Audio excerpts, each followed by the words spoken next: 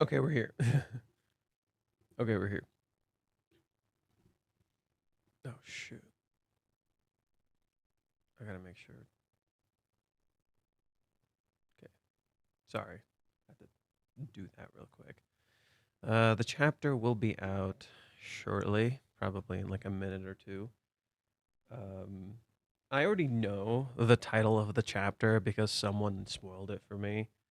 Uh, it's I'll just share it since it was pretty much out. Mm, I'll say it just before we get to it. I'll say it just before we get to it.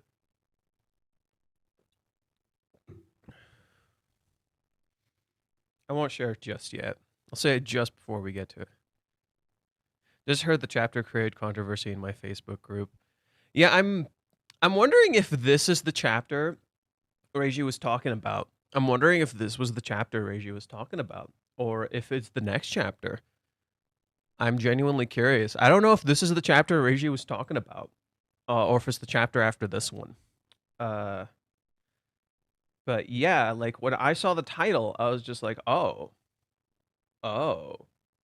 that's unexpected. But like, I think someone predicted it in chat last time when we realized that the teaser was distrust of men.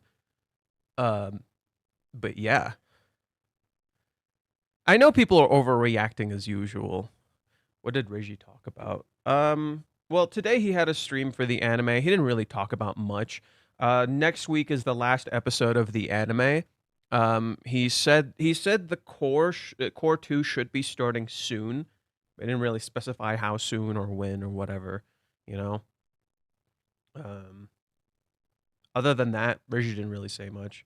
I only share this stuff because it's not a fucking. He's literally just talking about like information that's already in public.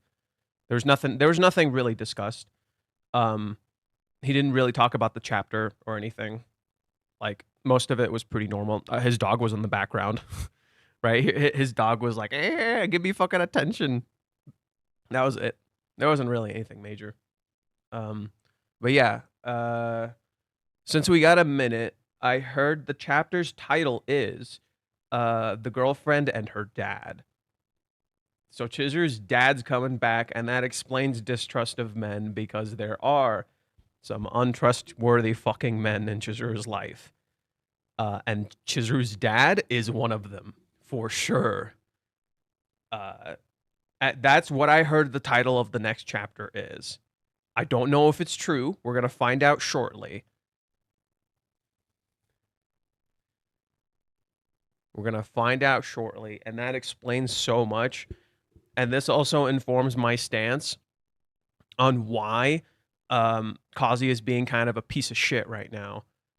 Because her dad showed up just as Kazuya is seemingly ghost. See, there it is. The girlfriend and her dad. I'm curious if her dad even shows up. Let's get into this. Let's mosey. Okay, Minnie got soda. It's time for strategic planning. All right. Interesting choice. Why is Kazuya tugging on her hair? That's weird. I. Oh no. I looked into it, and apparently July 10th is a Sunday. It's probably the final day. Um, Thanks for Chizuru-san's play. I'll check again just to be sure, though. In other words, July 11th really is your X day. It will become your anniversary day. Don't emphasize it like that. It makes me nervous. To be honest, I think it would work even if you told her that you loved her right now, based on how prepared she is. If you forced her hand. Really? But you want to respect her feelings, right? Yeah, I can wait. I won't get in the way of her work. Okay. That's so like you. I'm not surprised at this point. I thought you would say that. The fact that Chizuru-san said what she did probably means that she made up her mind. I doubt she'll make any other plans, assuming you'll ask her out later. It's only a matter of time of what we can do until then. We can make a move until we can't you can't make a move until the play ends a month and a half from now. But on the other hand, you can't make it as many you can make as many preparations as you want. In order to make your 100% into 120%, I think you should do everything in your power. Right. Now let's cover the main issues at hand again. You've already been rejected once, so let's think about what we could have done better. Ugh, she's right. With that said, you being unable to answer Chizuru-san's question about love was what really hurt.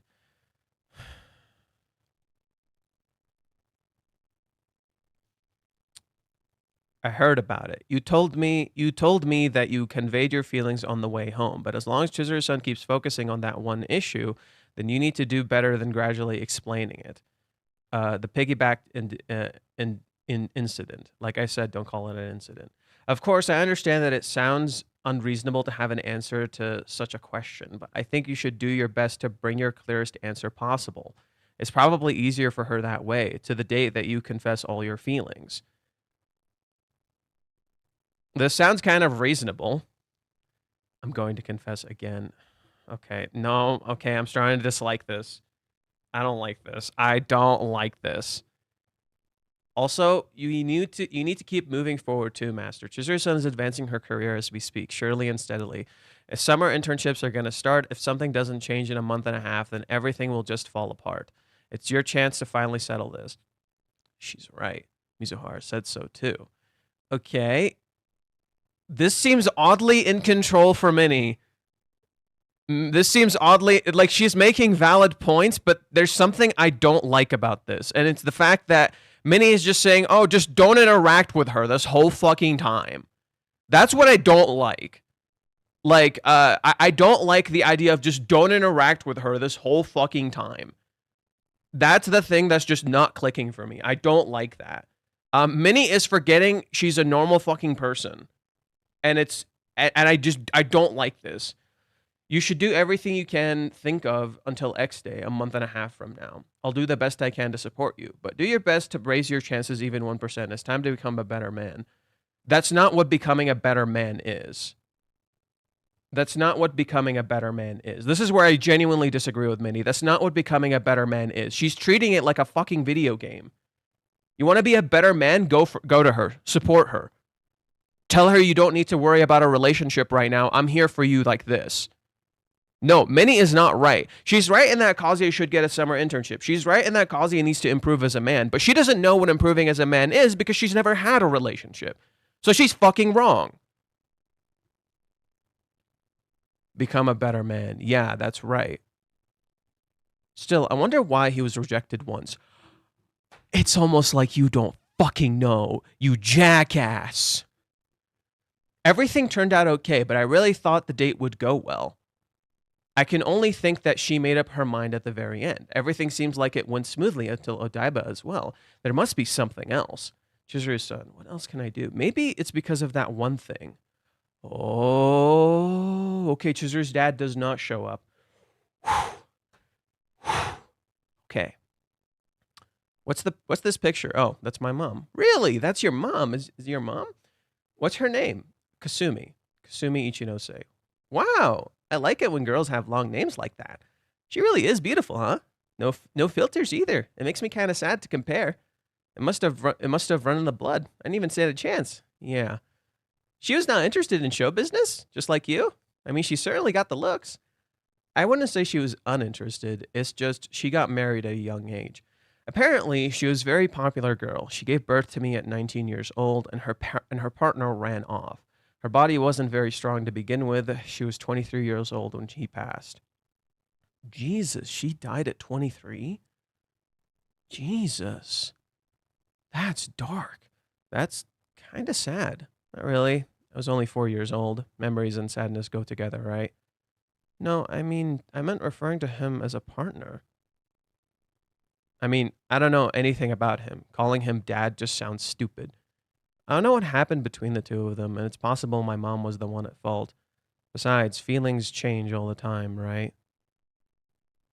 Chizuru-san. I can't believe Minnie fucking heard this. I can't believe Minnie fucking heard this. And she doesn't realize how Chizuru feels. I cannot believe Chizuru fucking told her this. And Minnie doesn't realize how Chizuru feels. Dude. I genuinely cannot believe Minnie fucking told her this shit. Or Chizuru told her this shit and Minnie doesn't realize how she feels. Feelings change all the time, right?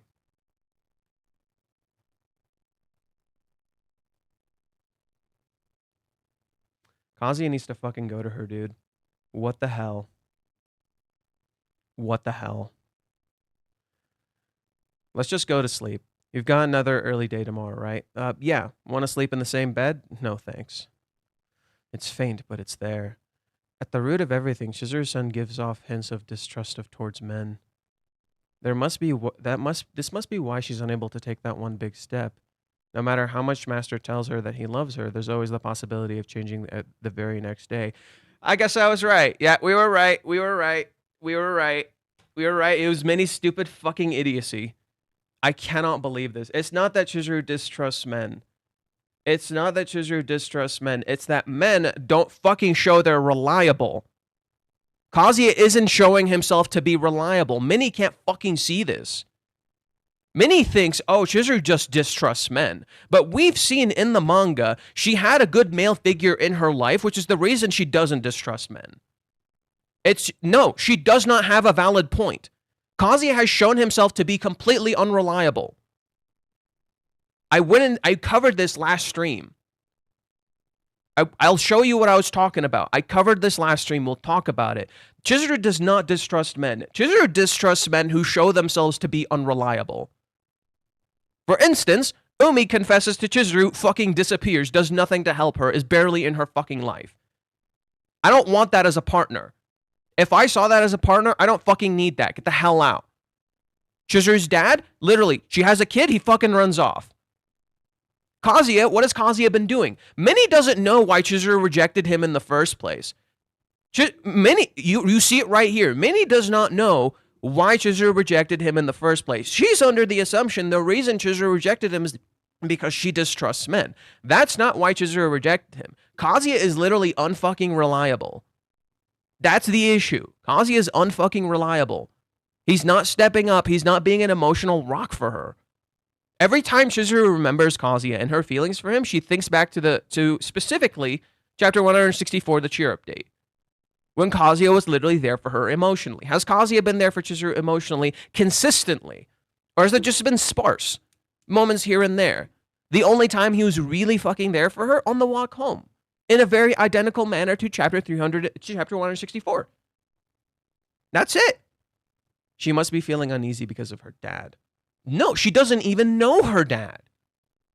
She doesn't even know her dad. She literally says, I don't even know her. No. She still kissed him no matter what she made up her mind. I'll do it. Mizuhara has, in a way, made her decision. I have to put the same amount of effort, too. If it means becoming a man worthy of her, then I feel like I can do absolutely anything. Yeah, that's the...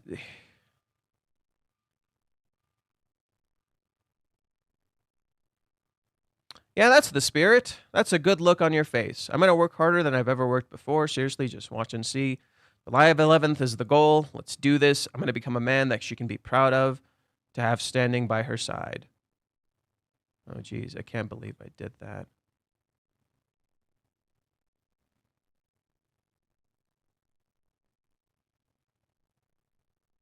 Oh, that's why people are pissed. That's why people are pissed. There it is. That's why people are pissed. There it is. That's why people are pissed. Are we finally going to get the reveal of what the fuck happened with Umi on that time?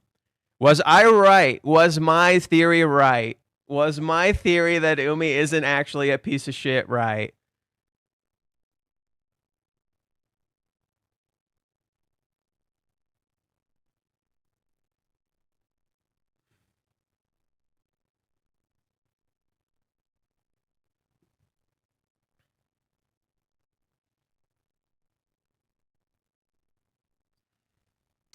Bro, your eyebrows raised killing me. Damn. Damn, dude. Chizuru distrusts men, literally calls Umi. Yeah, next chapter is going to be divisive. I can see it. Next chapter is going to be fucking divisive.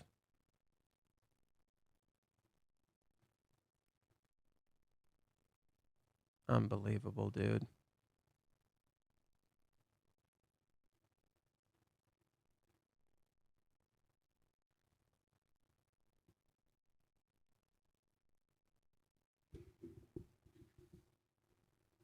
Next chapter's fueling the doomers for sure. Yep. So yeah, next chapter, she contacted Umi to reject him or what? I think Umi is not what he appears. I think there's a real chance Umi might have actually been trying to help. I had this initial theory. This explains why Chizuru would even reach out to him. Like, why would Chizuru reach out to him if Umi confessed to her? See what I mean? There's something else going on. There's something else going on. I can feel it. I kind of guessed this a while back, like that Umi isn't really what he appears. And isn't it really fucking sad that this is what happens now? We've reached that point where Chizuru can't fucking talk to Kazuya and she reaches out to Umi. We've reached that fucking point now. No, it's not about the performance. It's about Kazuya, and we've reached a fucking point where Chizuru goes to Umi now. Are you shitting me? Kazuya is fucking failing her. Kazuya is unbelievably failing her. He thinks he has to do some big thing to be fucking different. In reality, he's failing her by literally not being present in her goddamn life.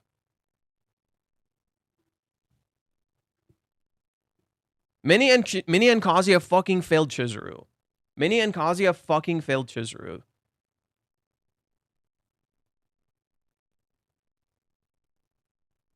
She's desperate. She doesn't want to do this. She's desperate. She does not want to do this.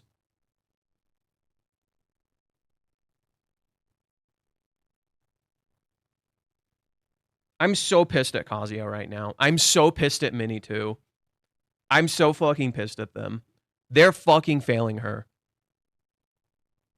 Also, if this isn't proof, like, I don't know what is. Like, she wants to be able to trust a guy, to talk to some sort of guy, to share something with someone, anything. She's so fucking desperate to talk to fucking anybody. I'm so goddamn pissed. I'm so fucking pissed.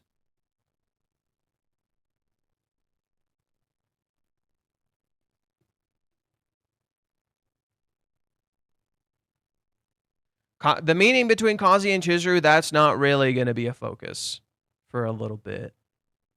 Kazuya is fucking failing Chizuru right now.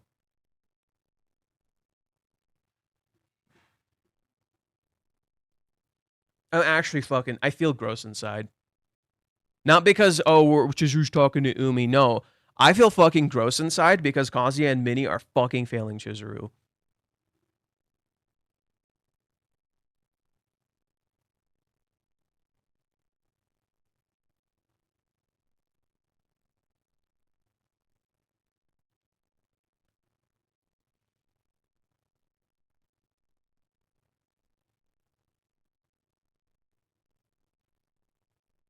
I can't believe I did that. She needs advice. She literally just needs advice. Kazuya is dependable. Not right now, he isn't. He thinks he has to get a job and do an internship and do all this stuff to to feel fucking worthy as a man. You want to be a good fucking man? Be there for your woman. It's that simple. You want to be a good fucking man? Be there for your woman. Be able to fucking talk to her. You got to sit down and be able to talk to her and tell her what she's feeling is okay. Not wait for some stupid arbitrary date. This date didn't exist until Minnie did this. This date did not exist until Minnie did this. And you see Chizuru distracted right now. Chizuru said, I don't want to be distracted. Here she is distracted. Here she is reaching out to Umi of all people.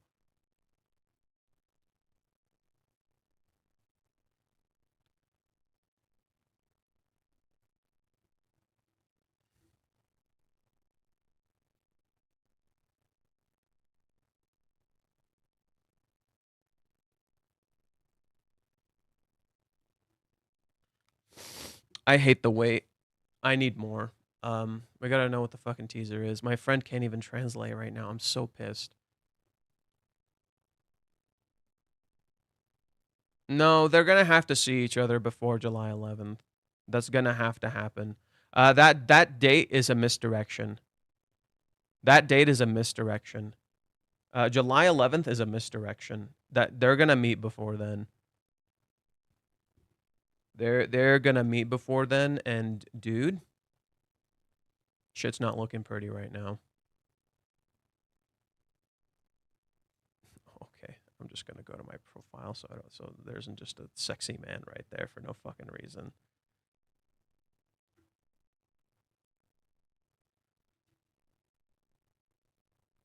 W Minnie, more like Jackass Minnie.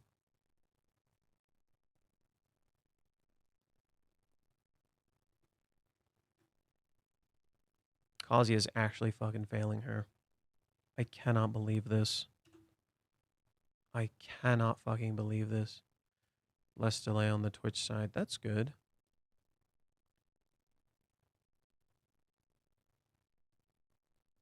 I cannot believe this.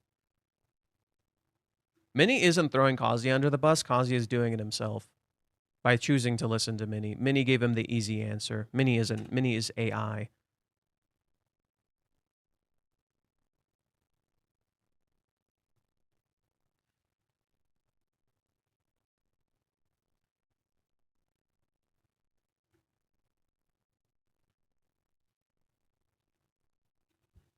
Minnie could not be more wrong about Chizuru.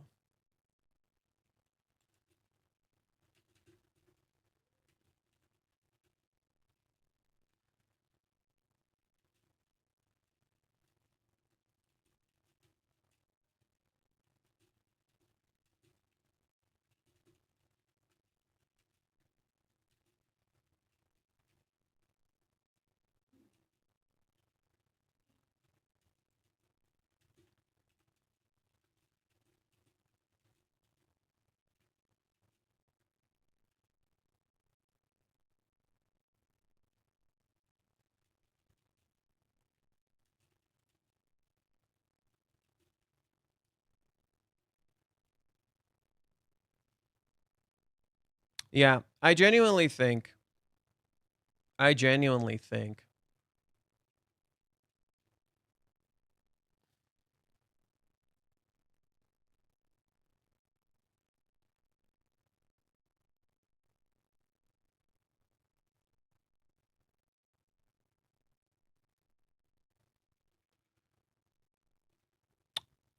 it would be interesting if Umi texts Kazuya.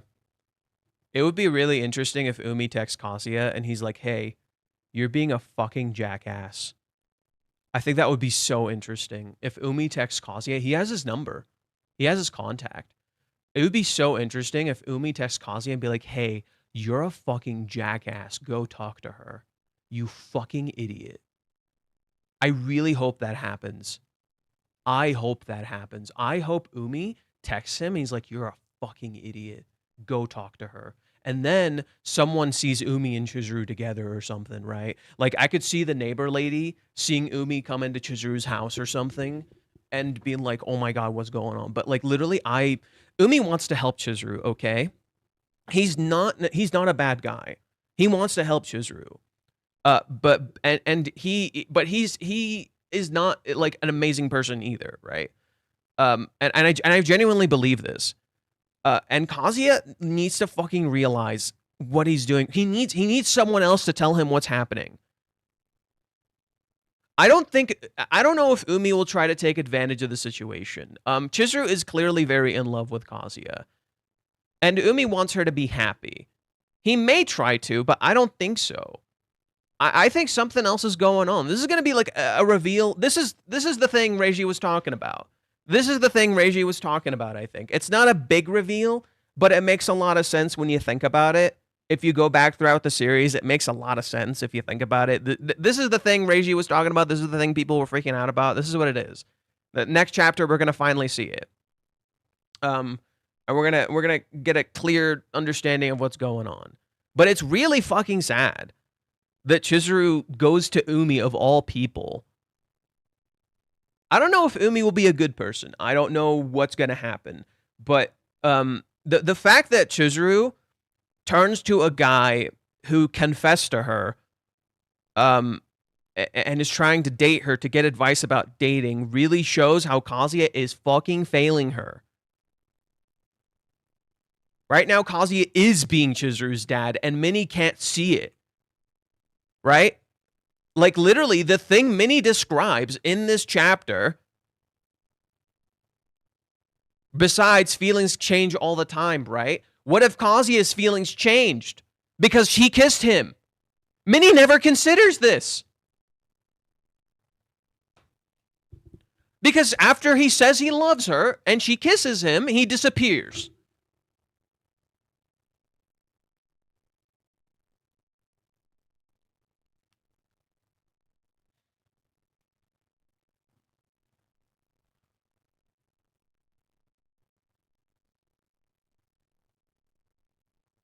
Chizuru just wants to know what Kazuya is thinking.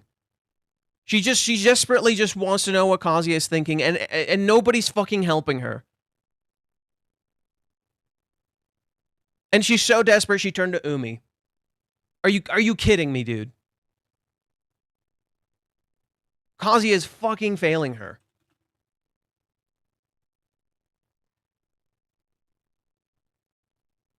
Yeah, she probably feels like she scared him off. That sounds right.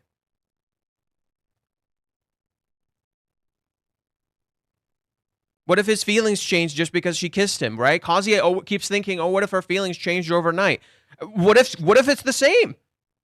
What if it's the same for her? What if she's worried his feelings fucking changed?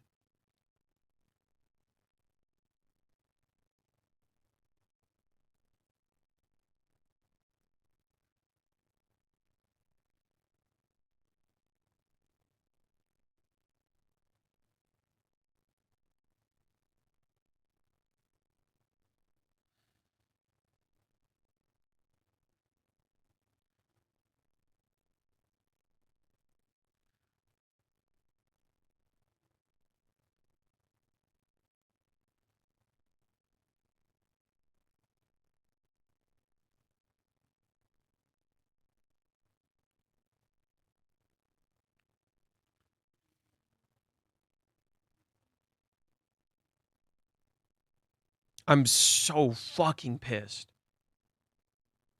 Umi is the man to support Chizuru. Isn't it sad that we know Chizuru's a smart woman, we know, okay, are you, but instead, okay. Tasty Lemonade, are you just trying to spark fucking stupidity here? Whatever. What does Minnie mean about what she said? It's faint, but it's here. She literally says it. Chizuru's distrust in men. At the root of everything, Chizuru-san gives off a hint of a distrust towards men. That's not true. That's not true. It makes no sense. It is Minnie's own bias speaking. She literally works a job where men rent her as a girlfriend. What are you talking about? What are you talking about? Minnie's an idiot. Minnie is a total idiot. She's a fool. She even realizes she doesn't know what she's talking about. What an idiot. I genuinely can't wait.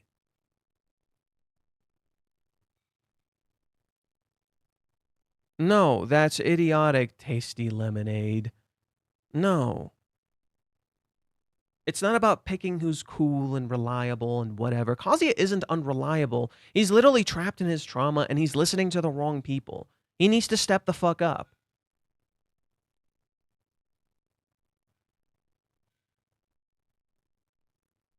No. Minnie is an idiot.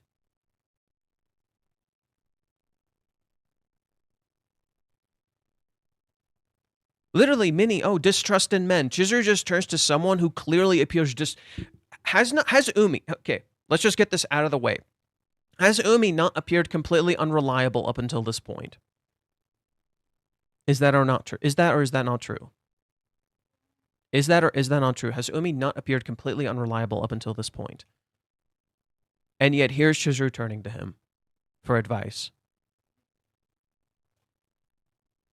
Is that or is that not a sign?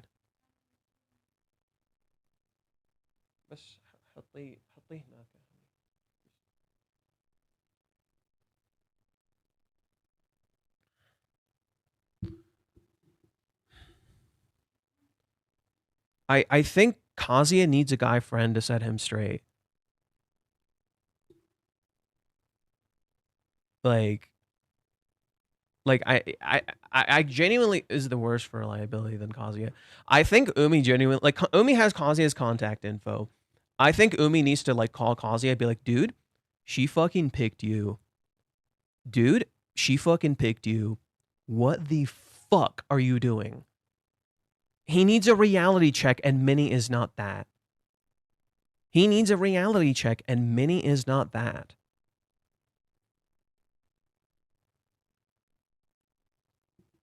Unbelievable, dude.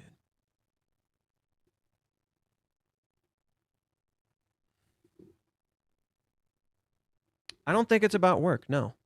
It's not about work. No. Look at her. She is desperate. She is desperate. This is not about work.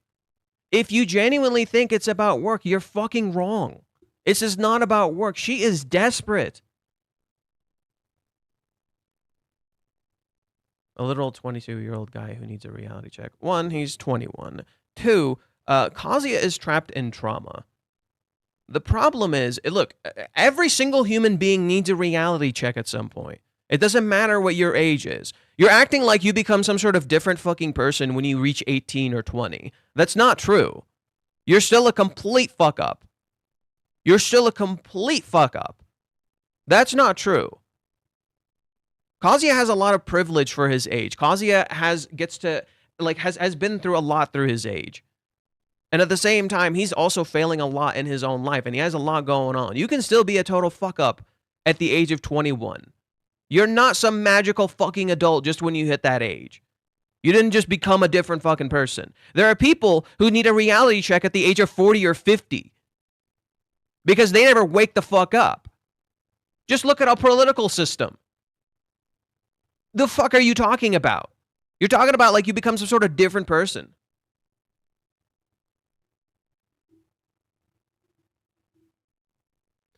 Okay, Tasty Lemonade, you're just getting fucking banned for that. I'm getting annoyed of your shit.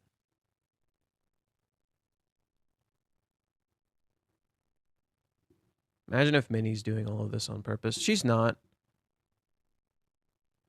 She's not. She's a stupid kid who's failing her friend and her sister.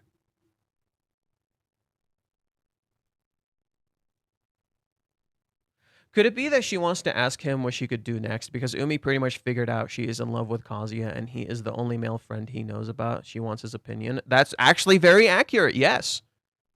Yeah, literally. He could pick up almost immediately that she's in love with Kazuya. She clearly is in love with him, and she wants to know what she can do next. Curry is right, actually. No. Kibe doesn't know the truth, you're right. But Curry doesn't know anything. Or sorry, Curry was right. Curry was giving Kazuya genuinely good advice. Curry was giving Kazuya genuinely good advice.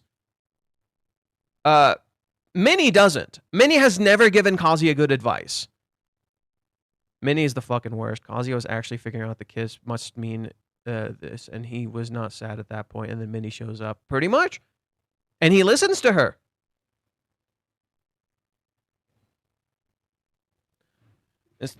No, but see, the thing is, there's a reason she sent it to Umi. Eren describes it perfectly. He's her only guy friend, and he already knows she loves Kazuya. So it just makes a lot of sense that she would text Umi for advice. It just makes a lot of sense she would text Umi for advice. He's her only guy friend. He would know what a guy is thinking. But would Umi know? Right? We don't know. Umi was seemingly testing Kazuya in chapter 178, 177 through 178. Umi was kind of like testing Kazuya's reactions to see if he likes her too. And it seems like he likes her. And it seems like what Umi did is like tell Chizuru, but then he, Chizuru doesn't want to do anything, so he says, I love you to her. I don't think Umi is the best person to give advice, and Chizuru is really wrong to ask him. I don't even talk about Kazuya. I'm lost for words now. I don't necessarily think you're wrong. I don't necessarily think you're wrong. Why can't she just text him? It's simple. Minnie comes up to her, yells at her, and tells her she's doing something wrong. And Chizuru needs to fucking do something. The reason Chizuru doesn't text him is because she feels cornered and she just needs someone to just fucking talk to her and tell her she's okay. It's the same as Hawaiians. In Hawaiians, Chizuru had fucking nobody. She felt cornered. She just felt really fucking cornered. She just needs someone to help her and talk to her. And Kazuya refuses to fucking do this. He keeps listening to Minnie. It sounds too out of character to ask advice for Umi about her love relationship. Except, what if we don't know Umi as much as we think we do? What if we don't know Umi as much as we think do? It is out of character. You're correct. It is out of character for Chizuru to reach up to Umi. It is completely out of character if he is seemingly in love with her, as he so claims. Right? It is out of character, which means something else is going on. It means something else is going on. That Umi is not what he appears. Umi is literally not what he appears. I genuinely believe this. I don't think Umi is what he appears. That is a consistent repeating pattern with Umi, right? When we first meet Umi, we think him and Chizuru are dating because Kazuya's perception. Then it turns out they're not dating, and Umi's just being a friend. And he's actually just worried about her, and even Kazuya completely misunderstands the situation. Then you see Umi again during the movie arc, and again, he's not what he appears, but this time to Chizuru. Right? This time to Chizuru, Umi is not what he appears. Again. And Chizuru is just like, okay, shit, he's actually trying to do this. In reality, Chizuru is essentially a rebound, and Chizuru does not agree with him. She pushes him away, and he still chooses to help her. Then you see again, Umi confessed to Chizuru in chapter 279, 289, and you're like, okay, this is weird. Right? Oh my God, he confessed to her. Maybe that's what was going on the whole time. But what if yet again that scene is literally not what it appears? What if yet again that scene is literally not what it appears? Every single time Umi appears, it's not what you think it is. Every single time Umi appears, it's literally not what you think it is. So literally, I think it's gonna come full circle. Be like, okay, Umi is not what you think he is. He's something else. He might actually be someone Chizuru can talk to. You don't have context. Yeah, there is no context. You don't have context. Kazuya knows he has no context.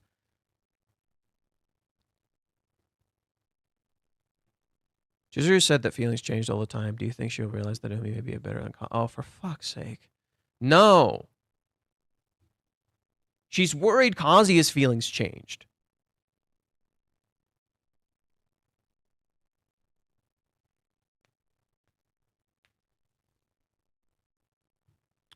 Wonder if my friend...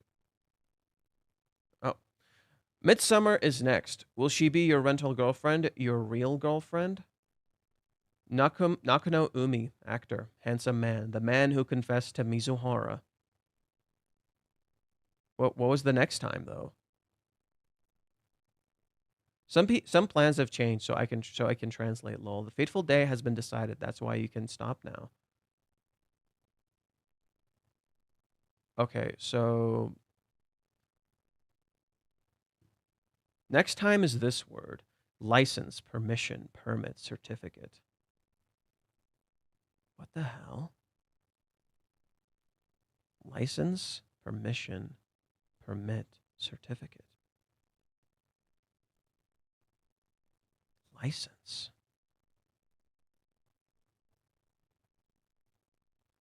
the hell?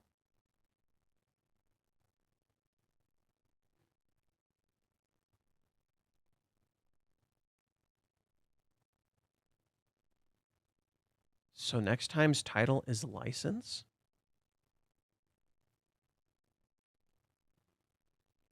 Ooh, I really don't like this. I really don't like this.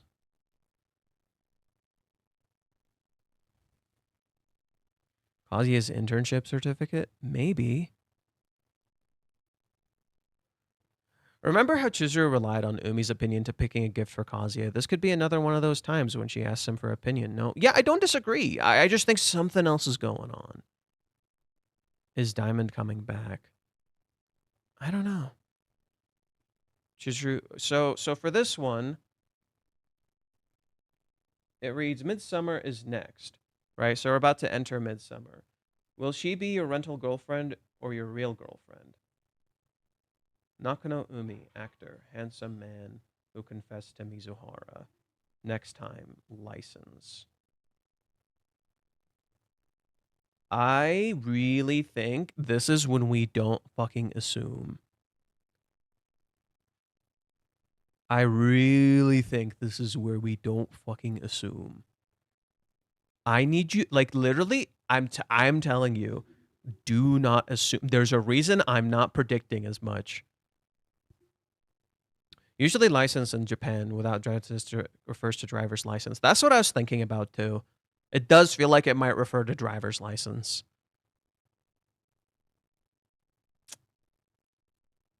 Man.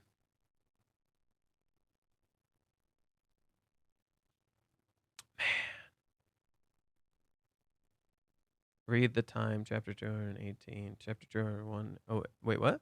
2108. Okay. Sure. 2108, 218. Sure. Fine. Permission, consent. Oh. Permission. Oh, permission. Maybe she thinks she kissed him without consent. Oh. Never stop. You think that's what the word could mean? Permission? How's it meant to be read? Doesn't it tell you how you're supposed to read it down there? How's it meant to be read?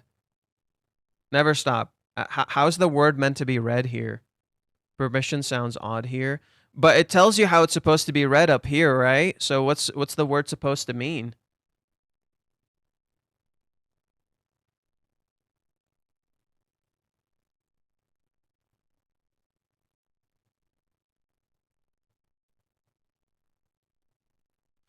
I'm predicting this like it's Nosferatu. Minnie is poisoning Kazuya's ears without intending to, but Umi will poison Chizuru's ears and take advantage of the situation. I don't think so. It could be metaphorically used, but kissing without license doesn't sound right. Kissing without permission, though. Kissing without permission, though.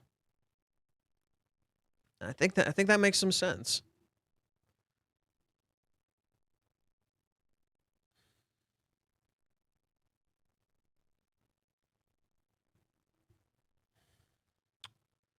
Yeah.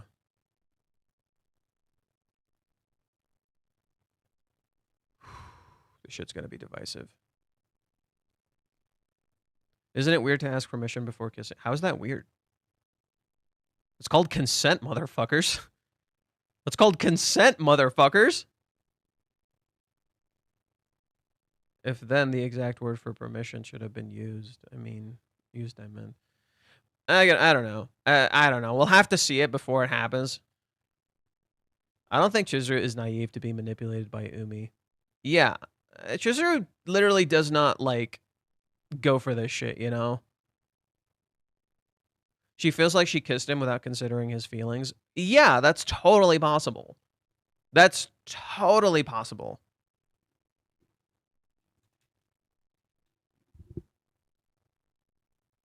I genuinely think Umi's not what he appears. I think Umi is not what he appears. I feel very, very certain of this. Umi is the epitome of not what you think he is. Umi is the epitome of not what you think he is. I genuinely think this. I've been coming to this conclusion recently.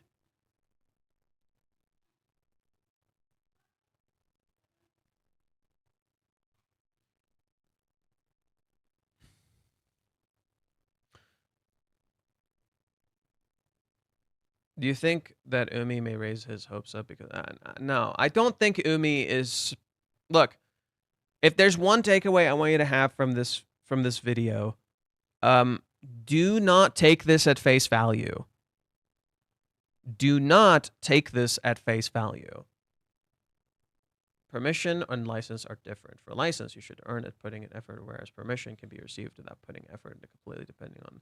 But no. Think about it like this. Chizuru thought she had to earn Kazuya's love. She felt like she had to earn the love he keeps giving her. I read the chapters on K-manga. Go there. Or go to the subreddit. I don't fucking care. Chizuru has felt like she needed to be able to earn physical intimacy with Kazuya. Minnie is all but good intentions. Minnie is playing the role of Palpatine in Revenge of the Sith. She is telling Kazuya everything she wants to hear. He wants to hear, and dragging him to the dark side bit by bit. Yeah. Shall we look at Reddit or bleach our eyes first? Oh man. Before looking at Reddit. Umi is a red herring, maybe to be the bad guy, but is far from it. I don't think Umi's what we think he is. I don't think Umi's what we think he is. What if Umi acts to support Chizuru's love life, but he has an ulterior motive? I genuinely think he actually wants to support her love life. I actually think so. I think Umi actually wants to support Chizuru's love life. I think he just wants to support Chizuru. I don't think he's a bad guy. Like, we've seen him do a bad thing, right? Umi is a walking red flag. And again, we don't know. We genuinely don't know what the deal is with Umi. He's literally a character that intentionally appears one way and looks completely different in another. I genuinely think this. Umi appears one way and looks completely different in another.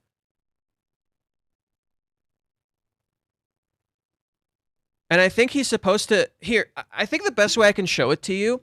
I think the best way I can show it to you... is this. I think... I'm stupid, I think. I figured it out.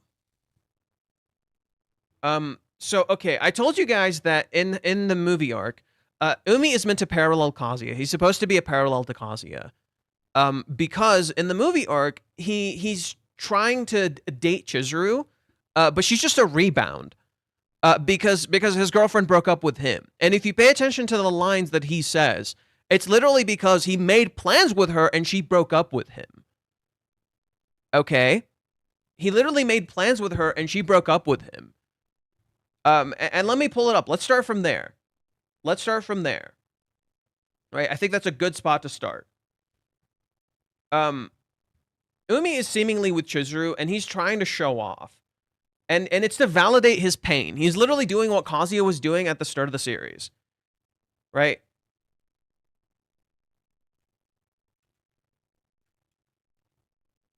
Right? He tells Chizuru, I lied. I already broke up with her. Huh? Wait, he says he broke up with her. But you have no context for what actually happened. About a week ago, I think. That's why she couldn't be here today. I couldn't bring myself to say it, so I lied. But he already made these plans. Everything Umi planned with Chizuru here, he already made these. Chizuru is literally a rental girlfriend here. In this entire sequence, Chizuru is literally a rental girlfriend, and Umi is not okay. Right? But Chizuru doesn't want to see the worst in him. I'm glad you came with me. I got to see your glittering eyes as you watched the play. And lately, I've been thinking to myself, I want to get a girl who will really commit herself to acting. Commit. Notice the wording, commit. What if Nanaho cheated on him, like the girl he was dating? So here's another parallel I can strike for you. Mommy's full name is Mami Nanami. The girl he was dating, her name was Nanaho. Nana. They both have the number 7 in their name. And it feels like maybe Mumi's girlfriend wasn't actually committed to him. She broke up with him. Right? He says he broke up with her, but what if she's the one who broke up with him? And this is Umi here seemingly falling the fuck apart. So Umi is the rebound?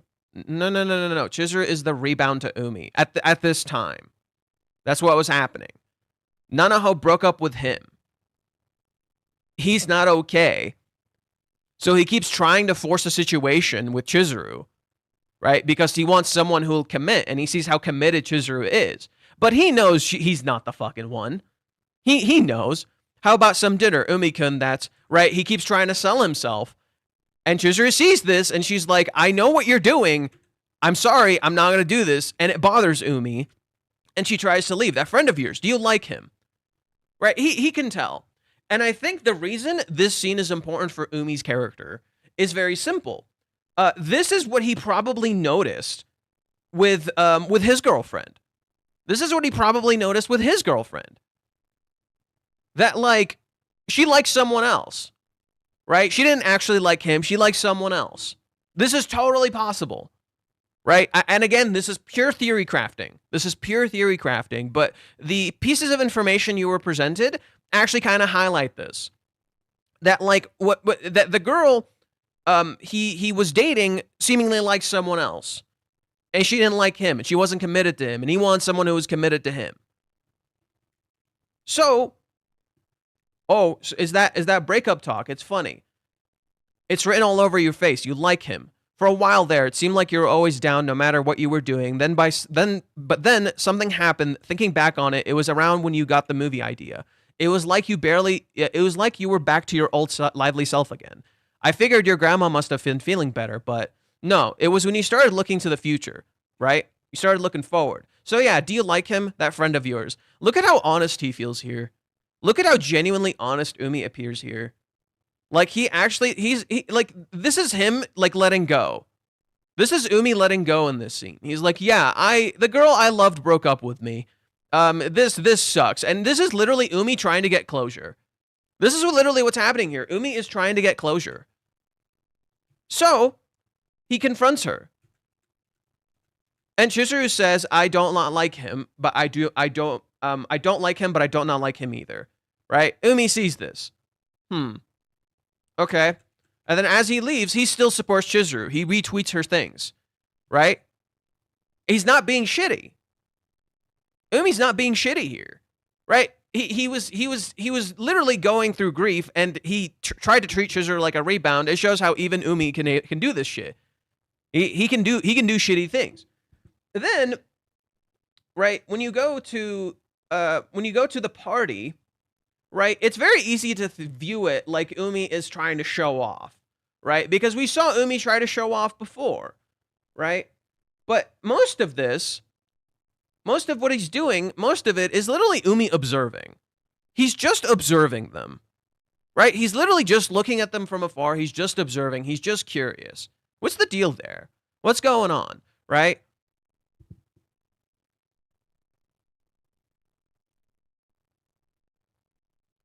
Then you get to the next chapter. Kazuya walks up and he reacts, and Umi sees, oh, okay, he does like her. Okay. Then Umi gives her a gift. Kazuya yet again reacts, right? Umi's literally testing his reactions. How does Kazuya feel about her? Umi's literally just testing his reactions. How does Kazuya feel about her? Okay. Then, congratulations on the crowdfunding. Look at how nice he is. I've actually taken an interest in it lately. Like, how do you do it, right? And he showers Kazuya with praise, and he's being really nice, right? And then Umi says, to tell you the truth, I respect you a lot. Chizuru's a fantastic actress, but she was in a really tough situation. But you put your head down, put it together, a crowdfunding campaign, and pull it off superbly. You kept chugging right to the end and made a movie. And not just anyone could do that, right? He takes a picture with him. He posts it on social media. Hey, what do you say this means to you? I don't not like you. I don't not like you. You heard me right. I don't not like you. It means they like you, I think, maybe. Huh. Yeah, right. I thought the same thing. All right, I feel like you and I will get along great. Smiles at him. Look at this genuine ass smile. Look at this genuine ass smile. You're literally peeking behind the veil. You literally get to peek behind the veil. And then what does Kazuya says? Kazuya remembers, he says, you and I will get along great. We can be friends. Kazuya says, as if, get along great, him and me? We live in completely different worlds. What on earth would we have in common? What you have in common is you fucking care for this person. And you're both really earnest. That's what you fucking have in common. Now, let's go to current events in the manga. Let's go to chapter 289. Right? Or actually, before then, right? Kazuya tells Chizuru what Umi said, right? So let's go to chapter 179, which is, right after this sequence. Chizuru's walking up the stairs, and Umi says, do you have a moment? I'd like to talk. Here, he apparently tells her he loves her. I think it wasn't that simple. I think he didn't simply say, I love you. I think he was pushing Chizuru to make a choice. Why can I say this? Why can I say he's pushing Chizuru to make a choice? What does Ruka do? What does Mommy do? Mommy comes up to Chizuru, tries to force her to make a choice. Ruka comes up to Chizuru, tries to force her to make a choice. He was essentially telling her, Kazuya clearly likes you. Kazuya clearly likes you. And you clearly like him. So why aren't you making a choice? So she gets scared. So literally, right after this, Kazuya comes up to her, she seems bothered. Umi said something that bothered her, but maybe Umi made a valid point, and Chizuru feels like she's doing something wrong. This is kind of what Umi does for Chizuru without meaning to. Umi tries to help, and sometimes he makes it worse. Without meaning to. Right? Umi tries to help, and he sometimes makes things worse without meaning to. He outed Kazuya's feelings. He didn't out Kazuya's feelings. He just told her, hey, I was checking him the whole fucking time. And he clearly fucking likes you. He's so clearly in love with you. Right? And that's why, if you go to Hawaiians, there's a portion in it where when Chizuru realizes, okay, Kazuya clearly likes me and he wants to confess, she tries to give him opportunities to confess. She literally tries to. She was literally just getting ready. And I think Umi was pushing her to go with him. So what does Chizuru do, right? Kazuya tries to talk to her. She takes a deep breath and leaves.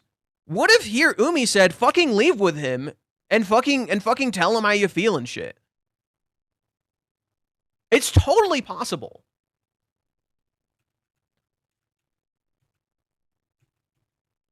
Then Kazuya asks her, do you want a boyfriend?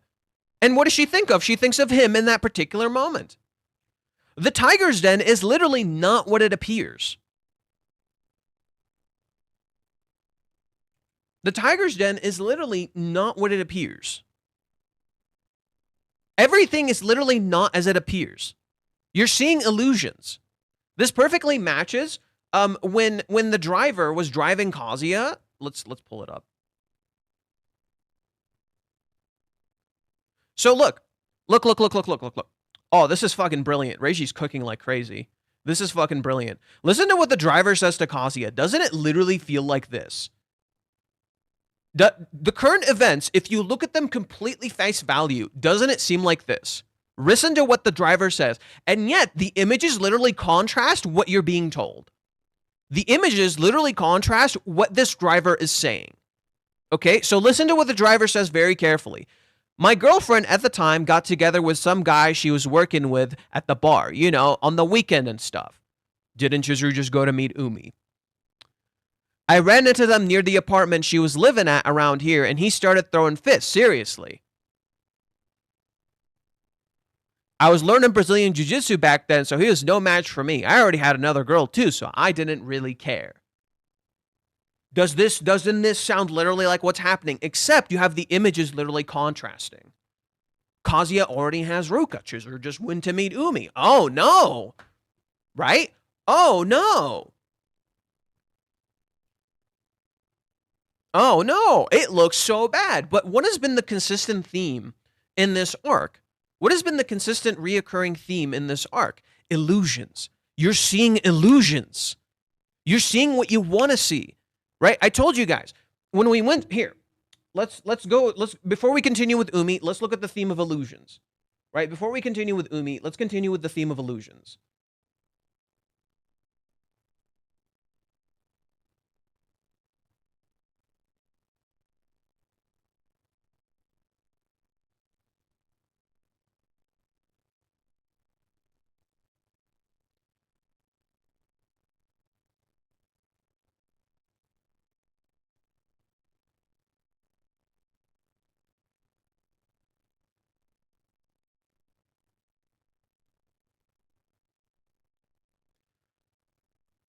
Minnie here, so this is when Minnie and Kazuya went on their practice date.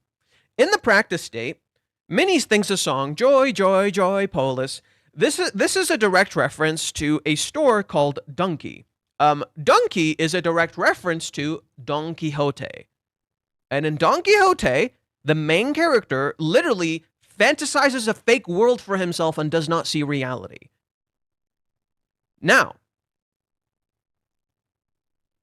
let's go to chapter 324 or 25. My bad, 25. In chapter 325, Kazuya and Minnie go out drinking. This is just before they go on their practice date. And there is a fox. Now, it's just a fox. You don't think it's anything fucking serious. Then, when Kazuya and Minnie leave, the place is called Kitsune Hot. It is a... What are kitsunes? Kitsunes are foxes that create illusions. Okay. Now let's get to the actual date. During the actual date, in chapter 364, you have this cover page. Oh my god, this is no, I need a clean one, not the shit I was posting. You have this cover page. What is this place? What is this? What is the point of this? This is a real spot in Japan where Kazuya and Chizuru were at on the 4th floor, and it is literally called a trick art museum. It is a museum where you create illusions from perspective. If you just turn this, Chizuru is not actually in the cup. This is literally just a wall. You can literally see it. It's just a wall. This is a perspective-based illusion. You have the theme of perspective appear again in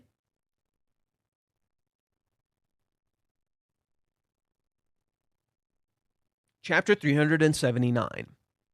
In chapter 379, Chizuru tells Kazuya, I might be in love with you. This is the cover page. It is 2 buildings, and you have 2 completely different perspectives. Even your own perspective looking up at the building is different. And then Reiji does something interesting. He parallels the buildings to Kazuya and Chizuru. They're literally the same exact height. This is a perspective-based illusion. You're so certain you understand what's going on, you don't know anything. You are blind. Your perspective, your bias is blinding you.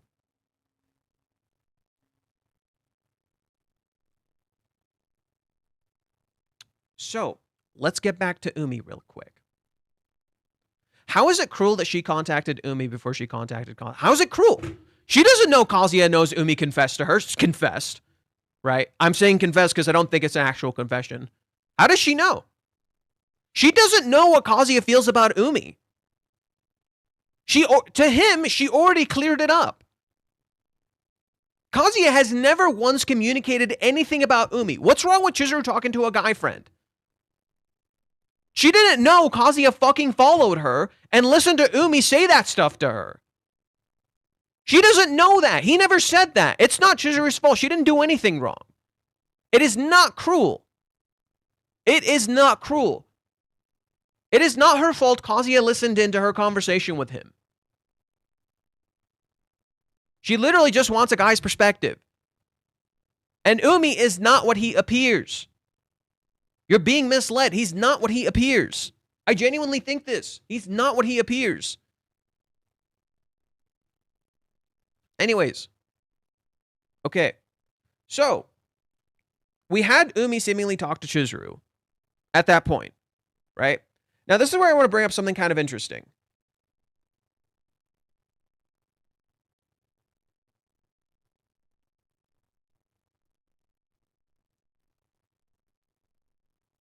Chapter 282. Kazuya and Chizuru are hanging out, and Kazuya says, now, if only these moments could last forever. You turn and Umi's there. Now, many people, didn't Umi also get rejected and have her admit she likes Kazuya in front of him? I literally just showed this. I literally just fucking showed this. Anyways, okay. Now, let's get into this. Umi is at a restaurant. This is for White Day. Sorry, it's a month late. Does this sound familiar? How is it cruel? Explain to me how it's cruel. We are not stupid. Clearly the readers are fucking stupid. I've been stupid too. But explain to me how it's cruel. How is it cruel? How is it cruel? Please explain. She kissed him. He's not talking to her. And he sends Minnie to yell at her like she did something wrong. How is she being cruel? Please explain.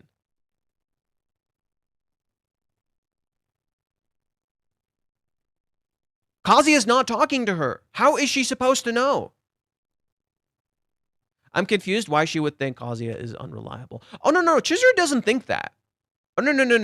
Chizuru does not think this. Chizuru doesn't think this. No. I'm saying Kazuya is being unreliable. Do you want to know why? Do you want to know why I'm saying this? Because Kazuya is literally not being emotionally available. And she never once blames him. Chizuru thinks it's her own fault. Chizuru thinks she's doing this.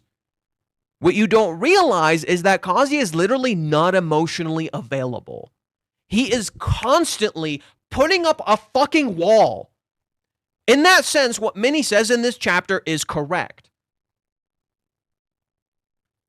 What Minnie doesn't realize is the true correctness of this issue. See, let me explain. Here's what I'll highlight to you what Minnie is missing here. It's not what Umi represents, not the action itself. It's about what the text of Umi represents, not the action itself. What does that even mean? Look.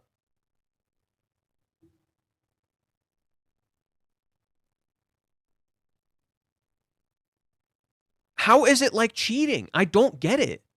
I don't understand. She feels like she did something wrong. No one is fucking talking to her. And she feels lost and confused. I bet you right now, if Minnie came up to Chizuru and just fucking talked to her, I bet you right now, if Minnie just came up to Chizuru and just talked to her like a normal girl, hey, what's going on? Are you okay? What happened? Why aren't you talking to him? Do any of you want to do this? Has anybody considered just coming up to Chizuru and just talking to her and be like, hey, why are you talking to him? Are you okay? What's wrong? Why aren't you talking to him? Why are you so afraid to talk to him? What's going on? Right? Nobody does this. You do that crap. You do this shit where you're like, she's being cruel. She's being vindictive. You don't consider she's a human fucking being. You have to talk to her. Nobody wants to talk to Chizuru. They just want to yell at her.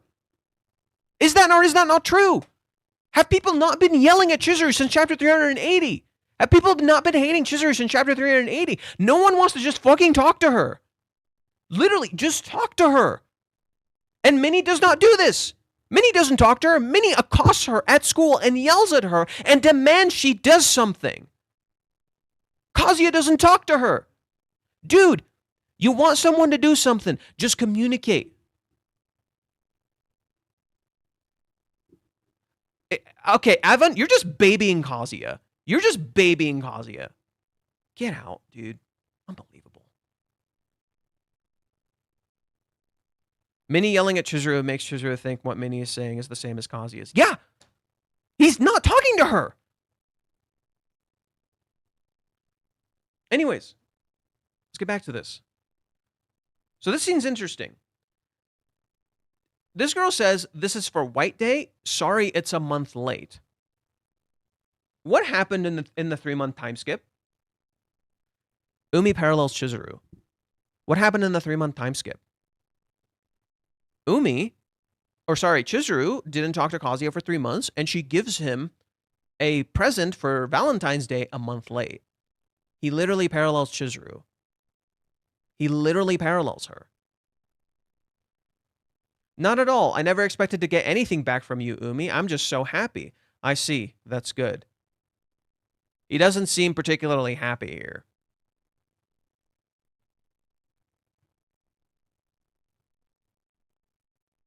How much you want to bet Umi's actually kind of blaming himself for Chizuru? And he actually wants to atone. He feels like he did something wrong to her. He feels like he really bothered her. So he really wants to atone and do something. So he actually goes to pay respect. I bet Umi didn't actually show up necessarily with ulterior motive. Here's what I'm going to bet you. I bet when Umi went to Chizuru's house, I don't think he actually showed up with ulterior motive. I don't think so. Umi shows up to Chizuru's place. Then he's surprised. Right? He says, excuse me. He's surprised. And he's completely in the dark. Right? You're Kazuya-kun, right? Sorry for never dropping you a message after we did that. Oh, no problem. Were you busy with his visit? Right? He thinks Kazuya is visiting. Chizuru explains. And as Umi walks through the door, he remembers Kazuya. And he sees Chizuru and he's like, what the fuck are you doing? Chizuru, don't do what I'm doing.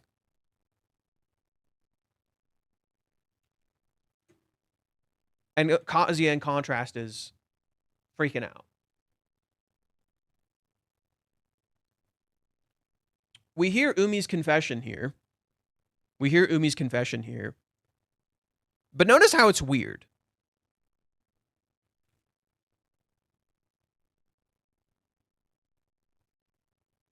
This is bothering her. And he knows it's bothering her.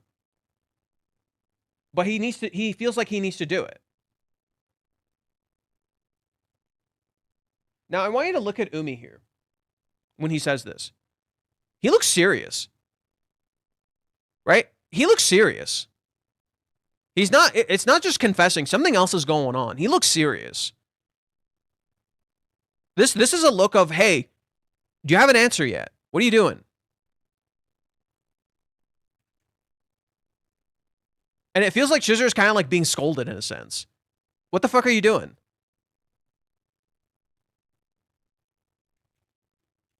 Right? But this is not something Kazuya and Minnie were supposed to listen to.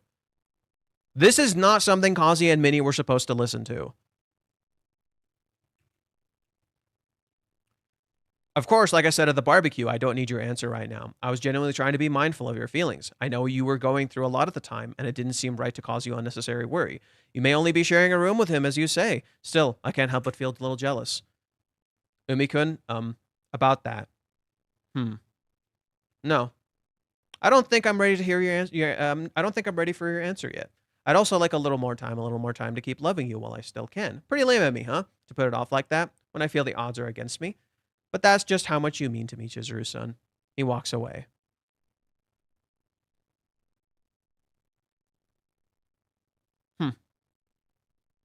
Something else is going on here. No. I think Umi is actually trying to help Chizuru, but he's like, you know what? You were unfair a little bit, so I'm going to be a little unfair too. And then right after this, what does Chizuru do? Literally, right after Umi's visit, what does Chizuru do? She comes up to Kazuya and asks him out on a date. Literally right after this. It's almost like Umi literally pushed her to go on a date with him. He's literally being a wingman.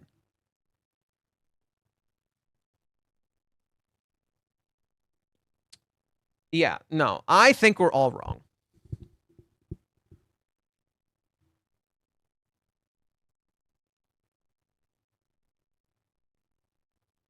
I don't think Kazuya has made his feelings actually clear. This is where I want to delve into Minnie a little bit. This is where I want to delve into Minnie a little bit and what she's doing wrong. Okay. Step 1.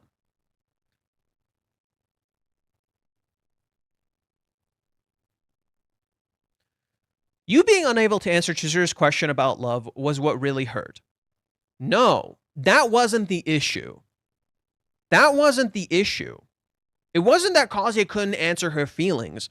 It's that Kazuya couldn't be honest. I do like Umi forcing her to make these tough decisions. And he needs to do this for Kazuya. I genuinely think there's a... Umi has Kazuya's contact info. Umi has Kazuya's contact info. I can genuinely see Umi being like, dude, the fuck are you doing? Aaron, it's not the same thing. Minnie hasn't confessed her love for Kazuya. No, so Minnie here says, oh, that's what really hurt, right? You lost points because you couldn't confess, you couldn't tell Chizuru your feelings. I think Minnie is wrong here. Kazuya was not clear here.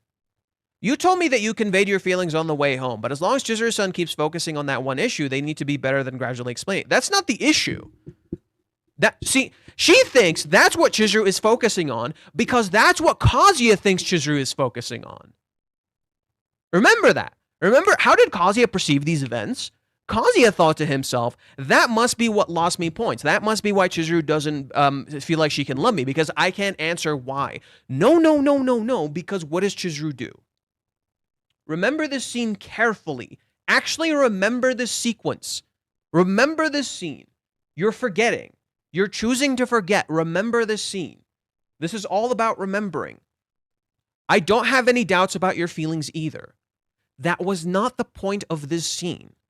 The reason Chizuru was asking here is literally so Kazuya will be emotionally vulnerable with her. So she can feel like she can be emotionally vulnerable with him. The problem in the date is Kazuya is never emotionally vulnerable with her. In so doing, he never makes her feel like it's okay to be emotionally vulnerable with him. That's the problem. Kazuya needs to be present. What he did correctly in the walk home, what the one thing he did that was fucking correct in the walk home was be present. He was actually there. He showed the fuck up. Kazuya actually showed the fuck up. Okay? Now, let's introduce an interesting new dynamic to the situation. Minnie is Kazuya's co-eye. She's younger than him. And she's inexperienced and she's never dated. You have Umi in contrast. Umi is Chizuru's senpai. He's dated. He had a long relationship prior to like the whole Chizuru situation. He's dated before. And also, here's another thing that I actually want to highlight. Right? Here's another thing that I actually want to highlight. In chapter 282, 282.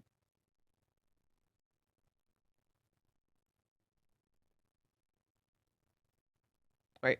In 282, a lot of people perceive this scene as Umi is seemingly thinking of another girl while being with Chizuru. He's thinking of another girl while giving this girl a present for White Day. We don't know what actually happened after this scene. And he tells, and there's a little sequence right after this where in the volume edition, Reiji added this little thing in the volume edition where Umi looks back up to the girl and he's like, oh, sorry, what were we talking about? Right? He got distracted. This is where we introduce something else. If you go to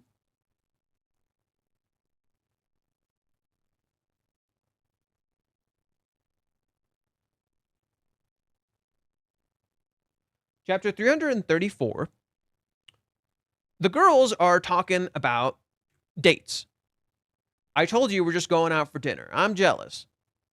Right? I wish I could have a guy. I wish I was popular. I want a cool boyfriend too. I hear Nakanakon is up for grabs right now. Umi's not dating anybody. Maybe I'll DM him. You've got no chance if you don't even have his number. He's a tough catch. Huh. Umi is a tough catch. It's like he doesn't just date around. Huh.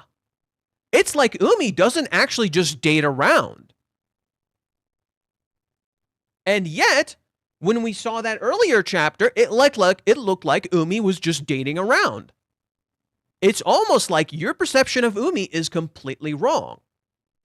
He's not just dating another girl here. He's probably apologizing to this girl, and he probably broke up with her or something. Right?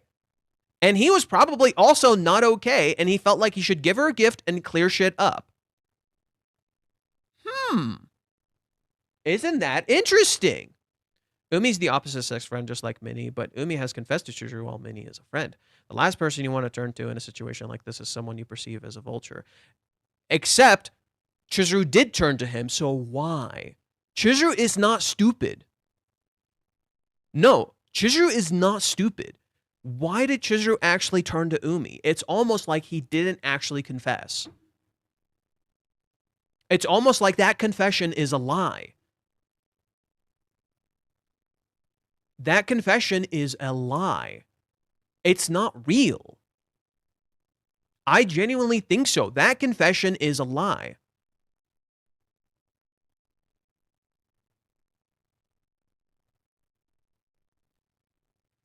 No, Kazuya is not a simp. Kazuya is literally just doesn't have good people supporting him. Look, Kazuya is... Here, I wrote it best on a Twitter post I made. Look, Kazuya right now is not being reliable. He's not a simp, and he is supportive, and he can be there for Chizuru. He proves it. Kazuya has proven he can fucking handle it. The problem is, Minnie is babying him. Kazuya is being babied. Umi's the Itachi of Kanokari. I love that. Okay, but Itachi still committed fucking genocide. Let's be real. Umi knows Chizuru loves Kazuya. Yes. Kazuya can handle it. Kazuya has shown he can handle it. Kazuya is not weak. He convinced himself he's weak. There's a difference. And that is the problem. Look, the best way I can describe Kazuya for you right now is simply this. Kazuya does work hard. He does do a lot of work. He does want to live up to these ideas. But he's being childish in his perception of what he thinks he needs to do because he's forgetting due to his trauma. He got traumatized in Hawaiians. He got fucked up in Hawaiians. Okay, let's just get that out of the way. Kazuya got completely fucked up in Hawaiians. The Hawaiians destroyed him. Okay, as a person, Hawaiians obliterated him. He got fucked up. Okay? And literally, he felt more powerless than he has ever felt before. It's not just so low self-esteem. This is trauma. Kazuya got messed up in Hawaiians, okay? Like, I need you guys to, like, actually go back to Hawaiians and look at it carefully. Because the dude is on the ground crying, and he literally says, I wish I could disappear. He got fucked up.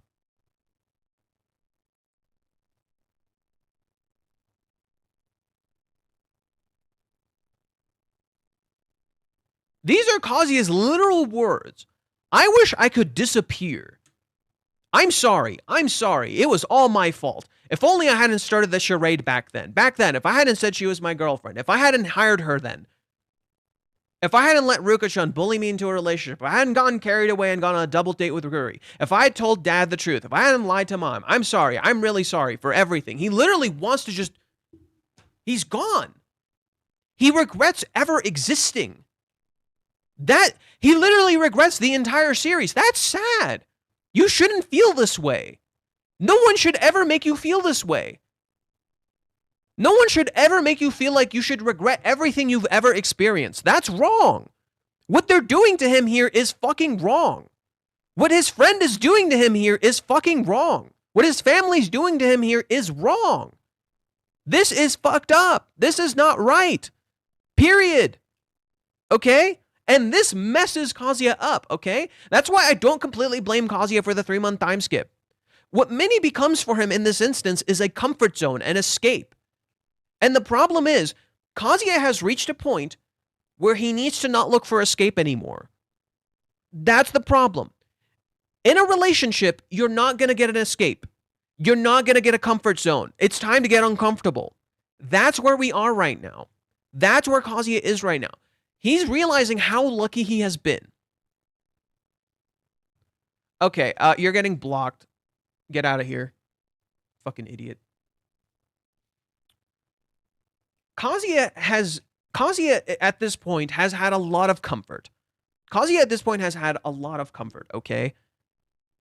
And now he needs to change it up a little bit, all right? He needs to start taking more control of his life, and he needs to start getting uncomfortable. He's too comfortable. It's time to get uncomfortable. Because when Kazuya fixates so much on being uncomfortable, he makes Chizuru uncomfortable. Exactly. Your life won't automatically become better by staying in your comfort zone. That has to change. This is just a comfort zone for Kazuya. This is just a comfort zone for Minnie. She is content with understanding what she wants to understand. And I genuinely bet, right, what's going to happen is Minnie's going to make a whole bunch of assumptions about Chizuru based on the whole Umi thing. She's going to make a whole bunch of assumptions on Chizuru based on the whole Umi thing. I could totally see that happening. And then Minnie is going to get a fucking wake-up call. And Kazuya is going to get a wake-up call. Right?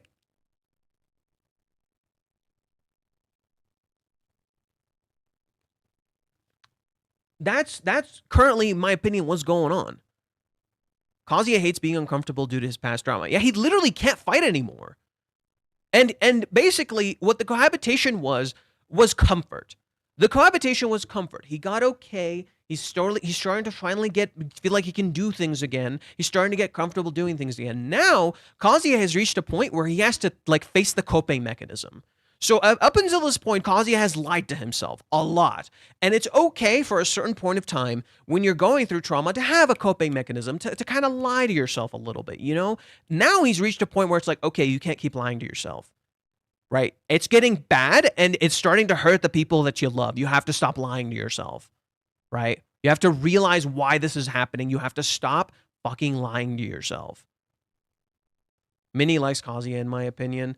I think so, too. Minnie is just lying to herself, right? Minnie's just lying to herself about her feelings.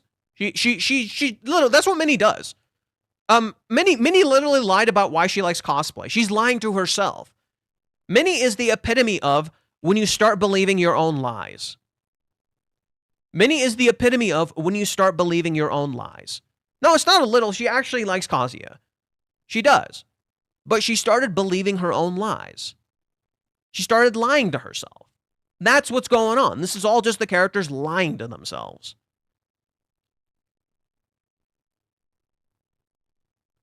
Umi's been friend-zoned the whole time, bro. Umi's been friend-zoned the whole time. Kazuya needs a mental intervention. Yeah, Kazuya needs a wake-up call, not a mental intervention. Many agree it is getting dragged out. I agree with Redditors on this one. I am fatigued with the dragging. I don't think it's dragged. You're welcome to think whatever you want. I don't agree with you. I genuinely don't. I don't care for that mentality anymore. You can believe whatever you want. She's just like Ruka. Ruka fell for him because she saw how Kazuya felt toward Chizuru. Yeah. That's actually quite accurate. There's a very intentional parallel between Ruka and Chizuru and what Chizuru felt and what Ruka felt. Ruka and Chizuru both have a moment where Kazuya jumps in to save them. Ruka feels like she fell in love right after that. But Chizuru liked Kazuya before that point. Right? Ruka fell in love with Kazuya because he did something heroic. She had the bridge suspended effect. The suspended bridge effect, right? And then afterwards, she kind of fell in love with him. Chizuru already liked him prior. And instead, when Kazuya coming in to save her, that was just an expression of her feelings. It's not looking good for Kazuya, but I wish you would talk to her before her birthday and you should Kazuya contact Chizuru. Facing the problem is the hardest part, but you must sacrifice to make things better. You can't just sit and wait for it to go away. That's pretty much what I've been saying. Exactly. Man's be having Chizuru dry, but people thinking he's here for NTR lol. Yeah. Plot twist: Minnie is trying to sabotage their relationship and wants Kazuya for herself. Maybe unintentionally, but Minnie. But that's what I was highlighting before. Minnie has had no relationships before, ever, and Kazuya listens to her. When Kazuya is more experienced than Minnie, right? The dynamic between Chizuru and Umi and Minnie and Kazuya are literally reversed, intentionally so. Kazuya has way more experience than Minnie in relationships. He knows way better than her. Kazuya knows what he needs to do. Kazuya is not an idiot. You see this in the movie arc. Kazuya is not an idiot. He knows exactly what to do. Do you know why he listens to Minnie? He can't trust his own choices. They got him hurt. He has to start trusting his choices again. Stop listening to Minnie and do what you know is right. We've seen Kazuya know exactly what to do. The core issue here is Kazuya refuses to trust his own judgment. He refuses to trust his own judgment. Now, flip the script. Umi is far more experienced than Chizuru in terms of relationships. He gets it. He had a relationship for like a few years, right? He had a relationship with a girl for a few years. And then she broke his heart. And he fell apart. And he was not okay for a while. And so he tried to help Chizuru. But he unintentionally maybe made things a little more awkward and uncomfortable for her without meaning to, right? So he felt like Chizuru wasn't going to act. So what does Umi try to do? He does the confession thing, right? He's like, okay, I'm going to, like my theory about Umi is that Umi seemingly confessed to Chizuru like that. So she'll turn him down. So she will go out with Kazuya. Instead, he sees Kazuya with Chizuru, right? And seemingly they're not together still. And he's like, what are you doing? So he tries to confess to Chizuru, again, to make her say it, to take responsibility. But Chizuru doesn't, while Chizuru tries to tell him, right, he steps out. He's like, oh, the odds are against me. I'm stepping away, right? Right? I think it's a jab at her. I think that moment was kind of a jab at her. Oh, you know what? The odds are a little against me, right?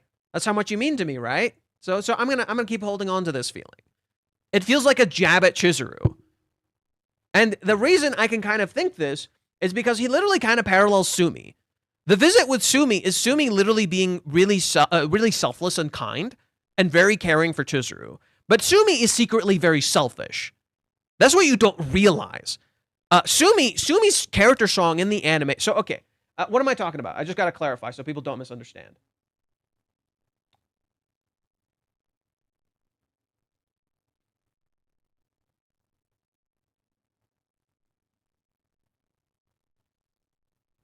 Right? Sumi shows up to Chizuru's place. Chizuru made plans with Sumi. Right? Chizuru made plans with Sumi. And Chizuru forgot her plans with Sumi. When we see Umi in chapter 282, he made plans with this girl and he forgot. Literally, like Chizuru has been forgetting. Chizuru has been forgetting a lot of things. She's literally feels lost, right? Chizuru literally feels lost, and she's forgetting a lot of things. Okay, Sumi here is presented as very selfless, right? Sumi is very selfless. She puts her feelings to the side, but there's actually something else going on. Sumi's actually quite selfish, right? And look at how Chizuru remembers the moment with Umi. Someone else once asked me the same question. I said that I won't say I like them, but I don't not like them either. Thinking back on it, I think I've been very unfair to them. She says this after she mentions Umi. Literally like I was just describing. Chizuru being unfair to Kazuya is literally reinforced by Umi saying this to her. You're being very unfair to Kazuya. So what does Umi do? He's unfair to her. He's like, hey, I'm going to be unfair too. I'm going to do this too. I'm going to also be unfair to you so you start treating him fairly. Sumi is selfish. Do you know what her character song in the anime is called? Do you want to know what her character song in the anime is called? Which, by the way, Reiji had a hand in writing. Sakura Selfish. Sumi is selfish. Very selfish. But she lies to herself. She's a parallel to Minnie in that sense. Minnie, the basis for Sumi's character. This is the basis for Sumi's character. Reiji literally wrote this on his fan box. I'm only sharing this because this is like multiple years old. This is like literally 3 years old. The only reason I'm sharing this is literally 3 years old. The basis for Sumi's character that Reiji literally said is this. Sumi is the part of me that can do anything I want, but uses my personality as an excuse to not do it. That's how he describes Sumi. I'm not kidding you. That's literally how he describes Sumi. She uses her personality as an excuse to not do it, and you see this all throughout her manga. You see this all throughout her manga. Sumi literally lies to herself. She uses her personality as an excuse to not do things. What Sumi has isn't simple anxiety, right?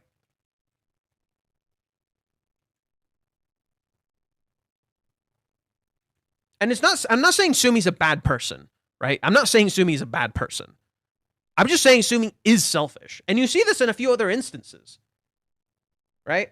When they first walk into the house, right? When they first walk into the house,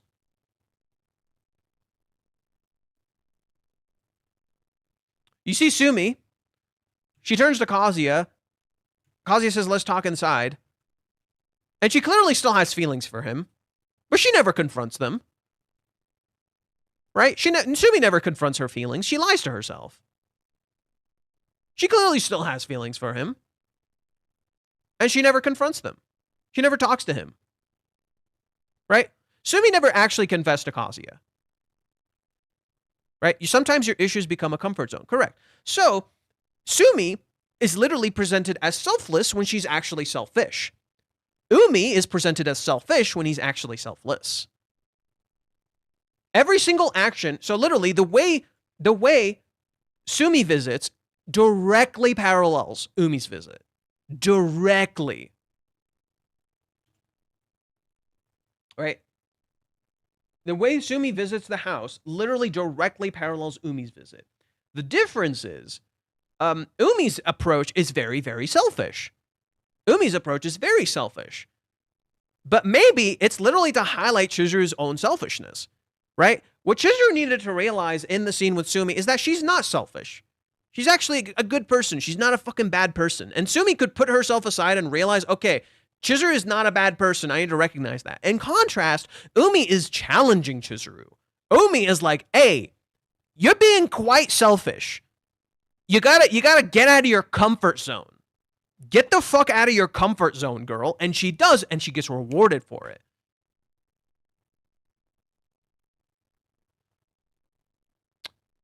Okay. Late to join. Question on end of the chapter. What did you take the line by Chizuru's feelings can change? And then at the end, she seems to be questioning her feelings with a kiss, blushing with Umi text. She's not questioning her feelings. She says, I can't believe I did that. Her feelings did not change. What she's worried about is Kazuya's feelings changed. That's what you're misinterpreting the text. Read it very carefully. Read it very carefully. She says, I can't believe I did that. Not that her feelings changed. She thinks she did something wrong. Maybe Chizuru believes she kissed him without consent. Maybe Chizuru believes she hurt him or she's bothering him. Well, she didn't. Okay? My point is, Umi is not what he appears. At what time did Chizuru text Umi? 21:08. It's like 10 o'clock. Or no, it's 9 o'clock. It's 9:08. It's 9:08. Yeah, so 10, 11, 12. Yeah, it's 9:08. It's 9 o'clock. Damn, hour of pain. Oof. 21:08. I do feel like 21:08 is like, hey guys, remember chapter 218? I know you're freaked out about that, you fucking weenies. Right? I do bet this is like, hey, look, chapter 218. I bet you guys are freaking out about that because you're all over analyzing like fucking idiots, right? You're all over analyzing like fucking idiots. Reiji has been consistently laughing at the readers. He has. He's literally laughing at you because people are so stupid.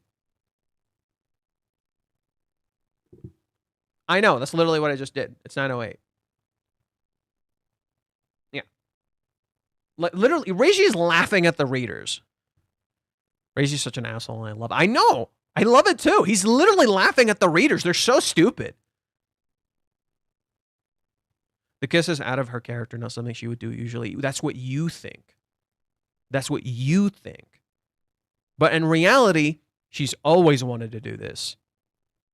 She's literally always wanted to do this. That's what you think. Because Chizuru constantly hides it.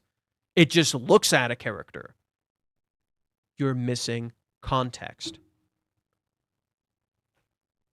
You're literally missing context. It just looks out of character. It's not. Let's say Sumi did confess. What percent chance Kazuya agrees to date her? None.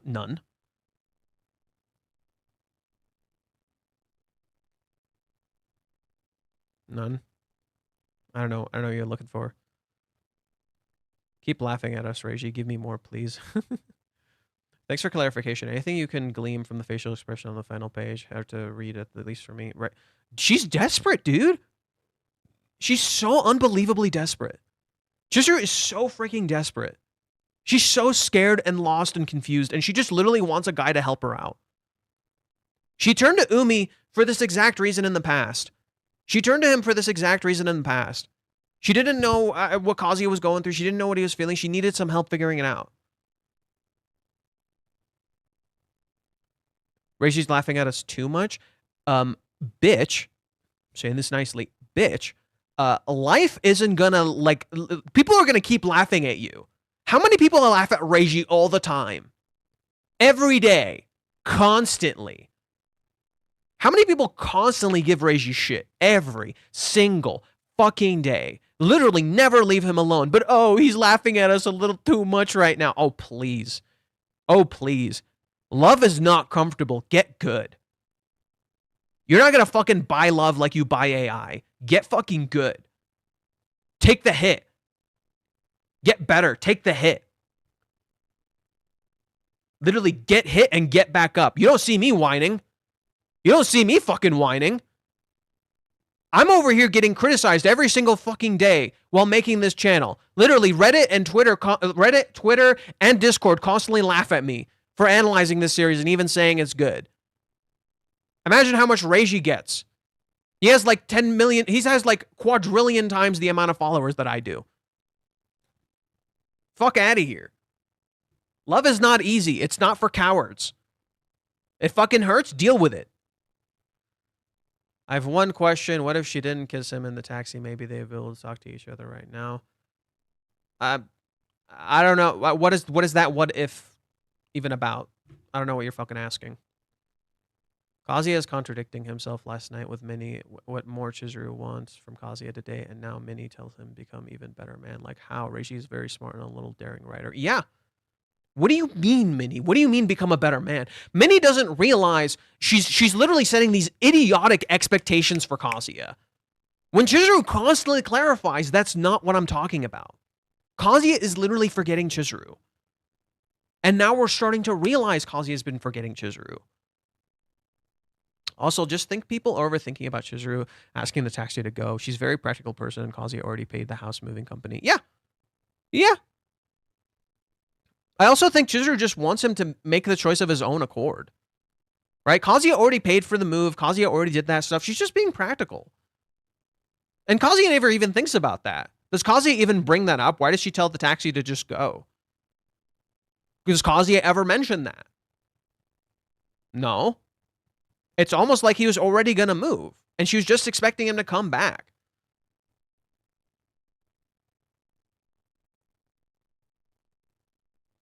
True, but also he's been in the position of support with or without the move.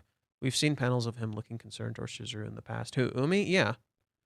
Getting caught up with this series was the worst thing to ever happen. Story reads so much better without time gaps. The week gap turns 4 days or so. It tries this moment and makes me read the story differently. Yeah, I mean, I actually appreciate it more sitting down and thinking with it. I think the problem is people just kind of read and they don't stop and reread. So it feels a lot worse that way. But I personally love to sit down and read the series very carefully, so I don't particularly mind. I think some were post-confession, but I don't remember, to be honest. Did Chizuru text Umi right around the time when her manager called her? I think her manager called her around 10. I think her manager called her around 10.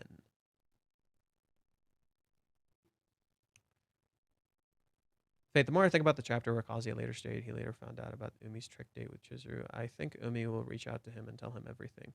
Okay, so my theory is that Chizuru's going to talk to Umi. It's going to look like one way at first, right? And then we're going to start getting clarification. And we're going to be like, oh, what the fuck? And then it's gonna be Umi reaching out to Kazuya and being like, dude, you fucking idiot. Go to her. Literally, dude, you fucking idiot, go to her. What are you doing? The real solution is just, dude, just sit down, be emotionally available, and fucking talk to her. She doesn't love me, she loves you. Right? Kazuya at this moment, in my opinion, kind of doesn't deserve Chizuru.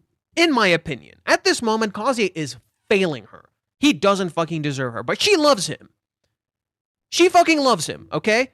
She loves him right now. Minnie also doesn't deserve Chizuru, but she fucking loves her, and she cares for her. Okay?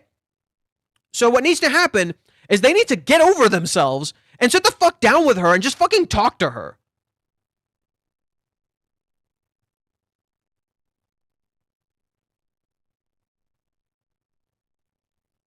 That's what I think the truth is, okay? And I think Umi has just been support. Umi is just support, right? Literally every other girl falls in love with Kazuya, and we never get fucking pissed at him or hanging out with them. Every other girl falls in love with Kazuya, and we never get pissed at them for hanging out with her, with him, whatever. Oh, but now Chizuru's talking to Umi. Suddenly, it's a bad issue because Umi appears a certain fucking way. Bunch of fucking children, dude. Bunch of fucking children.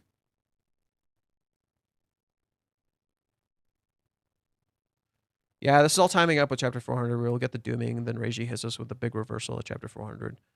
Yeah, I don't know if it's going to be in chapter 400, but we're getting a big reversal. There's going to be a massive reversal soon. Instant gratification doesn't go hand in hand with a story. Fewer payoffs, but they'll be so much more rewarding. The taxi kiss was a half measure and was still rewarding. Relationship 8-year payoff. Yeah, I guess it is the 8-year mark. Yeah, but that's the thing. It's like that's what I find strange with how people interact with this manga. They act like everything the characters have been through so far doesn't matter. They act like everything the characters have been through this time doesn't fucking matter. When it does. I have a great time reading this manga and they're not together yet. So fucking what? I hate the idea that it only matters if you're dating the person. And this manga kind of criticizes that. Literally, Kazuya's entire issue in the current manga right now is they're not dating and he's not there emotionally for her. And if he was just there emotionally for her, they could have been dating. Kazuya's issue right now, he's literally not emotionally available. And if he was just emotionally available for her, if he just opened up, if he just made her feel comfortable, if he just told her, I'm here, you can talk to me, this is how I feel, these are my feelings, I genuinely believe they could have been dating by this point. But they're not dating because Kazuya is not emotionally available. You just think it's Chizuru. You're so convinced it's Chizuru, it's not. I'm telling you, man, the date rattled Kazuya with the chapters, time hurting Kazuya. Didn't Reiji say he didn't really line up things up with a milestone, the 7th anniversary interview? What? I don't know what you're talking about. It's an issue because Umi has confessed to her, but I suppose the friendship doesn't need to be over as long as she's responsible about it. I think so too. And Chizuru is very responsible. This appears one way, it's not. We as readers, with how small time it comes to the manga, his character still seems gray areas, and I think it's likely another parallel, chapter 344. Like she was hyping again Kazuya again this chapter. It's about the experience, which I really like. Are Kazuya and Minnie pseudo-dating? Pretty much. They're a friendship that can get past one-sided attraction as well, to be fair. It's hard to understand from my POV of people not want through trauma, Chizuru's trauma, or Kazuya's. It's really not anyone's fault.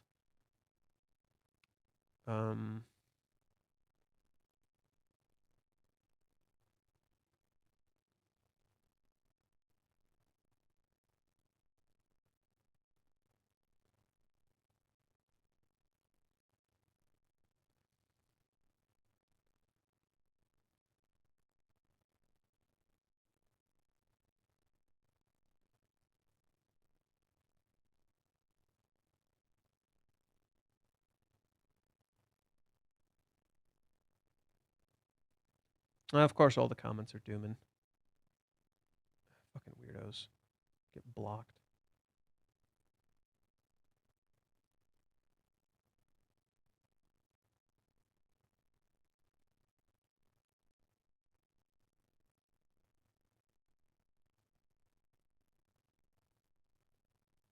Bro, why are people so fucking weird on Twitter? I think I'm just gonna start blocking people. That's just easier.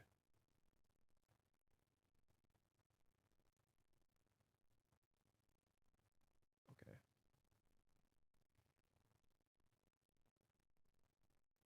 Unbelievable. It drives me insane that people blame Chizuru for Hawaiians. Like, just solely Chizuru. It drives me up the fucking wall. I, like, want to slap people across the fucking face. Bunch of goddamn idiots.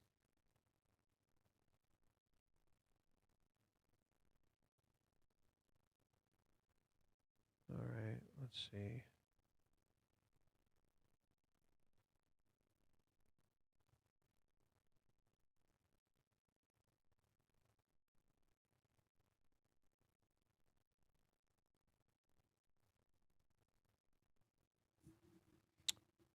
Let's see.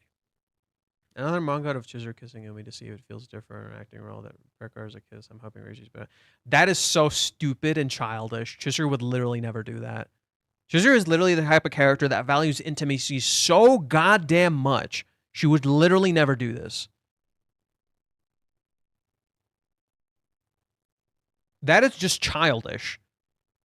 Reiji is the type of writer that actively criticizes this nonsense. That is just childish.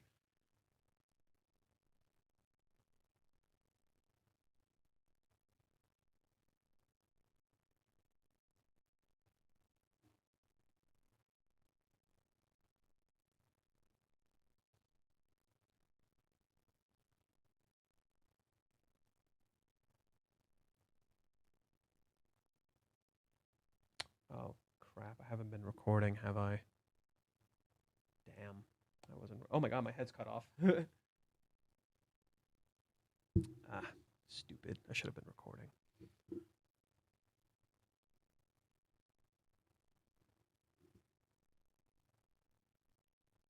Huh.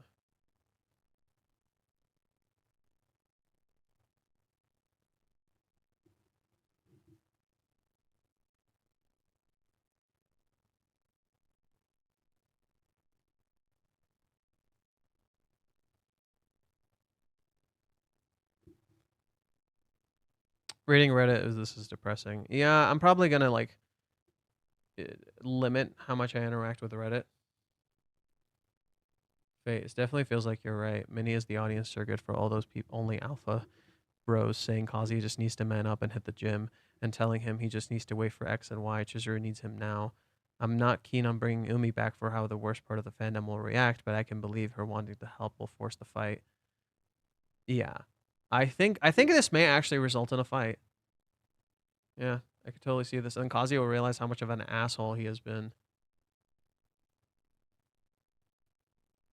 Like, bro, Kazuya is fucking failing her. Stop asking me about my predictions. I already said them.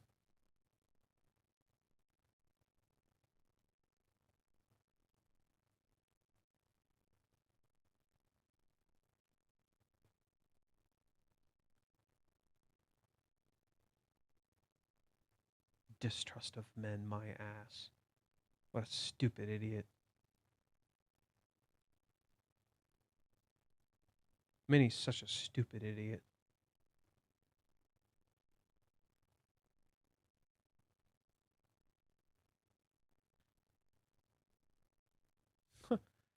Yeah, people are already dooming about NTR.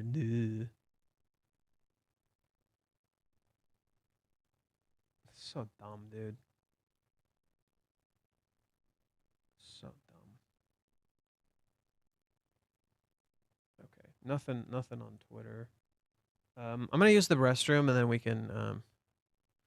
I laughed out loud when someone on Reddit said true fans will know what Minnie said is all correct in the last chapter. Oh, you're so funny. They're so funny. They're so stupid. How people get to that conclusion is crazy. They don't read. They don't fucking read.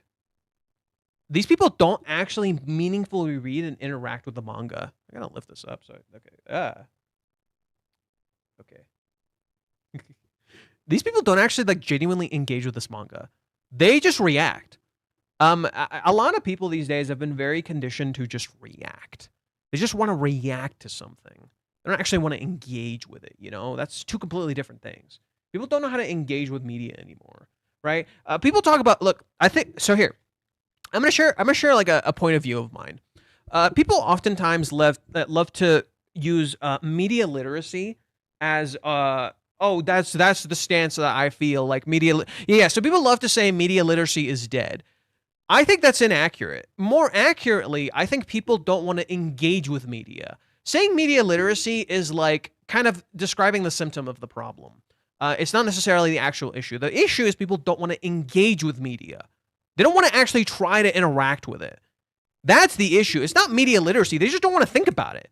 They just want to react to it. That's different. Media literacy, it literally is connected to that. If you don't engage with the media, you can't understand it. Hence, you literally have no literacy in understanding it. That's the issue, in my opinion. People don't want to actually engage with a work. And that's what's going on. They don't really want to engage with this story. They just want the story to spell it the fuck out for you. Does NTR mean cheating? NTR is like cheating with like extra steps, pretty much. NTR is like Japan's weird way of like stealing, right? You steal someone away, you cuck someone, but it's also cheating too, right? It's like usually when they do it in like hentai and shit, it's like, oh, the woman gives in to the pleasure, right? The pleasure matters more to her than the man, than the person that she loves. And usually when they do NTR, they'll do some stupid shit like, oh, the man's a total cuck. Oh, the man's a total cuck, right? He can't fucking handle it. Look at him. He's getting off on this shit. That's the kind of crap they do. And then they'll call it reverse NTR when the man is being stolen away, even though it's literally just still NTR. What the fuck are you reversing? And it literally, it's the type of crap that reinforces gender.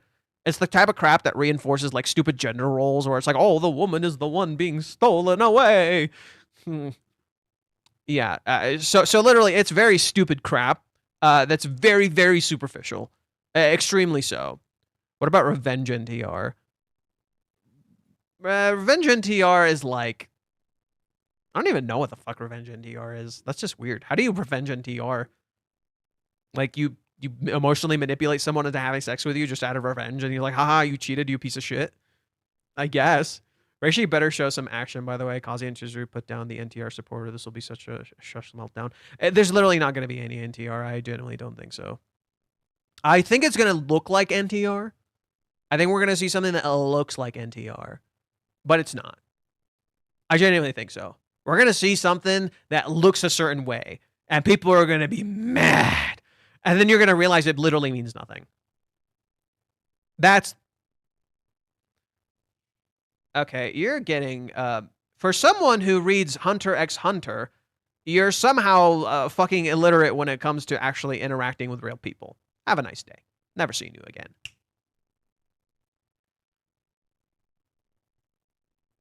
NTR is an industry in of itself, and it gets mixed into more mainstream manga because other things is great for rating. Maybe. I don't know. I do think NTR is discussed quite frequently. It's a very common thing. It's usually joked about, too. They love fucking joking about NTR. Best Revenge NTR redo of Healer. No? Can we not? Can we not talk about that, please? And thank you. Have a nice day. We're just not going to discuss that. I'm going to pull up the... we're going to bring this over. Chizuru's supposed to be a dream girl. Reiji wouldn't write her to be easily stolen away. At least I wouldn't if a character cared about. Okay, so first off, Reiji's criticizing that idea. That, ooh, women can just be stolen away. Ooh. Bro, if your relationship breaks that easily, it wasn't fucking serious. I'm telling you right now, if your relationship breaks that easily, it wasn't fucking serious. That's not... No. And Reggie isn't necessarily writing Chizuru to be a dream girl. She's just, I guess, in a sense, he calls their relationship the ideal relationship. He says the way he wrote Kazuya and Chizuru's relationship is to be like the ideal relationship in his mind, in his viewpoint. And it makes a lot of sense. They're both extremely loyal to each other. Kazuya is extremely loyal to Chizuru. So is Chizuru extremely loyal to him. And it's not about, ooh, easily stolen away. Like, bro, if your relationship ends that easily, it was never that serious. I'm sorry. That's just the truth. If your relationship breaks that fucking easily, it was never serious.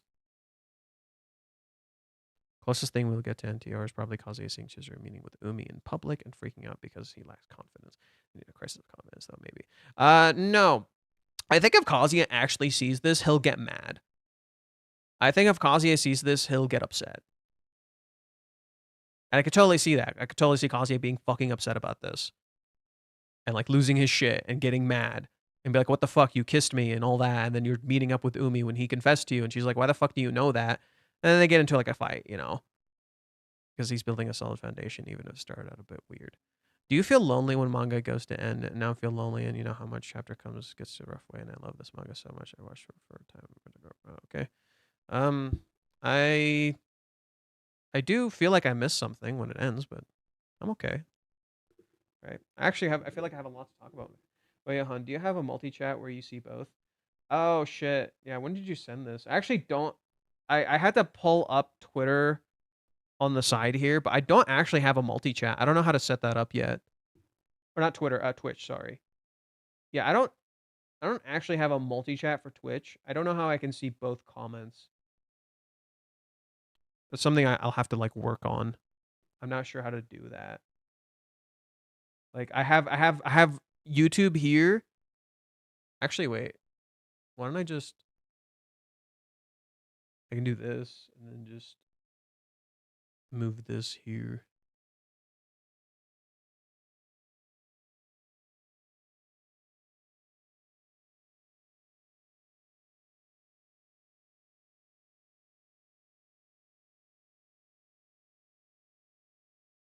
Okay. I have both comment section now. So you can comment on either or and I'll see it. Like they're both right here. So that's cool. Okay. So give me a moment. I'm going to go to the restroom. I'll be right back. We can discuss a little more in just a little bit.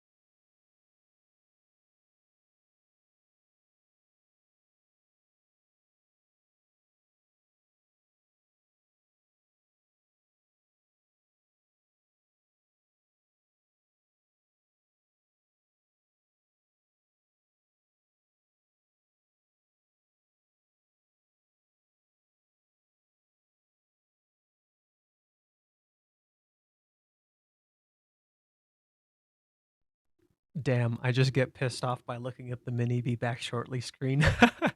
Dude, right? People are, dude, I think Minnie's gonna be pissed at herself when she realizes how fucking stupid she is. And also, this chapter reinforces that idea of Minnie thinking, oh, Chizuru doesn't have trust men. And then that's going to be reinforced.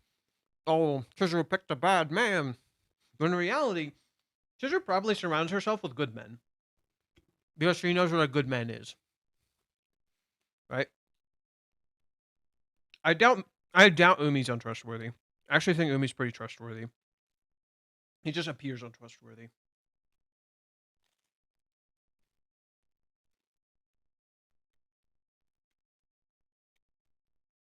I love that Minnie is also constantly in darkness. So let's analyze the chapter from the top. Oh.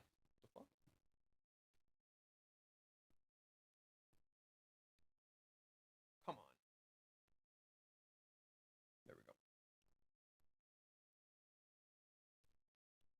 Sorry, I had to eat something.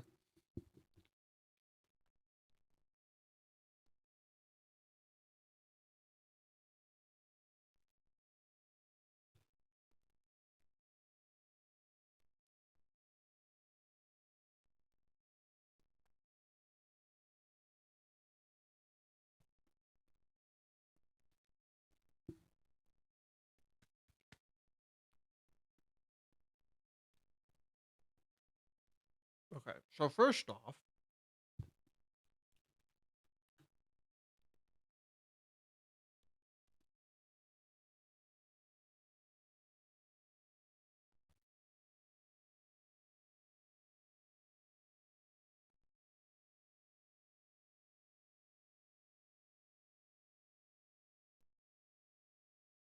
I want to pull up what I was saying yesterday because I was doing a test stream yesterday, and so I bet many people didn't actually see.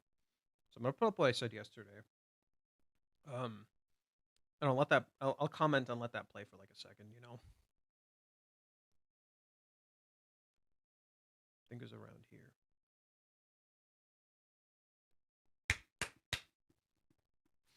I just misinterpreted the scene, but damn, I was fucking right. Okay, we're talking about a bunch of other things.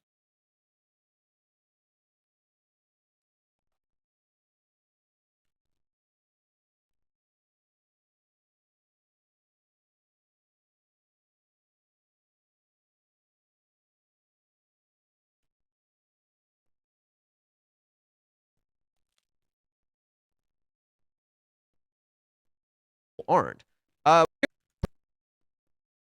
And I'm like, Kazuya, what the shit are you doing?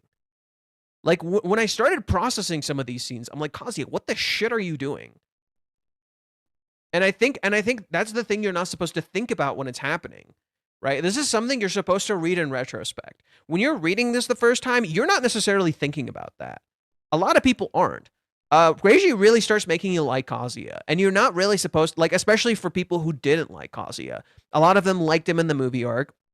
People started getting really upset with his character in Hawaiians, and then post Hawaiians, like Kazuya starts becoming a little more likable, but he also kind of regresses as a character, and that's where it becomes kind of an issue, where it's like a lot of people are like, "Oh my god, Kazuya's just the same. He just calls her Mizuhara." And now thinking about it, I'm like, yeah, the Mizuhara thing is definitely a fucking problem. I think even Kazuya realizes it's a fucking problem. But at the same time, like, you can still argue, well, Chizuru doesn't call him by his name, so technically she's doing the same thing, but it's still no excuse. Kazuya's kind of doing this. Maybe she's just doing it in reaction, right? And I think, like, thinking back on it, chapter 390 could have been all Minnie's fault.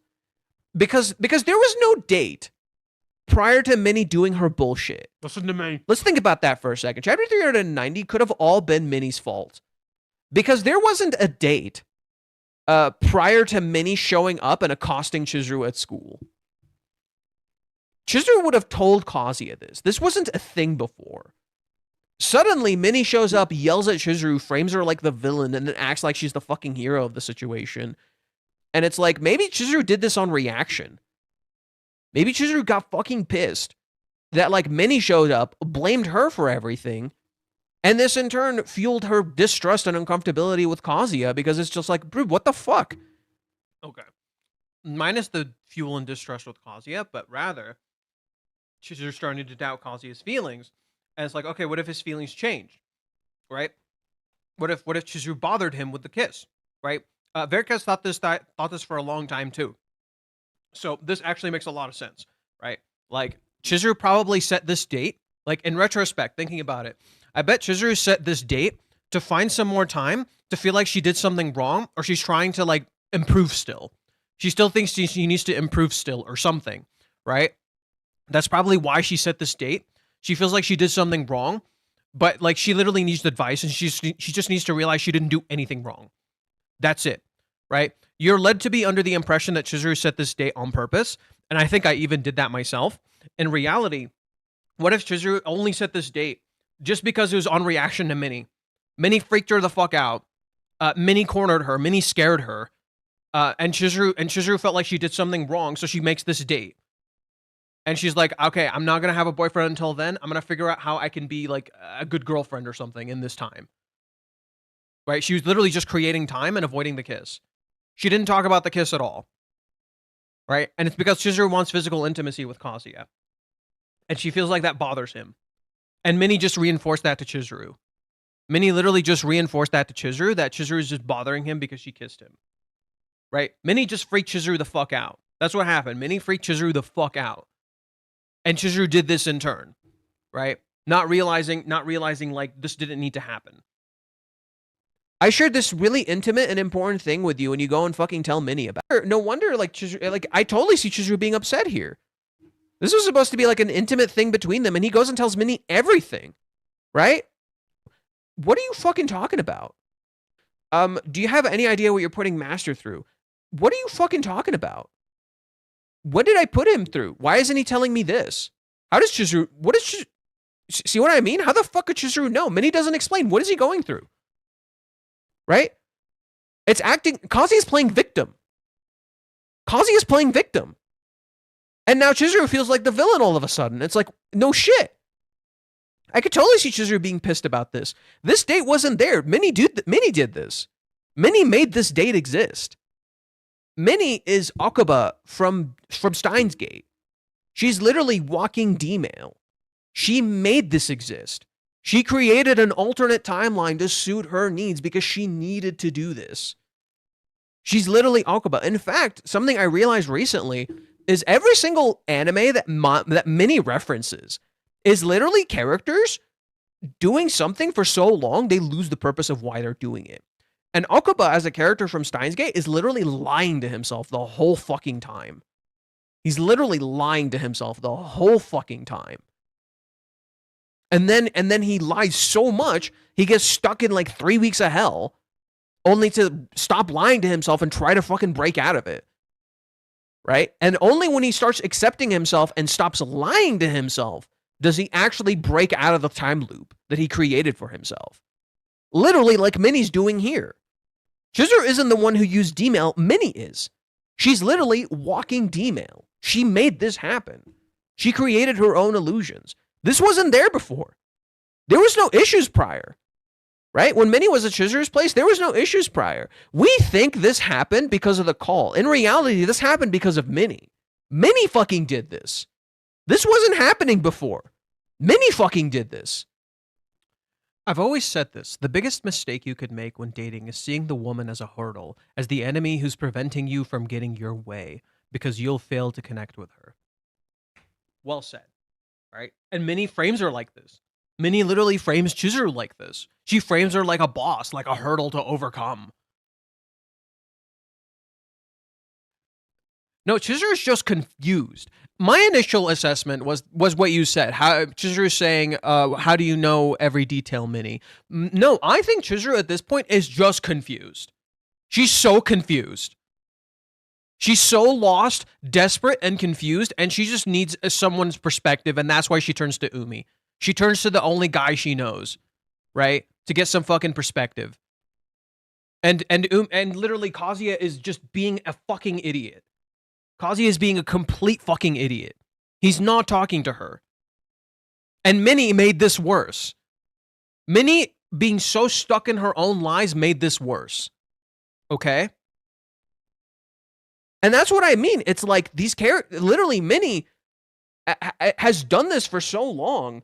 Kazuya has done this for so long that they're literally trapped in their own fucking heads, and eventually, like, shit's gonna hit them in the face, and they're gonna hate the direction that they're going, and be like, "What the fuck am I doing?" And then they're gonna have to wake the hell up. I think that's what's gonna happen, right? That's what's gonna happen. Something's gonna go wrong, and I don't think it's gonna be Chizuru's fault. Like, I've been saying Chizuru's gonna get mad at them. I don't think so. Literally, Chizuru's meeting Umi right now. Kazuya and Minnie saw something they shouldn't see, and they're gonna get pissed at her for seemingly meeting Umi. And then Chizuru's gonna be like, "What the fuck?" Right? There you go. It's right there. I don't know. Maybe she will, but Chizuru is like the kind of really kind person who would just take this hit face first and just be like, "Nope, it's my fault." She literally won't. She literally like won't blame anyone else. Chizuru like shit this whole time. Minnie is gonna like break. Like Kazuya is gonna be like, "Holy shit! I've been so terrible to her." Having like a fucking existential crisis. Code Geass. Yeah, literally every single anime Minnie references. Attack on Titan, Code Geass, Harumi Suzumiya, Evangelion. Every single one, every single particular reference she makes literally has a character doing something and then losing the purpose of why they're doing it. So for instance, when she references Evangelion, she specifically references Nerve. And who's the head of Nerve? Just to show you what I'm talking about.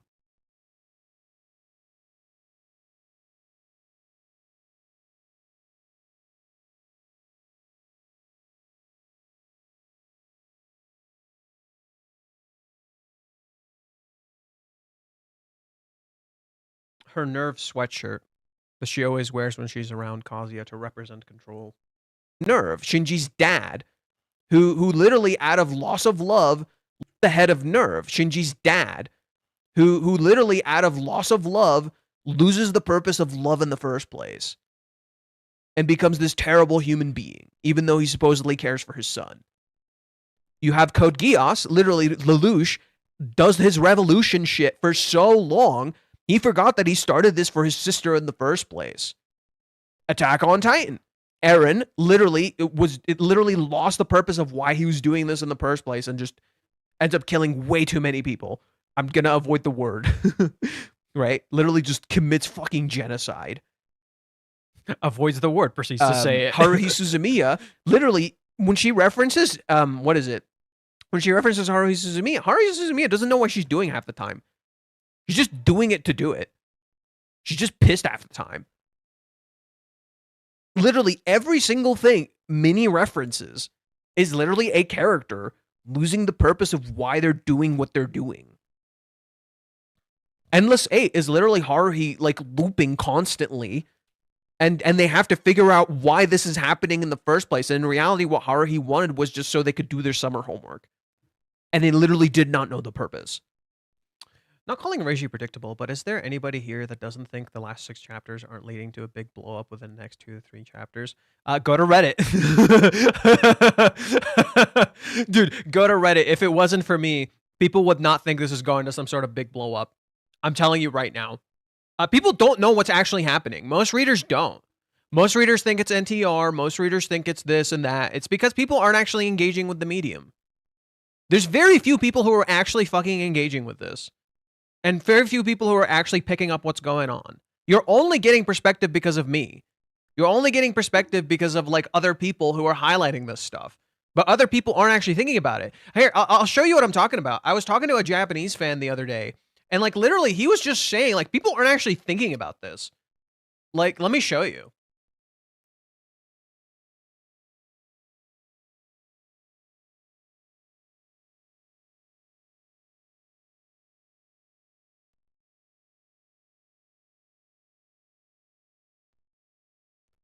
I was talking to my Japanese friend Mew. And listen to what he says. Yamori-san and Kazuya are all excited about getting together on July 11th, but there's a precarious aspect to this, as Chizuru's intentions aren't reflected at all, and it's solely based on Yamori-san's impressions. Right? This time, Chizuru's stage performance seems to be a big one, and considering her co-stars are likely somewhat prominent figures, Umiken's presence is intriguing. Right? This was mentioned even during her date with Kazuya, so it feels like foreshadowing. It's worth keeping an eye on whether Umi-kun will be involved in Chizuru's stage performance in the future. Okay? Now listen to what I say to him. I say, Minnie represents how even humans can do what an AI does if that person believes their own lies. AI can only give you what you give it. It can't create. Humans can also do this, simply creating their own fiction based on their own bias. It's like laughing at the readers who overanalyze. He responds by saying, Kazuya is using Yamori-san as a substitute for AI, and also as a carrier pigeon, isn't he?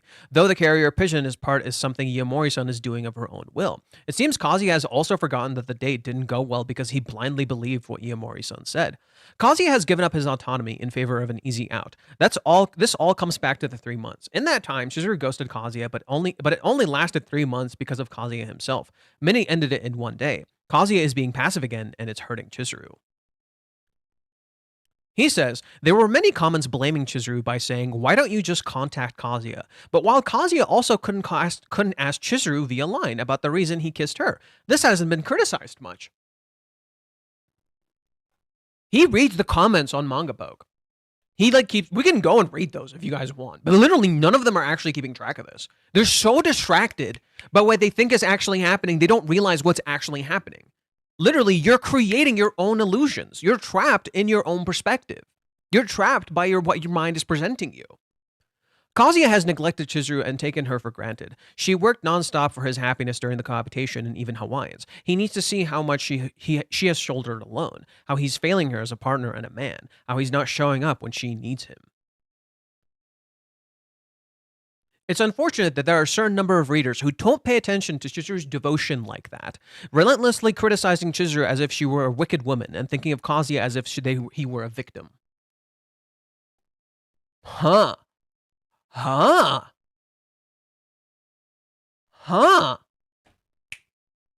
Shocking.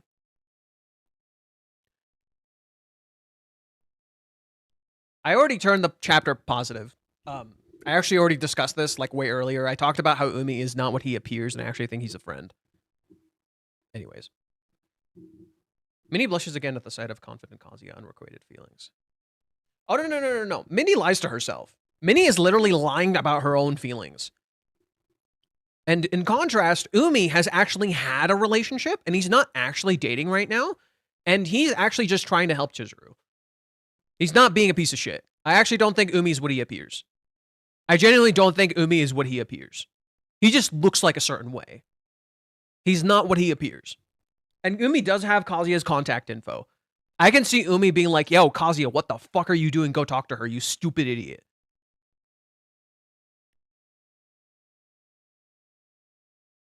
They're both at fault and don't have best communication skills, something a healthy relationship has. I think this is actually mostly on Kazuya. I don't fully agree with this stance for a very simple reason. Chizuru has been communicating very, very, very fucking clearly before. Literally, in the date, Chizuru is communicating very fucking clearly to him. Like, super goddamn clearly. And he's emotionally walling her out. He's putting up an emotional wall. And he doesn't realize he's doing this. Chizuru does not distrust men. No. Chizuru knows what good men are. Chizuru just knows who good men are. She had her grandfather. She does not distrust men.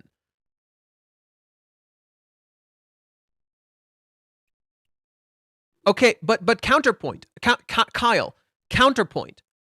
I have a very simple counterpoint to your stance. Kyle says, Umi might be an ally, but if Kazuya or anybody in Kazuya's circle sees Umi and Chizuru together, it'll blow up regardless of good intentions.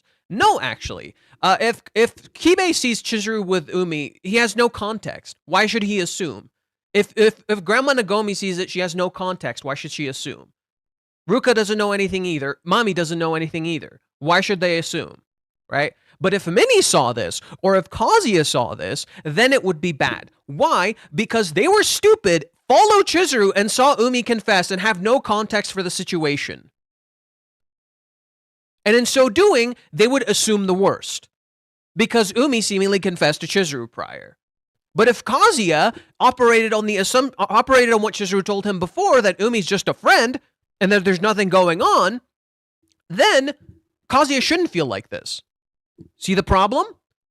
It all comes back around to Kazuya's choice to follow Chizuru instead of just talking to her. It's not Chizuru's fault. That is the simple truth. It is not Chizuru's fault. It is Kazuya's fault.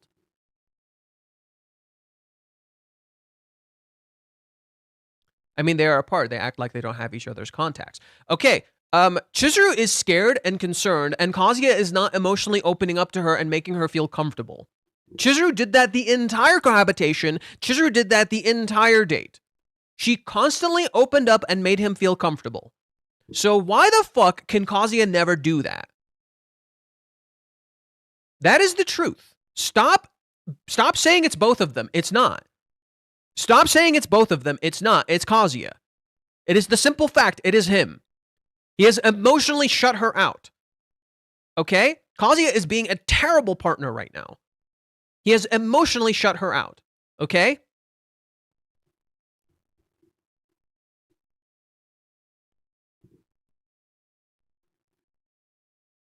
Did you notice that Chizuru said that maybe it was her mother's fault that her dad leaves?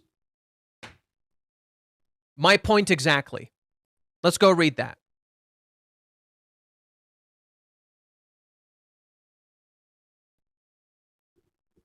Let's go read this scene again.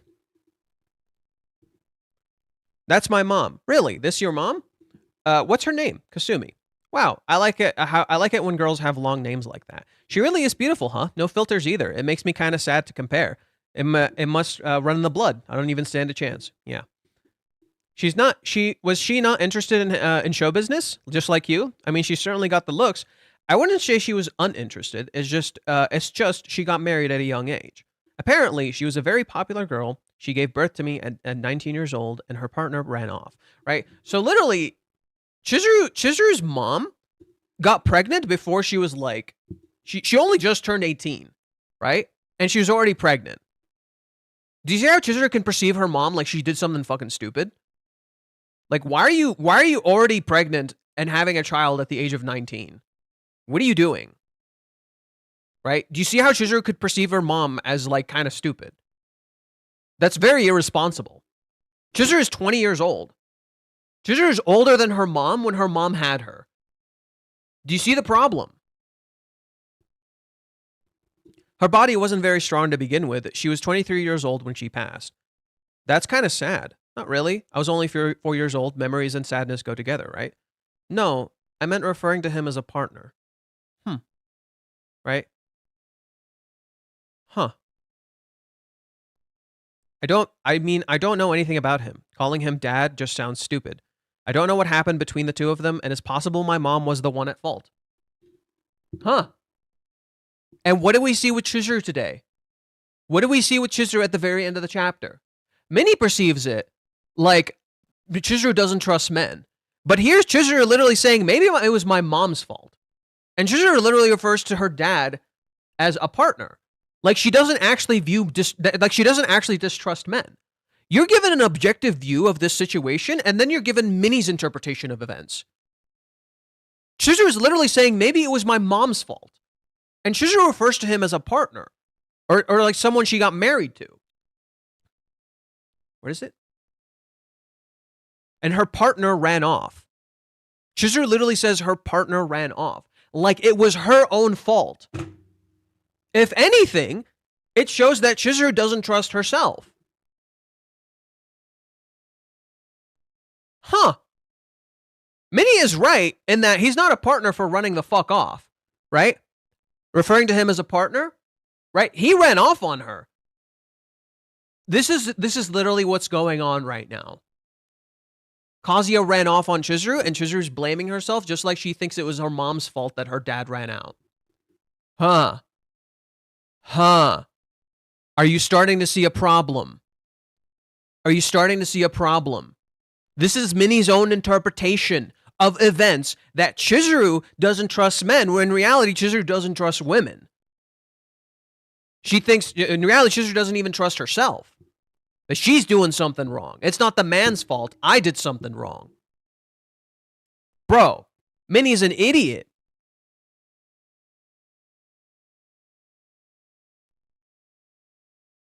What Minnie is talking about in this scene is her own distrust of men. It had nothing to do with Chizuru. She's talking about her own distrust of men. Minnie is the one who says, I meant referring to him as a partner. Minnie is the one who says this, not Chizuru. Besides, feelings change all the time, right? Chizuru's son, right? Yeah, maybe his feelings just changed. Chizuru's giving herself excuses, blaming herself, blaming her mom, instead of recognizing the fact that Kazuya is the one running the fuck off. Let's just go to sleep. Yeah, you've got an early day tomorrow, right? Want to sleep in the same bed? No thanks. It's faint, but it's there. It's not about that. It's not about that. In reality, she's blaming herself. Then why did Chizuru give Minnie a date knowing she'll go back and tell Kazuya, leading him to distance himself for a month and a half? I think Chizuru was buying time. I think it's totally possible. Chizuru was probably buying time. Time she didn't really need to buy, but Minnie scared her. Like, seriously, think about what Minnie said to Chizuru.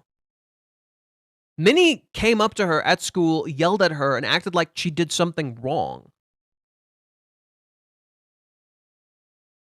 So naturally, what does Chizuru do? Chizuru creates this extra time so she can fucking figure out what to do. Do you think Chizuru maybe overlooked his birthday? She being Chizuru. I think Chizuru's just she wants to meet him. She literally just wants to meet him, but she's fucking scared. She's so scared. She's fucking terrified.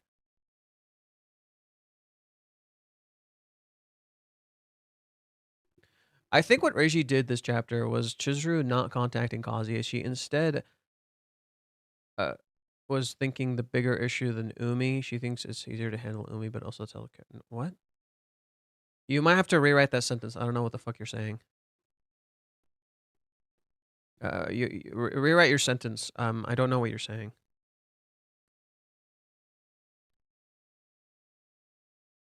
It's not just Chizuru is scared. Kazuya is also scared. Kazuya has no reason to be scared. Kazuya has no reason to be scared. He just needs to sit down and speak to her. She has more reason to be terrified than him. He just needs to sit down and fucking talk to her. That's just the truth, okay? Like, Chizuru is trying. Chizuru has... Look, you can excuse Kazuya all you fucking want, but the simple truth of the matter is she was talking to him the whole time and he was never talking to her, okay? That's just a truth. That's just a fact. Okay? Chizuru has tried way more than him. He needs to start trying. You can say Kazuya has been trying. He has not. He's not trying. He's not emotionally available. Money and spending stuff and being cool and all that, that's whatever. None of that matters. You want to be with someone, sit down and talk to them emotionally. Actually be vulnerable emotionally. I think 2/3 of the issue is Kazuya's fault, but you gotta... I would say it's not 2/3. I would say it's 90% Kazuya. I'm not kidding. It's 90% Kazuya. 10% Chizuru. I'm not kidding. It is literally 10%. It is 90% Kazuya. It is not 2/3. It is 90%. The only issue Chizuru is doing right now is she's struggling to talk to him. But Chizuru has a completely valid reason for struggling to talk to him. That she's a normal girl and she's fucking scared. And she's terrified and literally he's not opening up to her. Bro, can we just... Why is everyone just constantly changing the narrative? She literally fucking kissed him. She literally fucking kissed him and he disappeared on her. Why are we acting like this is Chizuru's fault? Chizuru told him her honest feelings. He said he would keep waiting for her to tell him she loves him. She fucking kisses him and he disappears. He hasn't contacted her in 3 days. How in the fuck is this Chizuru's fault? How is this Chizuru's fault? She's just a normal girl. It's not on her. No, he has to talk to her.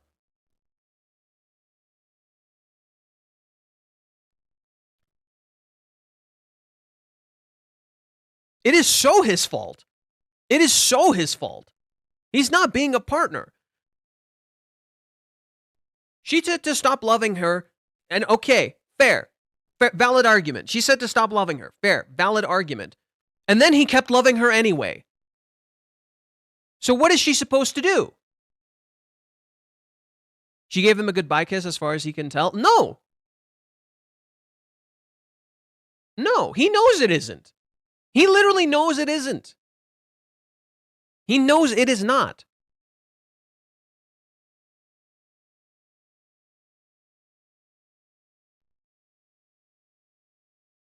They're not equally at fault. It is Kazuya. He's doing this. The only thing I will give you is Chizuru's not texting him.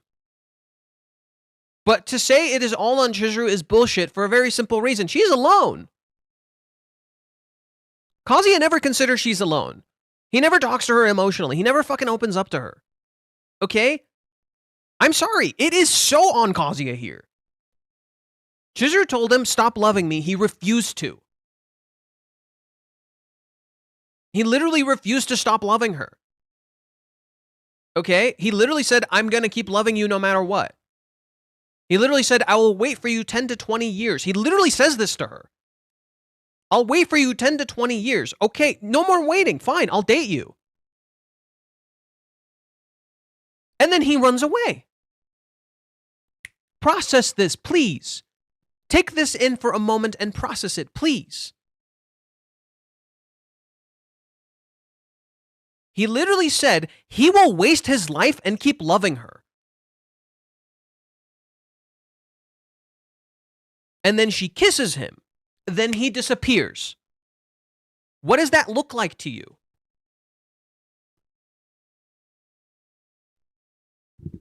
Let's analyze this chapter. It's time for a strategic plan, all right? I want you to notice how Minnie's cup is dirty. I want you to notice how Minnie's cup is dirty. It's not a clean glass of water, right? Minnie was thirsty and tired.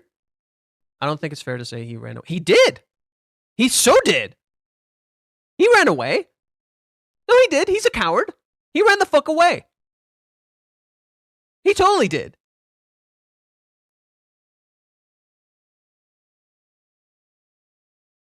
No.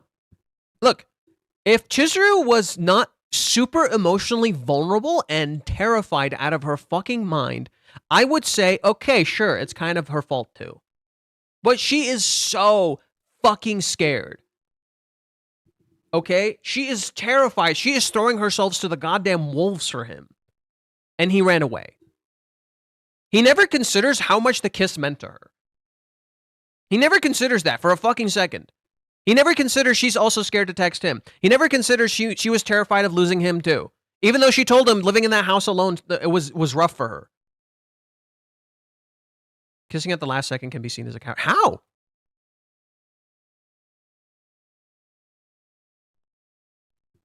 I don't know, man. Okay, anyways, let's analyze the chapter. So first off, we have Minnie's glass filled with some sort of drink. It looks like it has chocolate in it. And I think the glass being muddied like this is super fitting, right? Minnie's drinking from a muddied glass, right? She's not seeing things clearly. She's drinking from a muddied glass. And I think that's super fitting. It looks like she's drinking tar, right? It looks like Minnie's drinking tar. She doesn't have a clear perspective. Let's look at the cover. The cover is that it's almost summertime and Kazuya is like trying to hang on to Chizuru. He's literally trying to hang on to her hair. Girlfriend and her dad. Okay. I looked into it and apparently July 10th is a Sunday. It's probably the final day for Chizuru-san's play. Thanks. I'll check again just to be sure though. In other words, July 11th is really your X day.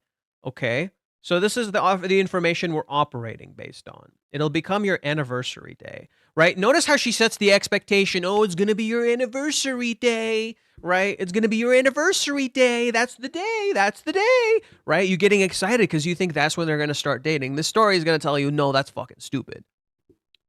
Could be misinterpreted as manipulation with sex for her because, well, people tend to forget she's less experienced than Kazuya. Yeah.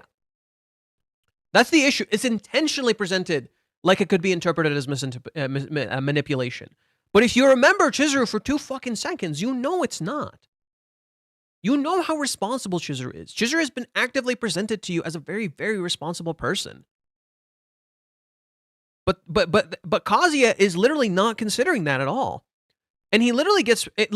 Okay, here. Here's a perfect example why it's not Chizuru's fault. In the 3-month time skip, Kazuya got a whole bunch of evidence that Chizuru was feeling super guilty because of Ruka. Okay?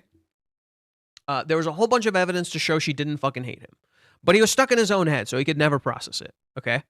So, later, he finds out, plot twist, it was because of Ruka. Who could have fucking seen that coming? Who could have fucking seen that coming? Whoop-de-fucking-do. Who could have ever seen that one fucking coming? It was so fucking obvious. It was literally in front of your fucking face.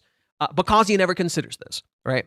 And so he never considers, Chizuru was not ghosting me because of anything, because of the fact that she hates me, or her feelings changed, or any of that stuff. She just felt super guilty and felt really bad about this. And then she promised me she would give me a clear answer of what she feels. And I trusted her because she was being very honest. It was actually kind of my fault. Here we are again, in the same exact scenario, and he's thinking to himself, oh, what if her feelings changed? Oh, why doesn't she text me? Why doesn't she care? When he literally saw how much she fucking cared. When literally she felt so fucking guilty it ate her the fuck away. He has all the evidence to figure it out. And the fact that Chizuru isn't explaining isn't necessarily on her, because she has constantly communicated to him. She's constantly shared her feelings to him, constantly. Like literally, regularly, all the fucking time. But he never talks to her. She's being very, very, very emotionally vulnerable with him. And he's not being emotionally vulnerable with her. He is fucking up. He's failing her, okay? Don't emphasize it like that. Fucking idiot. To be honest, I think it would work even if you told her that you loved her right now. If you forced her hand, besides on how prepared she is, really. But you want to respect her feelings, right? Yeah, I can wait. I won't get in the way of her work. Notice how he's in shadows. He was never in the way of her work. So why is this happening? Notice how he is in shadows. That's so like you. I'm not surprised at this point. I thought you would say that. Instead, why don't you go and support her? Counterpoint. Kazuya, why don't you just go and support her? Why don't you just go and be there for her when she and not demand a relationship? You can't support her unless you're in a fucking relationship with her? What kind of partner are you? What kind of fucking idiot are you?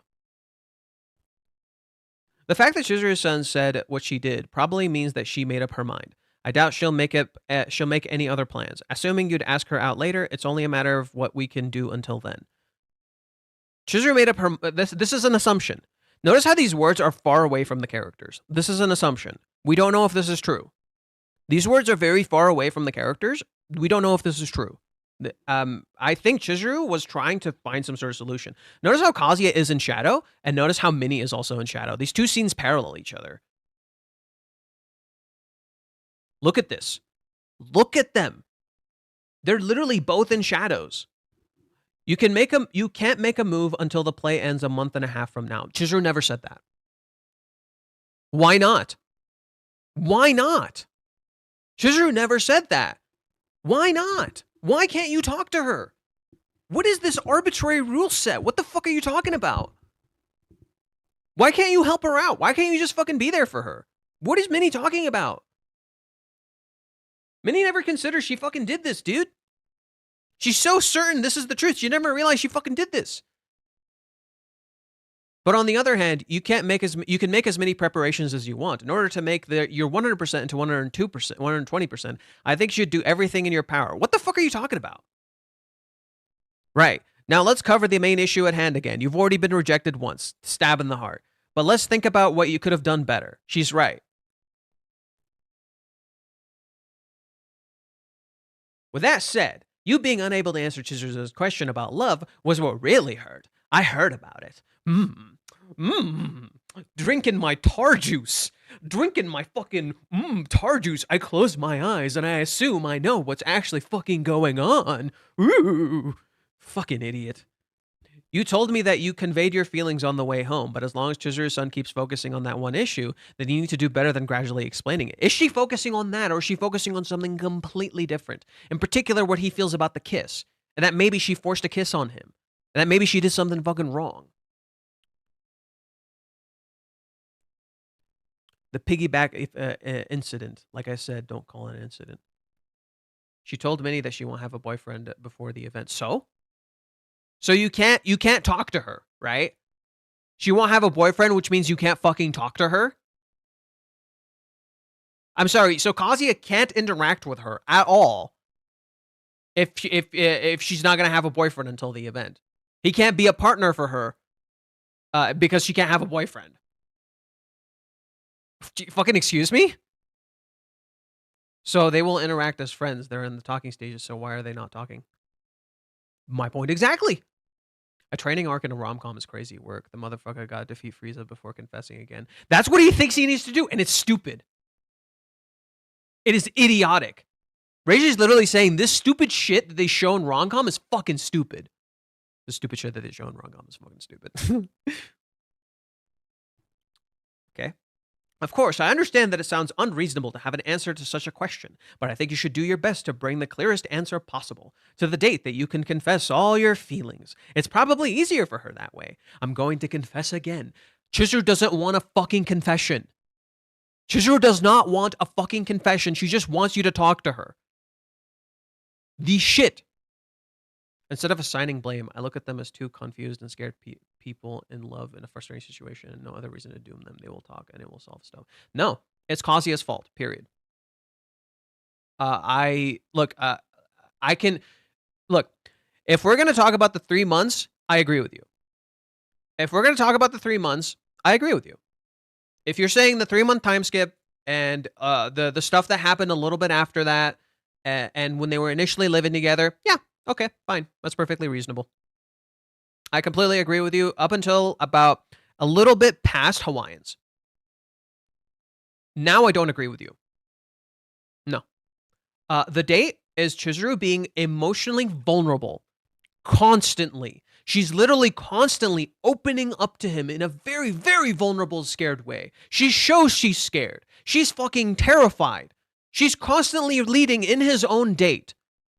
She's literally carrying his stupid ass throughout the entire date.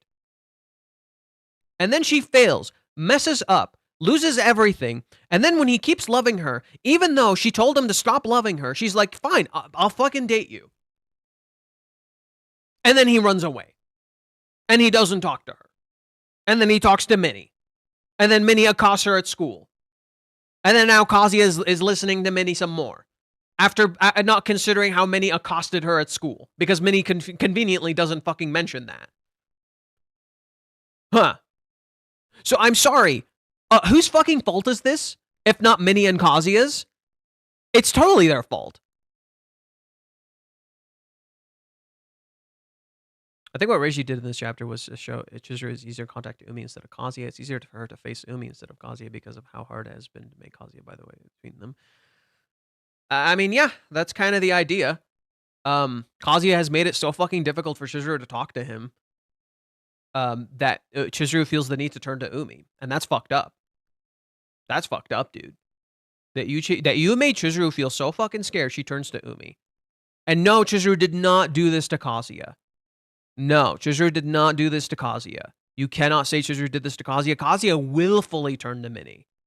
He chose Minnie. He picked an easy way out. The day began with Chizuru open, ended with Kazuya open, started with Kazuya closed, ended with Chizuru closed. No, it didn't. No, it didn't. Kazuya was closed the whole date. And then he finally opens up upon realizing how he fucking lost her.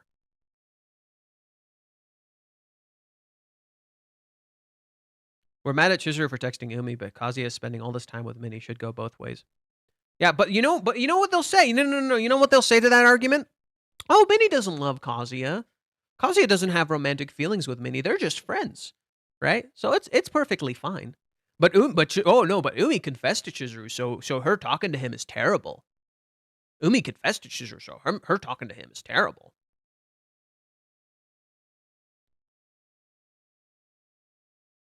No, Chizuru is being very, very vulnerable in the date. Constantly. She's so vulnerable. Everyone could tell she was confessing. I literally kept reading on Reddit how when they were going through the date, Chizuru was confessing to him the whole fucking time. No. She was being incredibly vulnerable. He was completely shut off.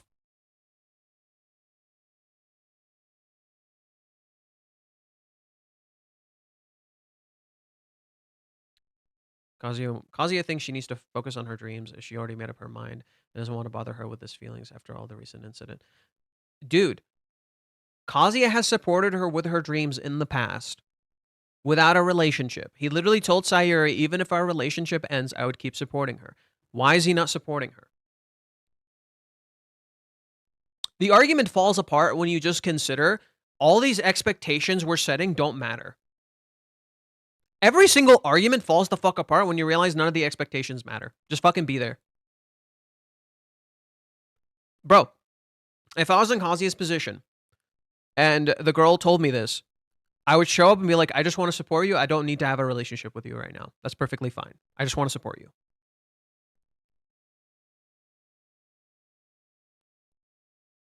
Kazuya never considers this. It's only relationship worth. And Just James is getting a band. Big on.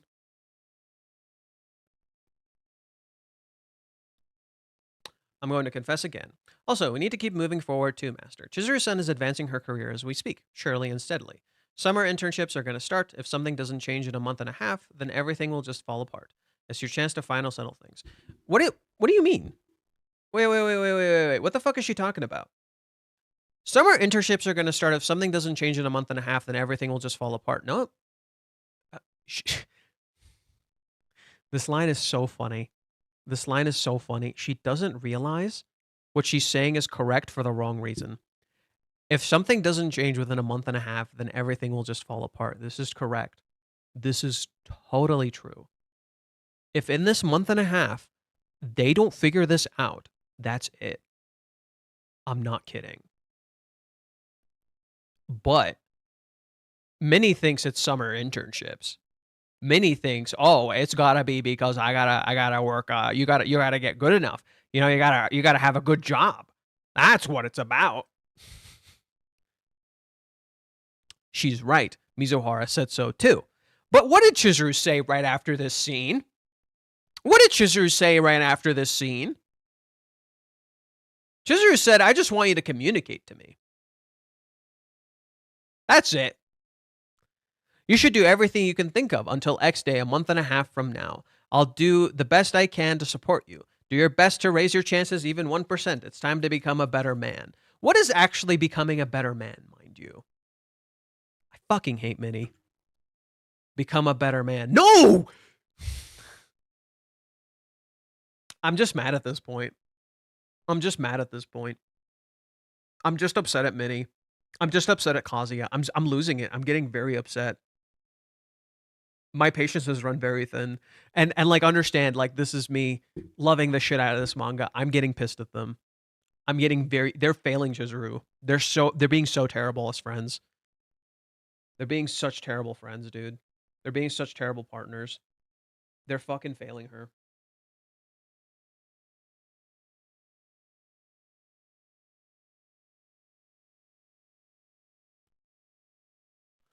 Become a better man. Yeah, that's right. Still, I wonder why he was rejected once. So you don't know after all. Huh. So you're just as blind as the rest of us. And yet you claim to understand. You notice how here. Everything Minnie just said prior is telling Kazuya how to become a better man. Someone worthy of Chizuru. And yet she doesn't even know why he was rejected in the first place. So how could Minnie give Kazuya any advice on how to improve and be better if she doesn't even know why he was rejected in the first place? Huh. How could you possibly give Kazuya any meaningful advice on how to improve if you don't even know what went wrong in the first place? And everything Minnie says simply validates a piece of what Chizuru said, not the full truth of it. Because here, right, this scene right here, she talks about how Kazuya couldn't answer Chizuru's question about love. That Chizuru is fixating on that. That's not true. Why can we say that's not true? Here's Chizuru, after this point, way after this point, all smiles and happy.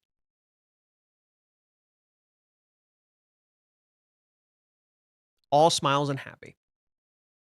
It's almost like Chizuru wasn't actually fixating on that. It's almost like this wasn't the actual issue. Because this is literally Chizuru right after this, smiles and happy. Excited even. Chizuru said, Minnie then says right here, Chizuru is advancing her career as we speak. Internships are going to start. If you don't do something, it's going to fall apart.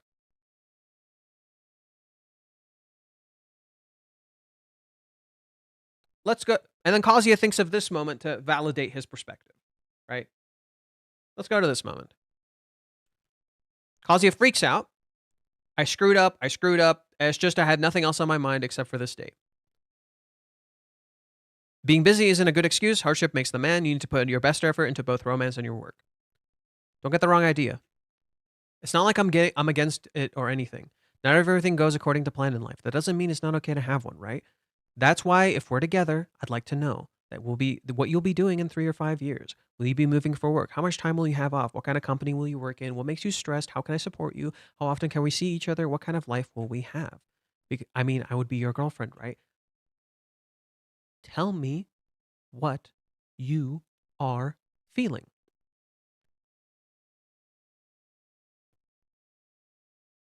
That's literally what she said. It's not about his plan for the future. Tell me what you're feeling. Tell me what you're feeling. Tell me what you're feeling. Every single question, tell me what you're feeling. What do you want? What are you feeling? Tell me what you're feeling. Every single question comes back to that.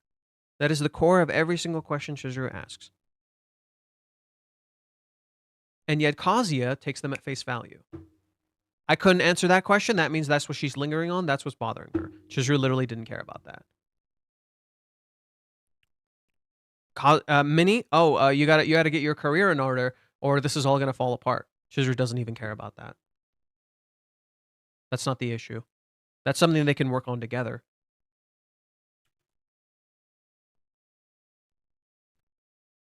Minnie doesn't know. Minnie does not know the reason he was rejected. She's wrong. Everything turned out okay, but I really thought the date would go well. I can only think of that she made up her mind at the very end. That's not true. I can only think that she made up her mind at the very end. Chizuru-san. Okay. That's the only thing you can think. Your perspective, you're blind. You don't know. Everything seems like it went smoothly until Odaiba as well. Did it though? What happened in Odaiba? Wasn't this actually like a cascading set of events that ultimately resulted in what Odaiba ended up being? Almost like it didn't actually go well the whole time. You were just so convinced it was. In reality, Chizuru was trying the whole date and failing. And Odaiba was just the last fucking hit. It was just the straw that broke the camel's back. In reality, Chizuru was trying the whole time and he never opened up to her emotionally whatsoever. He never even held her hand. That's the problem. That's indirect. You need to be... That's pretty fucking direct. I don't know, dude. That's Chizuru really getting out of her comfort zone. She's being very direct. He misunderstands her intent. She clarifies. And she says, I'd be your girlfriend, so just communicate to me. That was pretty direct. I don't see how any more direct you can be except for just straight up saying, communicate to me. Like, literally, I like, the only other thing I could see her being more direct in is Chizuru grabbing him by the face, looking him dead in the eye, tell me what you're feeling. Is that how direct she needs to be for him to get the fucking picture? That's ridiculous. How much more direct does she fucking need to be? That's so direct. That's so clear. Anyways, back to this. There must be something else. So Minnie is starting to get the picture. Oh, there's something else. So what does Minnie do? She turns to the past to validate her own perspective. Not only Kazuya's lack of communication, but she's communicating. No. Something. No. For fuck's sake.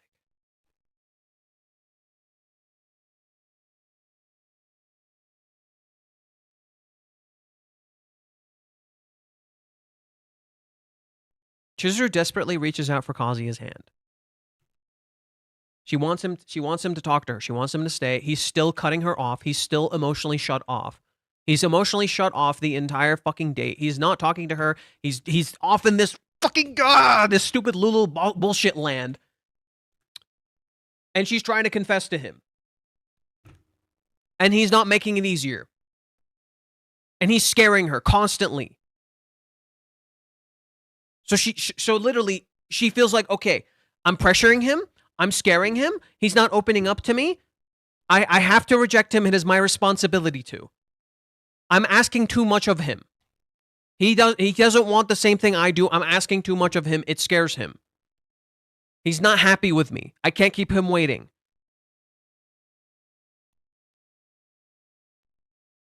Current blame is 60-40. 40 for Chizuru, 60 for Kazuya because he's letting time pass and time is hurting Chizuru.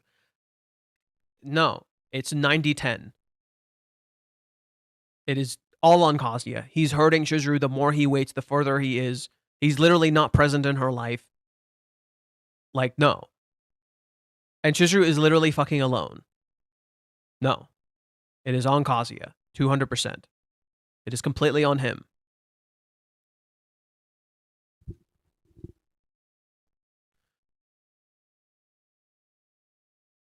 Exactly, that's not... Okay, but has Kazuya communicated that? Okay, so Alex, you're saying Kazuya says that that's not ridiculous. Different people need different levels of directness. Has Kazuya said this at all? Does Kazuya... Okay. The problem is, Alex, Chizuru is doing all of the moving. All of it. He's not moving at all. So how can she know what he's thinking if he won't tell her anything? Kazuya says absolutely nothing to her. So how can she know? Maybe he is being super honest. Maybe Kazuya is being super honest. Maybe to Chizuru, Kazuya appears like he completely understood. Has Kazuya ever said, I don't understand what you're saying? What do you mean by that? Does he ever say that? No. That's the issue. He is not communicating either. Communication's a two-way thing. If one person is communicating to you, they say one thing, you never ask for questions, you never elaborate, you never say what you're feeling, how can they ever understand? Think of it like this. Kazuya's friends, Kibe constantly giving Kazuya shit. If Kazuya never tells him this bothers me, will Kibe ever understand? No. If Kazuya said to him, this bothers me, and Kibe kept doing it, he's a piece of shit. No. Here's the difference. Chizuru is not communicating insanely directly. Kazuya is not communicating at all. It's that simple. Chizuru's not communicating super directly. Kazuya is not communicating at all. It is 90-10 because he's not saying anything. So how can she understand anything? How can Chizuru know what to say, how to act, what to say to him if he never fucking says anything? It's that simple. Kazuya says nothing. He's literally always in his head. It's always in his head. He's constantly quiet. He's literally always stoic. He's literally never saying anything. It's always in his fucking head.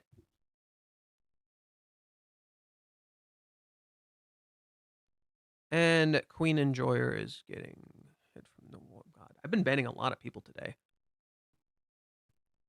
I've been banning a lot of people today. What the fuck? No, it's totally on Kazuya. Because Chizuru can't understand if he never says anything. He never says anything.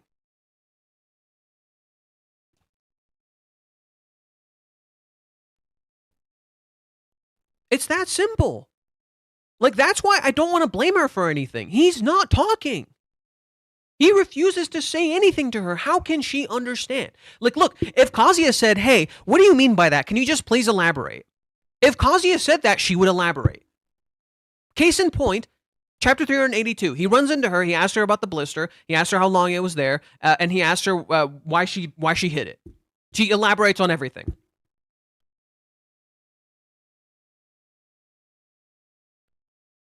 Yes, they're out of sync. Look. Yes, they're out of sync, but Kazuya doesn't realize what he's doing wrong.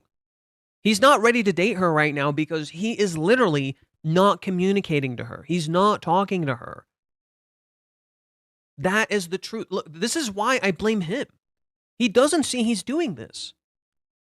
That's what the communication issue isn't equal or 60-40. It's 90-10. Because Chizuru is giving it her full effort trying to communicate, and she doesn't know how to communicate because he doesn't tell her how to do it.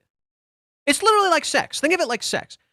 You won't know what makes your partner feel good if you just do it without them saying anything. If you just do the thing that you're comfortable with, it might not work for your partner. They might not feel good. So they have to tell you, hey, this feels good. Hey, this feels good. I like this. Do this. This is the thing I'm into. If your partner does not communicate that to you, you will never fucking understand. Your premise ignores. Do you think he's wrong for not chasing after her after the kiss, but she told him to straight up stop loving him? What are you talking about? They have the walk home. He's about to leave her house, and then he says he'll keep loving her. So she kisses him. What am I ignoring? What am I ignoring? I still think both not reaching out is frustrating, but listening to Minnie and being her puppet is hell. Yeah. Yeah. Giving feedback while doing it. Yo. Literally. Kazuya is absolutely at fault because he's given his decisions to other people. Yeah. But he's also like not talking to her. That's the big issue. He's literally not saying anything. That's why I'm so pissed at him. He's not speaking to her. Just say anything. Talk to her. Just fucking a word. Anything. What did you mean by this? What does this mean? I feel a little confused. Kazuya instead goes to the bathroom and thinks to himself, oh, these are mixed signals. Does he ever ask her, what did you mean by this? Yeah. The walk home. Yeah, what is your point? The walk home happened. He chose to still keep loving her, so she gave him a kiss because he chose to keep loving her. That was her answer. And he did nothing. What is your point? Kazuya thinks confessing is all the communication that's needed. Yeah, and that's idiotic. That's not communication. Maybe it's because of that one thing. Right, so we read this entire conversation. Oh, what is Minnie wearing? Kitoko Silirin? What is that? Kitoko Silirin. What is that? Wait, what is on Minnie's shirt? Kotoka Silirin.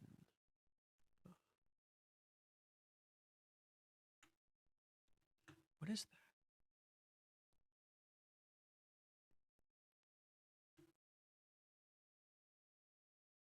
Kotoka Clarin?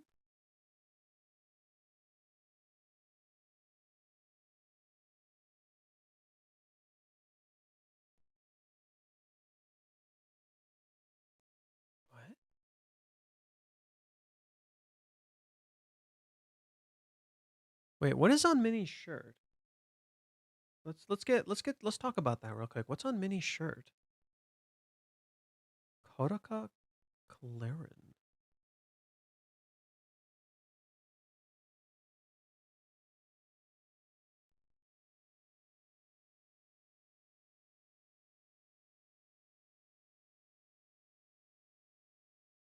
What is that? Mixed signals at best.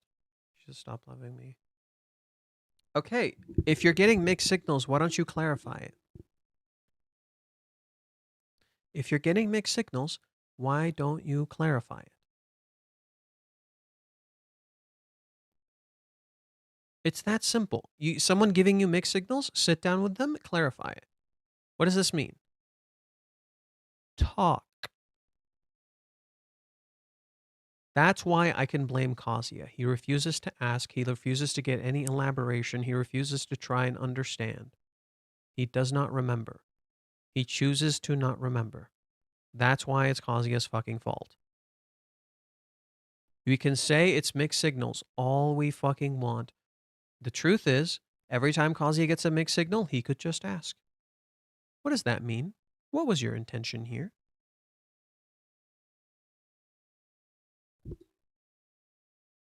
The communication thing is clear because the happiest part of the date was when they were both honest about their personalities. Yeah, but Chizuru was honest the whole date. Chizuru was honest the whole date.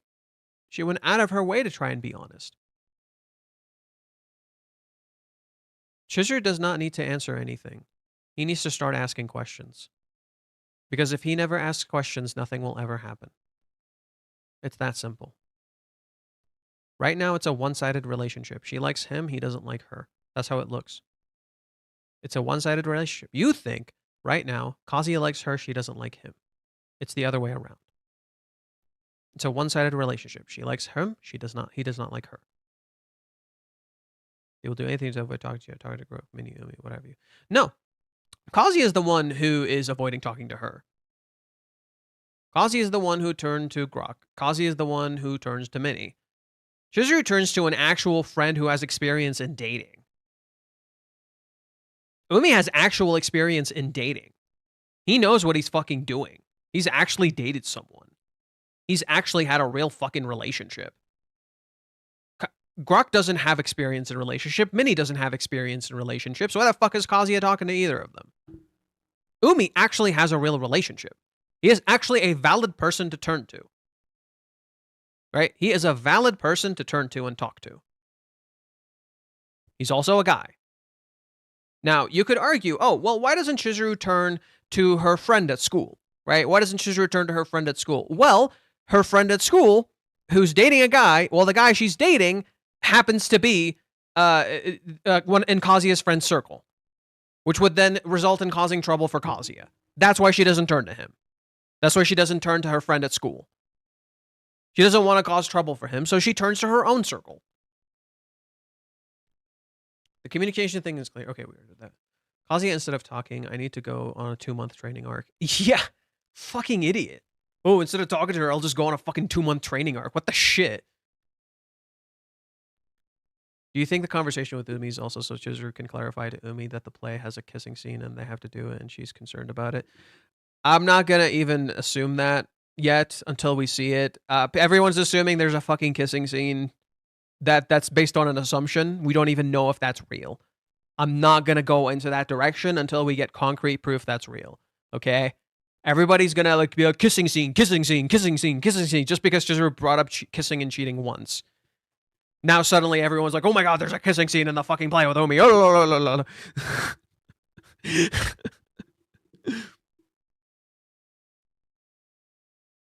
She made a conscious effort to communicate properly for once, and he wasted it.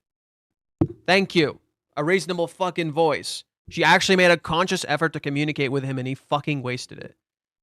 Kazuya was clear with kiss in chapter 386, but as soon as Minnie involved, he is not even thinking about the meaning behind the kiss, just blindly following Minnie and fall into a trap, and all he has to do is blame for himself. Yeah, all Kazuya has left to blame is himself now. He chose this. He dug his own fucking grave. He did this to himself. Umi, whose relationships are likely superficial and who's recently broke up with Nanaho.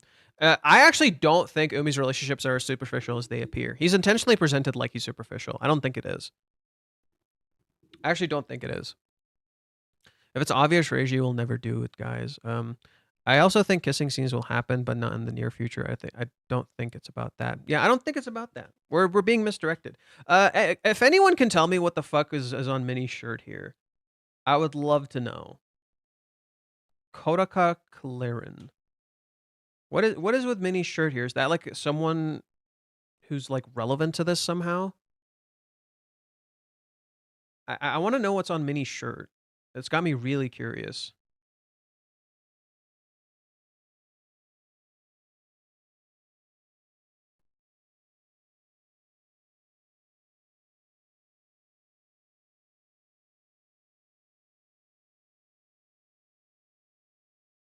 Because it doesn't seem like a direct reference of a sorts.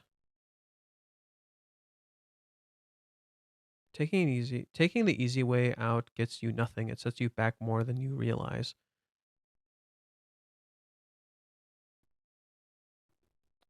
Okay, I'm gonna go to Twitter real quick.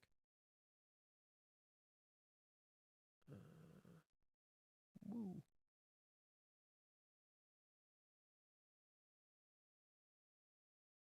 Oh, actually, up we go. Let's see some of these comments. I read the latest chapter, strategy meeting. Workers' top priority hitting to the possibility that the father presence is influencing contact with Umi-kun. Getting a driver's license is the first step in the self-improvement. Right? Maybe that's what Kazuya thinks he needs to do. Get a fucking driver's license.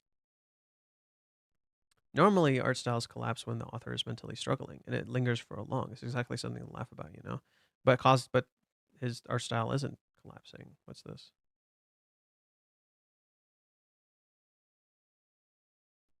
Every day for a month at a distance, you're probably already Chizuru's best friend, right?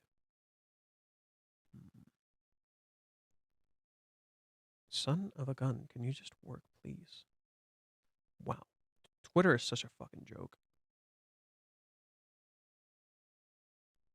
Poor planning is akin to resting, but as a man, it's not bad, right?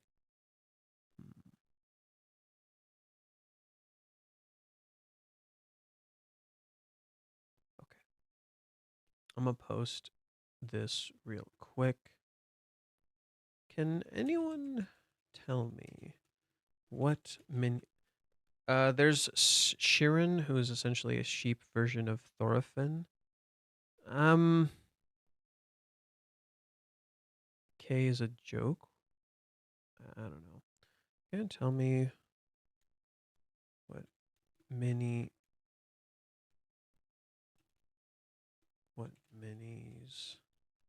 shirt is referencing? I can't find it.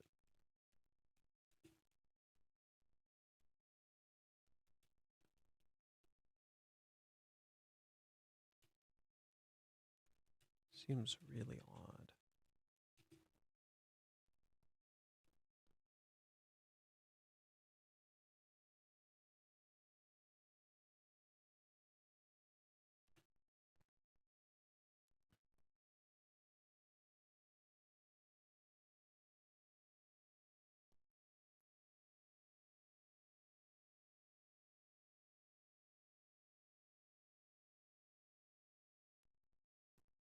Yeah, that shirt's weird. Let's see. Bottom line, Kazuya needs to go to see her and talk things out. Pretty much. I do think nothing will be spoiled by them waiting to contact each other. After all, lovers have infinite time, right? No, they need to talk. If they end up in another 3-month situation, it'll be bad. That's actually really bad. If they end up in another 3-month situation, it'd be really fucking bad. That can't happen again. They got lucky. The 3-month time skip, they got fucking lucky. That can't happen again. It'll literally never work. No. They can't wait another month. They can't wait another week, I think.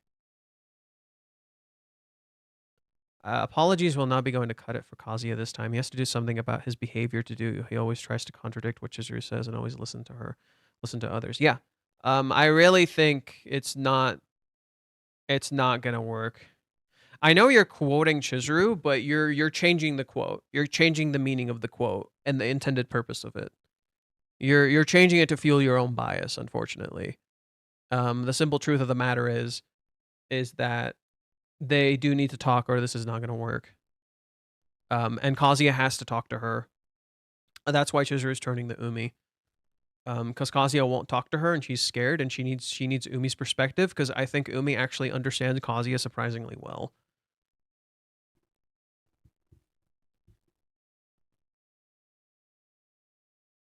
Yeah. No, Kazuya is unbelievably fucking up right now. Like, I've just been getting madder and madder the more I realize how much he's fucking up. Like, it's just genuinely made me really fucking upset. Like, it's kind of insane that like every single thing Minnie references is directly tied to this idea of characters losing the purpose of why they're doing what they're doing. And that's literally what she does. Right? She got so trapped in their love life, she lost the purpose of why she was doing what she's doing, and she literally forgot Chizuru was a human being. And so did Kazuya. They're literally so trapped in their own fucking heads. They literally forgot these are people. And I think most of the fans did too. Reiji literally fucking baited you in like the stupid idiots that you are. And you literally lost the fact that Chizuru is a normal fucking person. And that she's just a girl struggling too. And she has nobody and she's literally been powering through this all on her own. And nobody's been fucking helping her. Why do you think she opened up to Sumi so quickly? Because she actually fucking trusts Sumi. It's almost like that scene with Sumi in her birthday should have been Kazuya. She literally remembers Kazuya, but he's literally not there for her in that moment. And you think Minnie would notice Chizuru's not okay on her birthday? Minnie? You think Minnie would fucking notice? No, she wouldn't. The only reason the birthday went well is literally because Sumi was there. Kazuya got lucky. Right? Kazuya has good luck. So he literally kept getting lucky. He literally kept getting away with shit. He kept being lucky. He's privileged. He has his family. He has his friends. He has people. And he kept getting lucky with Chizuru. What people constantly, like if you go to Reddit, people will constantly say, oh, Chizuru got lucky. Chizuru got lucky she got Kazuya. Chizuru got this. No, it's Kazuya that's been getting lucky. Any other girl would have given up by now. Any other girl would have fucking given up by now, considering how he's acting. But Chizuru remembers him and she keeps having faith in him. And he's fucking wasting it. And now you're seeing how he's literally fucking wasting it. Luck is Kazuya's superpower, pretty much. Kazuya just has unbelievable luck. And like literally, he's been just fucking wasting it. Like literally, what if he had not run into Chizuru when they were walking home? Right? What if Chizuru would not have been okay? He got fucking lucky he ran into her. And he realized she was hurt. And he saw how she was like a little kid there. Hey Johan, I saw a tweet about my shirt. I sent you something. Oh. Ooh. Why hello there. Do enlighten me. What is it that? Goku says Kurure no Kotoka and Frieza shit talks him. That line is a meme in Japan. Oh, wait, it's a reference to Dragon Ball? It's a reference to Dragon Ball? If you were injured in an accident, wait, what? Anyone but the Richard Harris it's a reference to Dragon Ball? Possible settlement in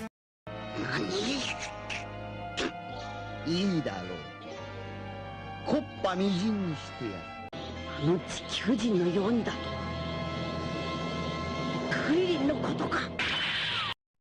Kuririn Kokotoka. Oh, Kotoka Kirin. Oh my god, it's a Dragon Ball reference! Oh my god, it's a Dragon Ball reference! Wait, why reference Dragon Ball? Okay, let's read what Frieza says. Fine then, I'll crush you into the tiny pieces the way I did the Earthling. You mean Krillin.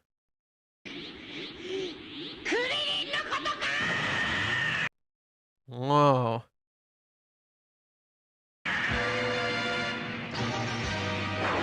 Interesting. That's an interesting one. I wonder why that particular reference.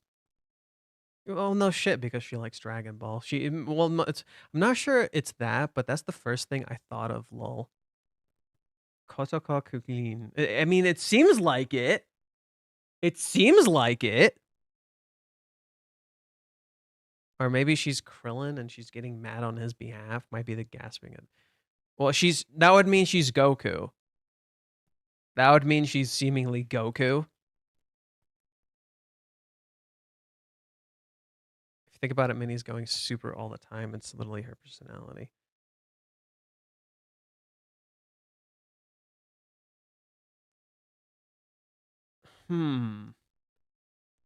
I would need to process this one a little more, but I think it has to do with not valuing someone.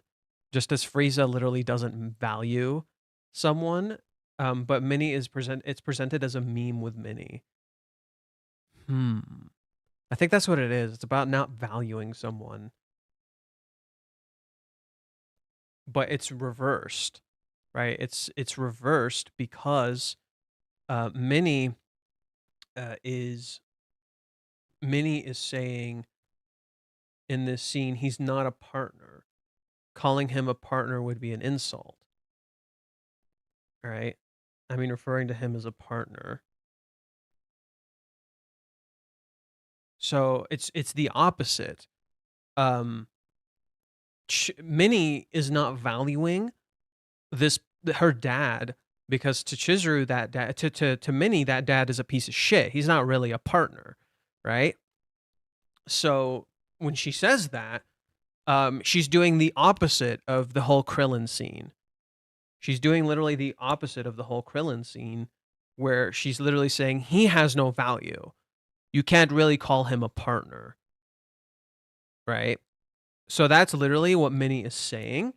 That person has no value. You can't call him a partner. In contrast to Goku saying, "You mean Krillin, right? You mean Krillin, you piece of shit." Is that who you're talking about?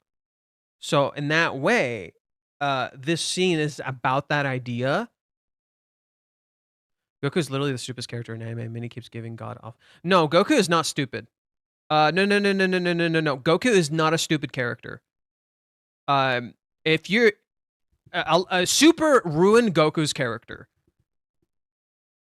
Super ruin Goku's character. Goku is not stupid. Goku is actually quite smart, but he is irresponsible. Yes, Goku is quite irresponsible. I will give you credit where credit is due. Goku isn't super responsible. He tries to be. He tries to be. But he doesn't like, I think the best way I can put it is Goku's journey with Gohan is a great example. He doesn't understand his kid. And he doesn't realize until like literally he has to fucking sacrifice himself. Goku is not worldly, but he is very smart. Yeah, Goku is quite smart. Original Goku from Dragon Ball and Dragon Ball Z is actually really fucking smart. And you see this in Dragon Ball Daima. Dragon Ball Daima really is written by Akira Toriyama. It is his final project. And Goku is smart. Goku is not fucking stupid. So this being a reference to the Frieza saga, where Goku gets upset that Frieza is belittling Krillin, matches this idea of like Chizuru not appreciating her mother, whereas Minnie does not appreciate Chizuru's father. And I think that's the idea. It's literally here's the best way I can put it. It's Kodoko no Krillin is a joke on Minnie's shirt, but it represents her care for people, and her value of people. So to Minnie, when Chizuru describes her dad, and Minnie says that's not a partner, it stems from Minnie's own beliefs that a good person should be valued, and he's not a person you should value. Much to how much to how Goku values Krillin's life, and how Frieza just took it and just calls him an Earthling. So this stems from Minnie's own belief system that that people have to be like that he should not be valued. But Chizuru should like value her mom or something, you know?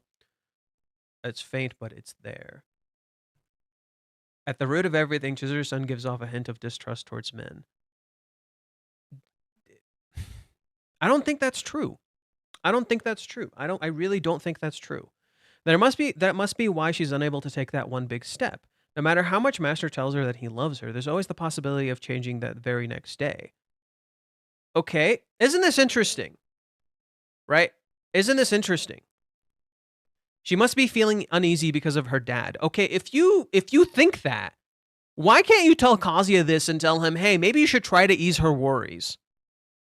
If you think this, if Minnie is right, why does she never tell Kazuya to go ease her worries? If this is true, why does she not go and tell Kazuya to go ease her worries? If this is true, right? If there's truth to this, right? I don't think it's completely true, but there is a slight truth to this, that Chizuru is worried Kazuya's feelings are just gonna fucking change. And this ties back to Kazuya thinking her feelings are gonna change. So if that's Chizuru's concern, which I don't necessarily think it is, right? And Minnie is reinforcing that concern to her, how does Minnie not see what she's doing wrong? Do you see the issue? No, she still kissed him. No matter what, she's made up her mind. Mizuhara has it. Oh, okay. I know what this is about. This is gonna come full circle to the whole Umi thing, because Minnie has having doubts about Chizuru, and this is gonna come full circle about the Umi thing, and then she's gonna get fucking mad at Chizuru. Mizuhara has, in a way, made her decision. I have to put it the same amount of effort too. Oh, great. Gotta reload the fucking page.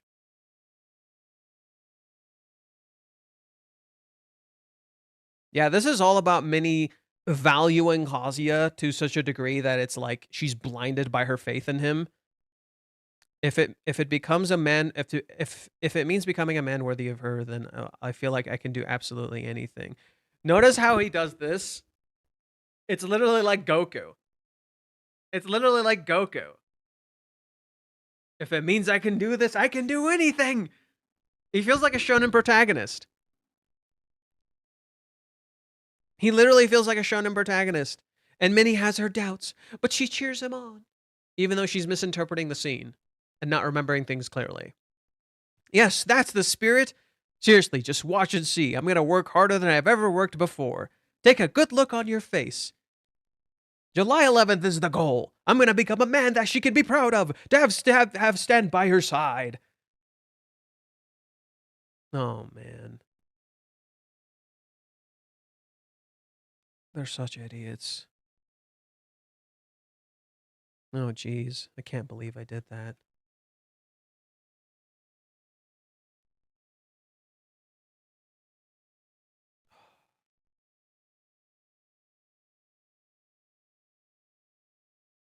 It's eating away at her, man. Oh! Oh! This image in the background here. This is actually Reiji with his crew. That's funny. This is actually Reiji with his crew. That's so funny. Reiji went playing futsal with his fans, and that's the image in the background. That's funny. It would be so cool if Umi actually ends up being supportive. It would be so cool if actually Umi ends up being supportive with her. I would love that. I love that. I would love that so much if Umi ends up actually being supportive and being a goat. That'd be so cool. People are underestimating that Chizuru is fully committed to her relationship with Kazuya. Yeah, they're like completely forgetting about that. Rishi's out there with the anime references left and right. Mans must be brain rot. I feel like I can do absolutely anything. How about talking to Chizuru? Right? Kazuya's summer internship, hyperbolic time chamber training arc. Stop. Stop. I do think Minnie pauses Kazuya doing the simple thing because he may naturally over worry, but he's most likely sends a text.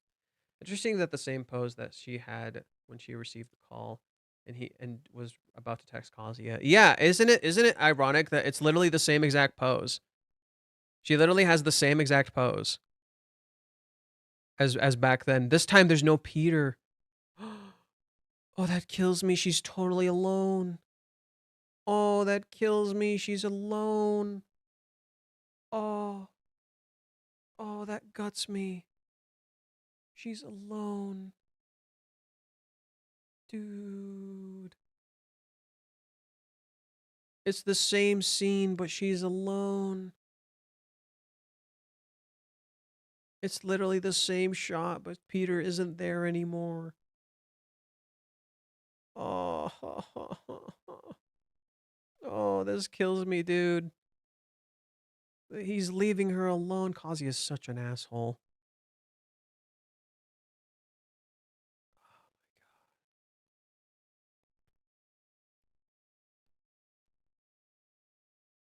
Peter done with this shit and left too. Oh, don't say that. Don't say that. Oh, this hurts, man. This hurts. Poor Chizuru, dude. Poor Chizuru. This hurts, man. This is literally just chapter 389 all over again. This is literally just chapter 389 all over again. This entire arc is pain. We're literally in the 90s. This entire arc is just pain, pain, pain, pain. Oh, man. It's just pain, pain, pain, and more pain. If Peter was there, she wouldn't have messaged Umi. No, I think that was just inevitable. Kazuya's own actions caused this. She was gonna just text Umi eventually.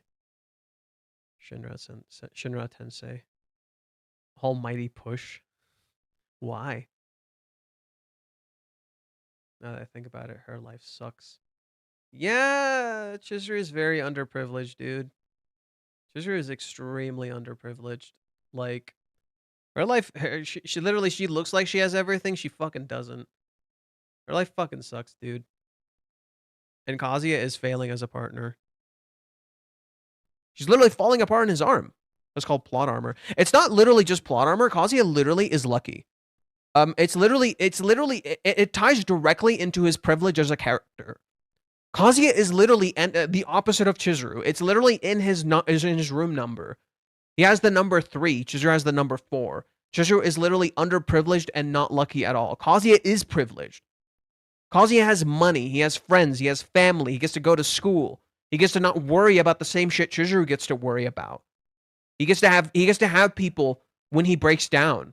He just doesn't rely on them. Chizuru doesn't get that kind of privilege. She doesn't get a trip to Hawaiians for fucking free.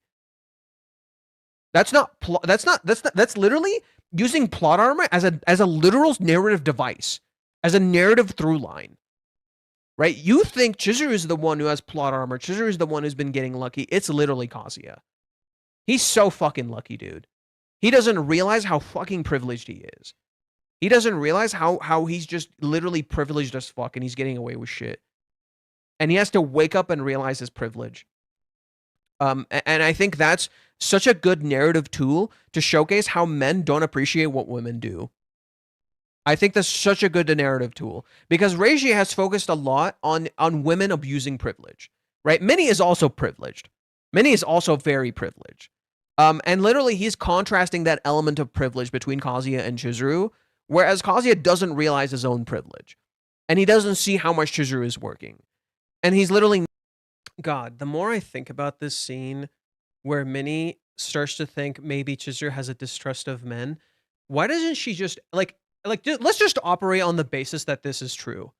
Let's just operate on the basis we know it's not. We know this is not true. Let's operate under the basis that what Minnie is saying here is true. If it is, why doesn't she ever consider telling Kazuya, hey, just ease her tension about this? She's maybe worried that men aren't trustworthy and their feelings might just change, right? She's maybe worried about this. Why don't you show her your feelings haven't changed? Why don't you just talk to her a little bit? Ease her worries. Tell her you'll always believe in her. Just talk to her. Just tell her you'll always be here. Why doesn't Minnie do that? If she thinks that might be the issue. Kazuya reinforcing to Minnie, hey, I'm here. Huh. If she thinks Kazuya is gonna fucking bail, why doesn't Minnie reinforce that to her and tell Kazuya to do that? Makes me wonder if she actually wants to see them together. I think a part of Minnie maybe doesn't. Right? She's sad about this. Right? She thinks Kazuya is working hard and Chizuru doesn't deserve him. That's the truth of this. That's what this look is about. She sees Kazuya working hard and she thinks Chizuru doesn't deserve him. That's Minnie's perspective. She's fucking lying to herself. That's why Minnie grits her teeth here. That's why she grits her lips. That's the truth. Minnie thinks Chizuru doesn't deserve him. Yeah. That's what it is. And she literally said it in the trip when they go to the practice state. Remember what her answer was when asked, would you side with your lover or with your friend? She sided with her lover because she loves Kazuya. She doesn't love Chizuru. Chizuru is just a friend. So she would always side with him. Who does she always side with? She sides with Kazuya. That's the truth of the matter. That's what bothers Minnie. She's fucking lying to herself. And in so doing, she's hurting him more. Her selfishness is hurting Kazuya. And in turn, it's making him selfish in his own stupid, selfless way that's hurting Chizuru. Minnie's a terrible friend. You either die a hero or live long enough to become the one you wanted to destroy. Yeah. She was probably thinking I would never do that to him. She doesn't see the truth of the situation that Chizuru is actually blaming her mom. And she thinks she's the one who did this. She never even considers Chizuru. Minnie's selfish, dude. Minnie doesn't want to see them together. This is just an over-analysis. No, this is just the truth. It reminds me of that I love you line from Kazuya on the practice date. Yeah. Yeah. That's just the truth. Minnie's fucking lying to herself. She literally believes her own lies. Even people with the greatest of intentions start believing their own lies. Not being there for the woman of his life, right? He seemingly loves her and he's not fucking there for her. And it's literally how a lot of men don't recognize their privilege for women. They don't recognize how women are doing, like, working their fucking asses off every day for them. But because he doesn't appreciate himself, he can't fucking see this for shit. That, to me, really highlights Kazuya's privilege as a man and how he doesn't recognize that privilege that he's gotten because she has worked her fucking ass off so he's happy. The same can be said to Minnie. Minnie just leaves Chizuru's house. But she's definitely not a true friend that Chizuru can trust. Yeah. Minnie is not a good friend that Chizuru can trust. That's just a fact. She's shown herself to be unreliable. Maybe Minnie might take Kazuya. Oh, she even if she tried, she will fail. The real Johan is on the left, right? I'm the one has a good lighting. I'm the one who has good lighting. They'll never happen, but she'll definitely end up being rejected along with Rukat Mami and Sumi. Well, if you contextualize it as Minnie is molding Kazuya into her ideal version, Jesus. God, if you think about it like that, isn't that so twisted? Isn't that so fucking twisted when you think of it like that? That Minnie is molding him into what she wants him to be. Isn't that so fucked up? That she would change him like this. That she would make Kazuya into this other version that suits her more. That's so twisted. And she doesn't realize she's doing this. I think Minnie has literally made Kazuya regress.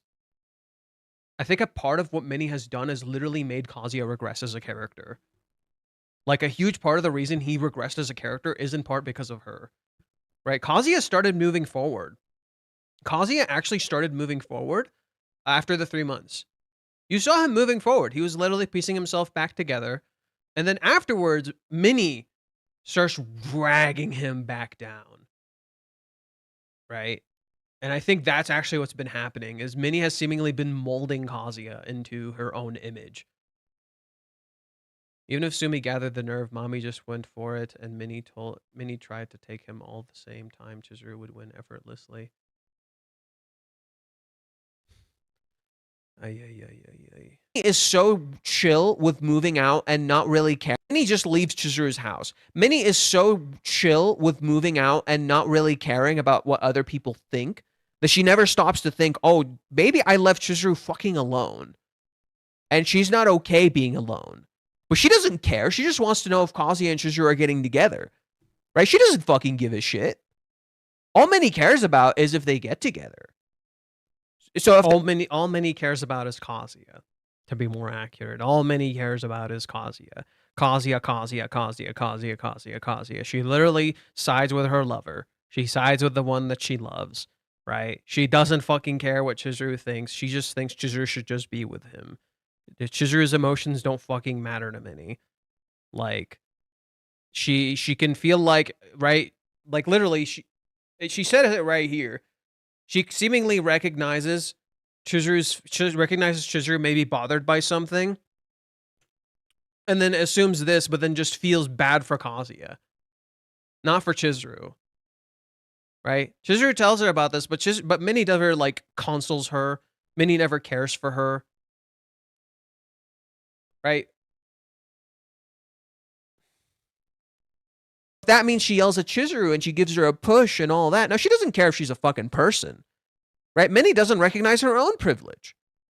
That she has family, she has friends, she gets to go around and dick around and be with other people and not fucking care. She has that privilege. Chizuru doesn't have that privilege. Literally, Kazuya and Minnie are literally using their privilege and they don't realize they're doing this. And literally, this entire theme of this manga is literally be there for women. And be there for men. Right? And literally, Kazuya is failing to be there for the woman of his life. For the love of his life. He's literally fucking failing her. It reminds me of like, who's seen Arrow? Who's seen Arrow? You have failed this city. Right? You have failed Chizuru. Literally what's going on. And you don't realize this is happening. And the moment this kicks in, dude, one hell of a rude awakening. One hell of a rude awakening. When they both realize how they fucking failed her, dude, you are terrible friends. Right? I've been saying Minnie is a terrible friend. Kazuya is just as terrible a friend. And he's gonna realize how he's taken everything for fucking granted. Like, all because to me, Minnie shipping them is just a game. Yeah. She literally talks about it like it's points. She talks about it like you earn friendship points, or you do this and you do that. Because of his pain. Does Kazuya need to get punished? No, he's not going to get punished. Oh, no.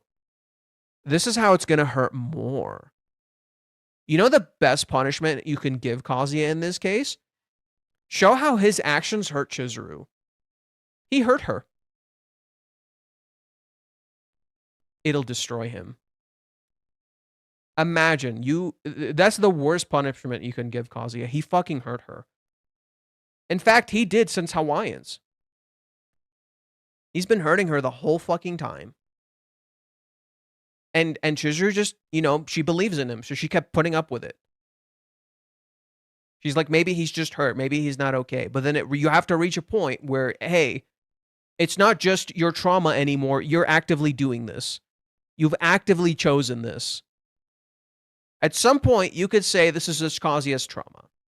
At some point, you could just say, okay, it's just Kazuya's trauma. He's just kind of going through it. For a good chunk of him living with Chizuru, okay, sure. Maybe it's Kazuya's trauma. When you get a certain point, it's not your trauma anymore, and look at what you're doing. You're hurting the people that you love. And that's the point where that's the point that we're reaching. Kazuya is actively hurting Chizuru now. And so is Minnie. And they've reached a point where it's like, okay, you guys are just being fucking terrible at this point. You're actually just hurting this person you claim to love, all because of your own selfish vanity. Right? This is just vanity. This whole thing with Minnie, this is just fucking vanity. Right? She gets her own story that she creates based on her own bias. This is just fucking vanity. Just Minnie's inflated sense of ego. And she doesn't even realize this. Right? No, I'd say Minnie- I'd say a little more than just a vanity. I think it's Minnie's deep love for Kazuya being twisted up. I think more accurately, this is Minnie's deep love for Kazuya being twisted up. This is kind of what that is. It's Minnie's love for Minnie is so desperate for Kazuya's happiness that she'll like toss Chizuru's happiness to the wayside. And she doesn't realize she's doing this. And Minnie does care about Chizuru. She does. We'll probably get a Minnie backstory eventually. But Minnie is literally so fixated on literally Kazuya's happiness, she seemingly ignored Chizuru's completely. She is the only one we haven't really gotten. We don't know Sumi's backstory. I don't think Sumi really has a backstory, but we don't really know Sumi's backstory. She has her own manga and shit, but she doesn't really have a backstory. I think that's why Sumi and Minnie are a pair. That's why I think they're an interesting pair. They're very similar. Minnie excuses her inability to do things on the fact that she believes she can't do things alone. Sumi excuses the fact that she can't do things on her personality. So they literally both do the same thing. Like they're literally mirrors of each other in that sense. Right? Sumi uses her personality as an excuse. Minnie uses like her I guess Minnie technically also uses her personality as an excuse. Doesn't need to leave them alone. Minnie needs to wake up and realize how she's treated Chizuru like shit, and she needs to be her fucking friend. Minnie needs to be... Having just said that,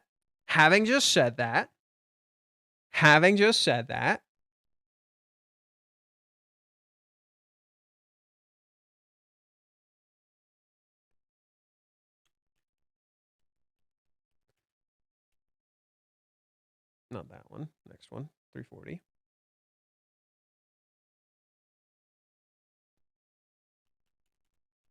What does Minnie do here? Do you value your lover more than your friends? Kazuya says, sorry, Kibe. Minnie blocks his eyes. What the hell? Would you mind looking away for a sec? Wait, why does that matter? Just look away. Why?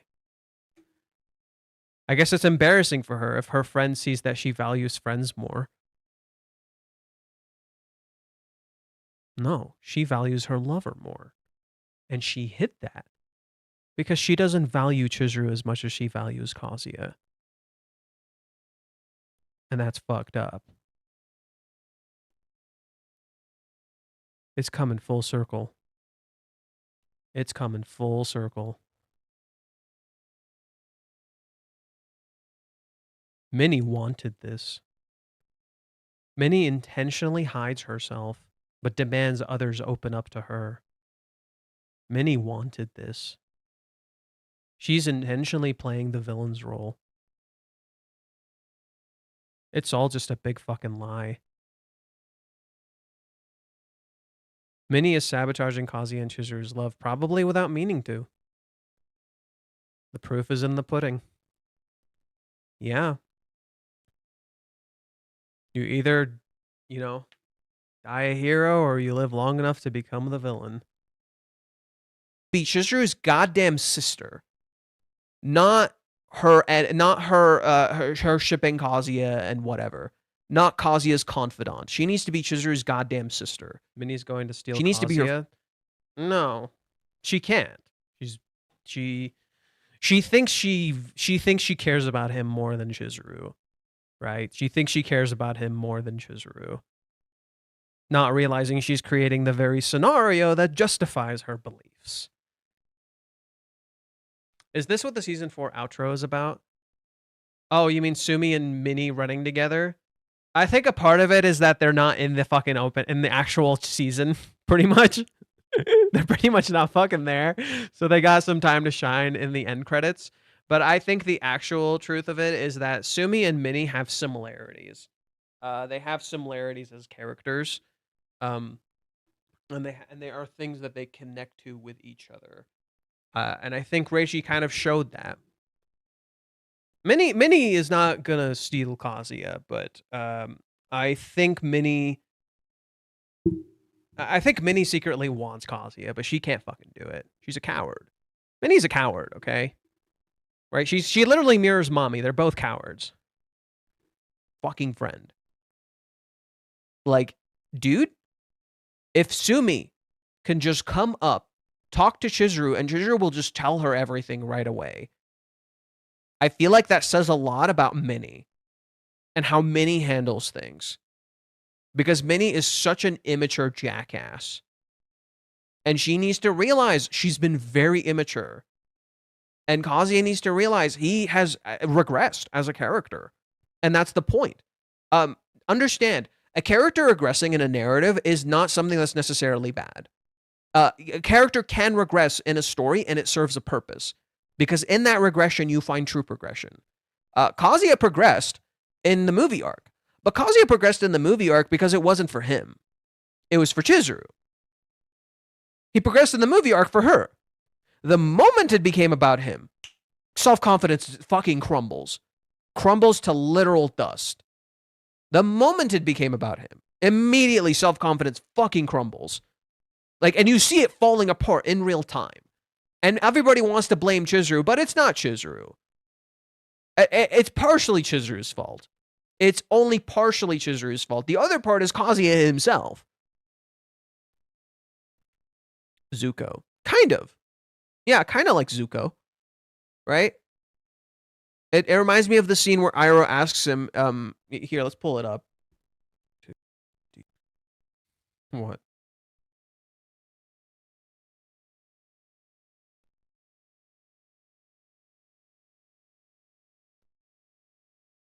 Did I not have audio on?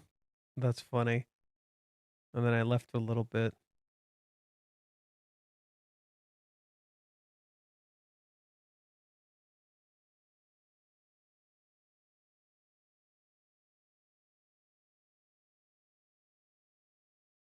Let's continue. There was no audio? Bro. Kazuya doesn't realize how fucking lucky he is. It's time for you to look inward and begin asking yourselves the big questions. I have to pause. YouTube. What? Who are you and what do you want? Who? Right. This scene is literally Chizuru. I think Sumi had a higher chance than Ruka early on, but still, no one's going to steal either Kazuya or Chizuru. I think Minnie saw Kazuya a long time and started plotting to get him, but she had to deal with Chizuru, and she's been doing stuff to... No. I don't think Minnie intentionally came after Kazuya. I don't think so. I think Minnie caught feelings for him, and she kind of just got stuck in that. And she did it for so long, she lost the purpose of why she was doing it in the first place, which was to make Kazuya happy. Minnie did this for so long, she lost the whole reason why she was doing this, which was to make Kazuya happy. She became her own villain. Even on her own birthday, Chizuru asked Kazuya either to play about the play or about the pajamas, but he still holds back, and people here criticize Chizuru. Yeah, he held back in the play, and he held back in terms of the pajamas too. She still noticed what he meant, but he held back. Yes, I think Sumi. Okay, Kazuya has no confidence in his own actions, which goes against believing in Chizuru. Yeah, Sumi also doesn't exasperate like Minnie and has more likable personality, in my opinion. Sumi and Minnie are the reverse of each other. Whereas Minnie is loud as fuck and never shuts the fuck up, Sumi is always quiet, and her words are effective when they are spoken. Her words are always effective when they are spoken.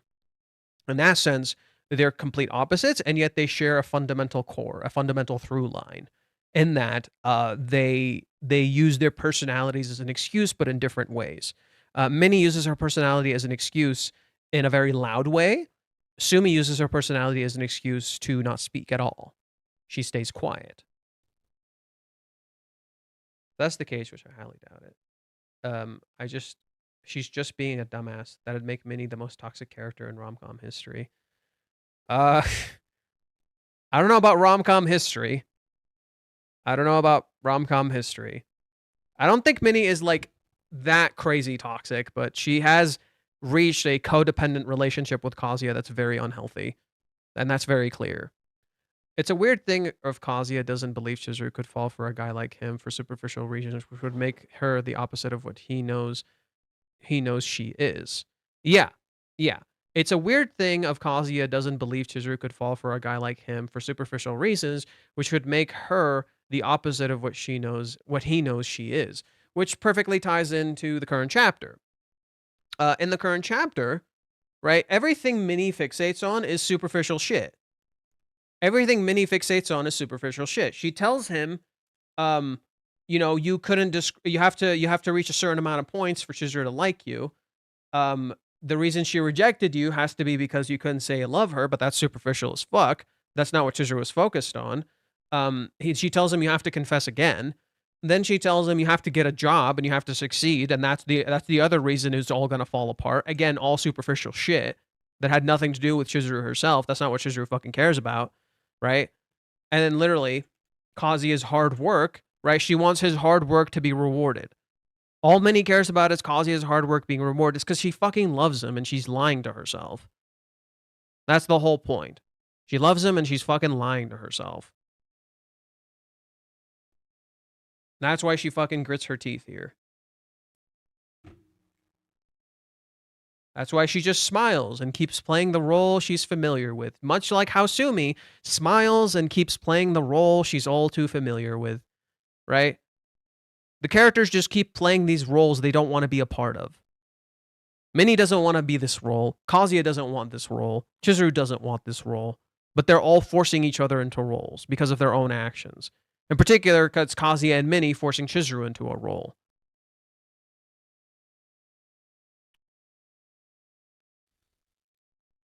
I guess it's no wonder people are still labeling it as a harem.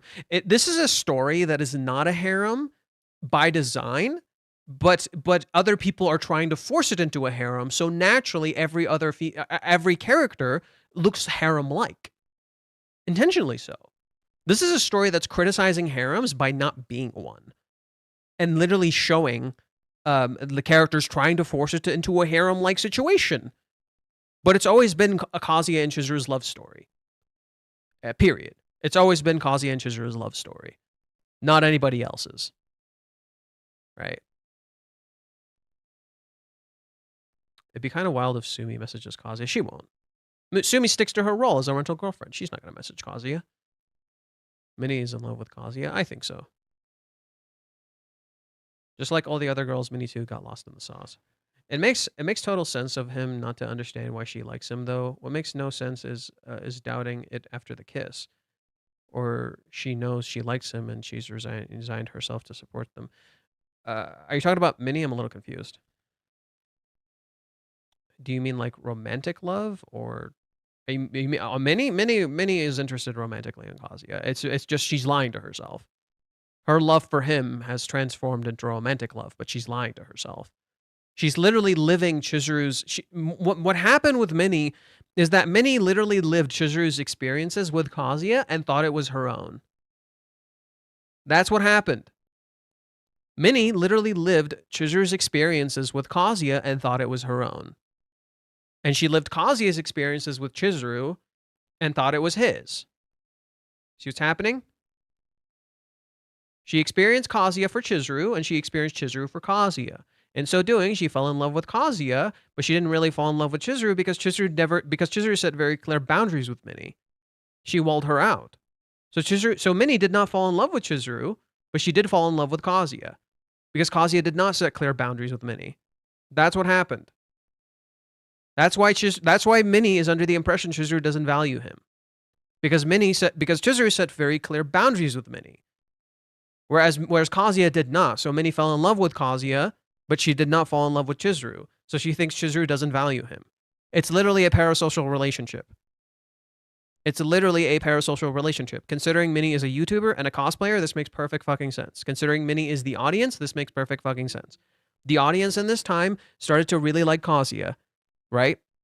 And they started to kind of like Chizuru, but they think she's a fucking problem child, right? Because she doesn't open up and she doesn't say things and literally the same thing as Minnie. And Minnie is frustrated that Kazuya's efforts are not being rewarded because she's seeing how hard he works, but she doesn't see how hard Chizuru is working.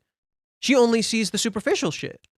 So naturally, her only perception is that, oh, Chizuru doesn't care as much as I do, right? I want his efforts to be rewarded. You see the problem? At this point, I'm honestly so confused as to where the story goes. Not necessarily it's bad or anything like that, but just confusing. I have no idea how Reiji wants to unfold either of these complexities. I think the idea is to hit a breaking point. I think a lot of readers are getting very frustrated, and that's intentional. We're reaching a breaking point. And once the dam completely breaks, that's it. July 11th isn't real. July 11th is not real. I think that's going to go away very quickly. So yeah. This is all going to explode very soon.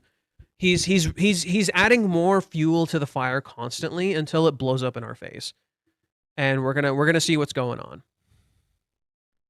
That's what I'm saying. I think she's aware of it. She's living vicariously through them. Yes, Minnie is living vicariously through them, not to do her own thing. Like drunk Kazuya text.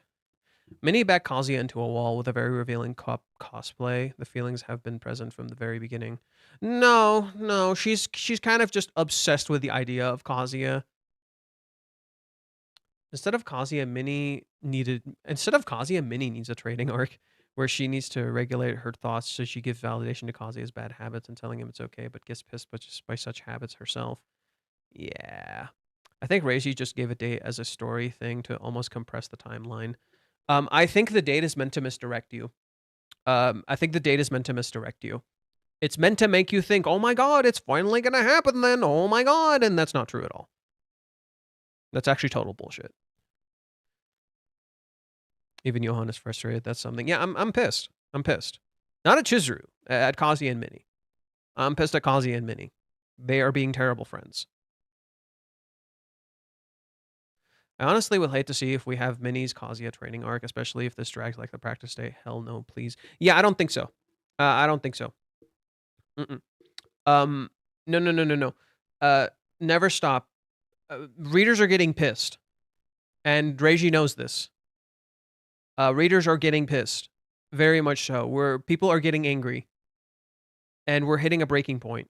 We're not getting some stupid training arc where we go the wrong direction for the billionth fucking time. No. We already, like, when you're aware you're going in the wrong direction, you don't want to keep going in the wrong direction. And that's only going to cause more problems. So no, we're hitting a breaking point. We're not going to get some stupid training arc for Minnie and Kazuya. Hell no. If she's aware of her crush, then she's being dumb, helping them get together. But also smart. Like, unlike Ruka, she knows she doesn't have a shot with him. I don't think she's completely aware. I think Minnie wants Kazuya's efforts to be rewarded. That's how she looks at it. In reality, what's actually going on is Minnie's lying to herself and she loves Kazuya.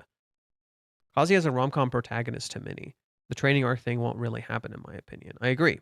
Yeah, Kazuya is just a rom-com protagonist to Minnie. He's a harem protagonist. So we'll get the conclusion of this arc this time next year or in a month or two in real world time, lol. Yeah, I think it should be soon. I already stopped reading the manga since chapter 387. Now pulled me back after reading Umi's back. I think my guess about the kissing dolls might happen. Oh, for the love of... This is when you come back for this shit? People are so stupid. Yesterday, I saw a comment on Spoilers thread about possibility of axing the manga because of the recent bad chapters people are dooming. Oh, no. It's fine. Do you know why they brought that up? Do you want to know why they brought that up? Oh, the manga's gonna get axed. Ooh. But the reason is because Reiji was streaming about like 2 months back. Not streaming. He was talking on Twitter Space for his subscriptions thing, and of course, people got a hold of that and started spreading misinformation about it.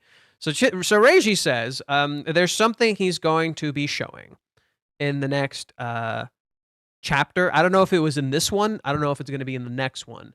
I don't know when this reveal was supposed to happen. Probably next chapter. In my opinion, if I have to take a guess, I guess next chapter there's going to be some sort of reveal.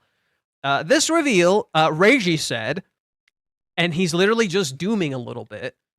He's literally like, it's not a big deal. It's literally not a big deal, and you would figure it out if you paid attention to the story. It's literally all there.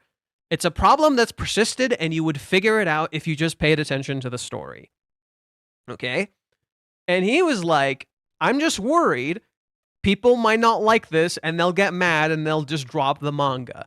He said, I talked to my editors, and they said it's not a big fucking deal, and it'll probably be fine. You're just overreacting. But he's like, you know, as a writer, as the one creating it, I'm worried. No, he literally said it's not a big deal, and yet it's something super different from what Rent-A-Girlfriend has been up until this point. That's it. It's something that's never happened before. According to him, it's something that's never happened before in Rent-A-Girlfriend history, and yet it's not a big deal at all. That's it. And I'm just like, what? What? What? And then he said that when readers see this, they'll probably, you know, be upset at first. They'll probably get mad, and then get upset. And then when they sit down and think about it for a second, it'll make a lot of sense. And I think that's what's going to happen. I think next chapter is going to have something that's going to make people fucking mad. It's going to be unprecedented. People are going to be like, what the fuck? And then afterwards, they're going to sit down and be like, wait, it actually makes sense. What the fuck? And that's what's going on. And the only reason I'm talking about this is because Twitter is spreading misinformation. Not Twitter, Reddit is constantly spreading misinformation about this. And I'm like, it's already out in the open. I'd rather just control the fucking fire instead of let it keep spreading. Right? And Reishi has stopped talking about it. He's just kind of went silent. He's like, I'm not going to fucking discuss this anymore. Right? I'm just going fucking silent. I'm not fucking talking about this anymore. I think it's going to be chapter 393. I think so. There's clear signs that it is. There was other evidence that showed that it might be chapter 393. Considering chapter 383 was the big chapter between Chizuru and Kazuya, chapter 393 feels like the one where it's like we got something kind of divisive, you know? And again, it's supposedly not a big deal, but it's something that's never happened before, and it can overturn the entire story. What that means? Also, just to show you how like not as big of a deal as it is, Reiji was willing to do a quiz where if people got it correctly, he would tell them.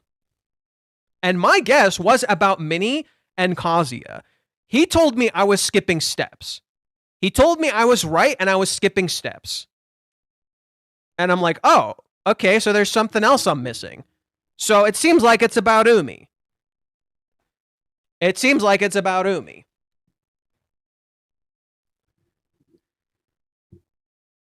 So something's going to happen with Umi next chapter. It's going to be divisive. It's going to be divisive. Right? And people are going to freak out, and then you're going to be like, wait, it's not, what the fuck? And I genuinely think it's going to be that thing where it's going to lean into the idea that, oh no, Umi is bad. Umi is bad. And then you like interact for a second, and it's like, oh, that's not what it was at all. What the hell? That's going to be where it is. I'm like, oh, and that actually makes sense. What the fuck?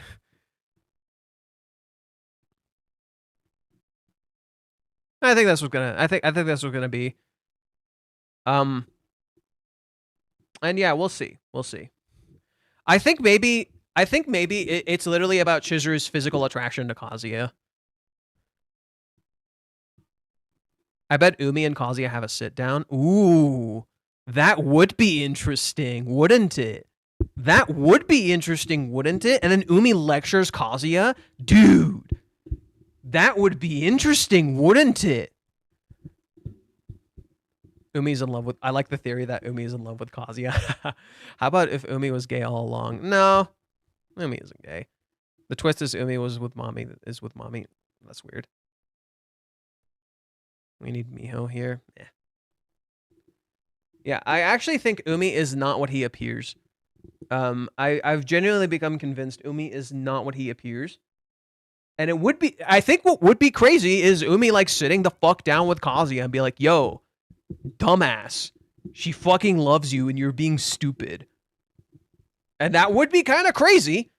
Chizuru talking to Umi would be very unprecedented. There's clearly set up for Chizuru talking to Umi that would be very unprecedented, which would overturn the story.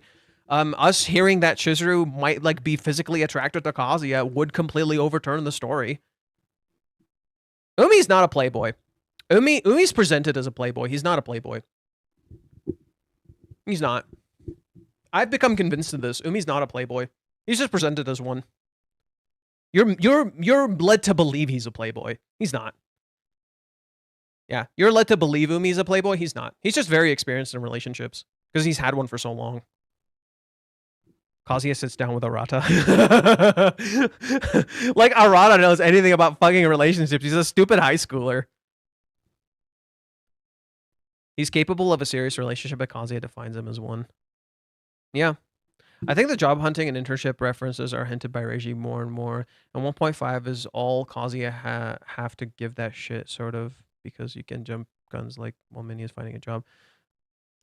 Again, I don't know what you're saying. Not a big deal. Umi reveals he's now dating the Gomi. Yeah, I think there's going to be a reveal about Umi that's just been clearly in plain sight, but it's completely over, like, it's flips the entire story on its head. Umi is Shion version of Shunji family in Rag. I mean, Shion and Umi look very similar, like identical. Kibe needs to go beach arc on Kazuya's ass. I don't think that would really solve the trick. I genuinely think it's like Umi is not going to be what we think he is. And then Umi might actually talk to Kazuya and like set him straight. I think that would be really interesting if Umi is the one who talks to Kazuya and sets him straight. It'd be like, dude, you fucking idiot. Umi's a girl. He didn't say it was a plot twist. So when people were saying, oh, it's a plot twist, Reiji said it's not a plot twist. Reiji literally said it's not some big plot twist. It's something that was always there. It's not some crazy big plot twist.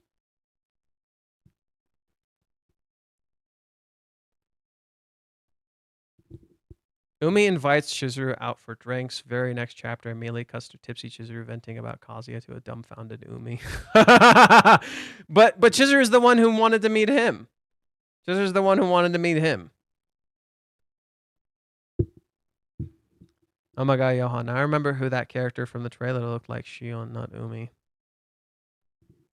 Shion wears a beanie like that. Okay, you're misspelling Shion. The call that Umi made on the Christmas date could be related to this new role that Chizuru got, but a lot of time passed since then. No, it's not that. No, it's not that. No. This isn't about business. This is personal. This is not about business. This is personal. It would be so cool if Umi was a bro. It would be so cool if Umi was a bro. My wildest prediction is that mommy will become a rental at the end of the manga. That's... No. It'd be funny, but no. Okay.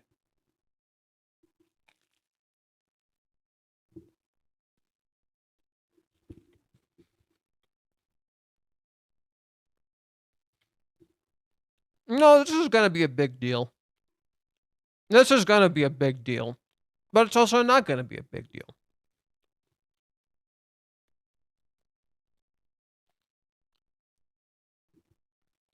This is gonna be a big deal that's not a big deal.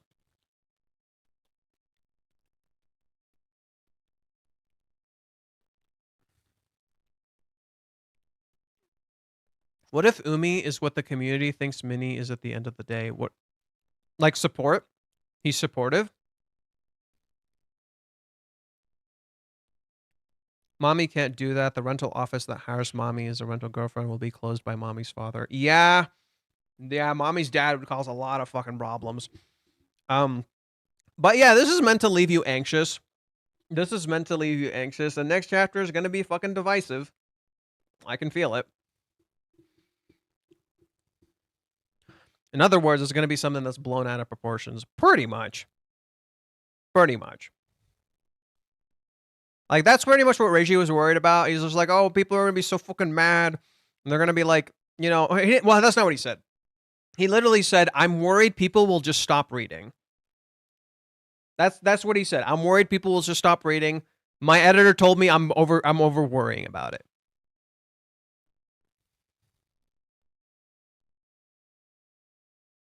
Right. But it was so minor, he was willing to tell the readers what it was.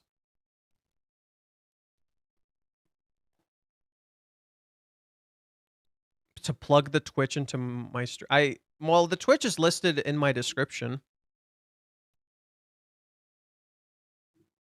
Twitch is listed in my description. Let me check Twitch, see if it's good. Yeah, there's like 4 people watching on the Twitch. And like 47 watching here.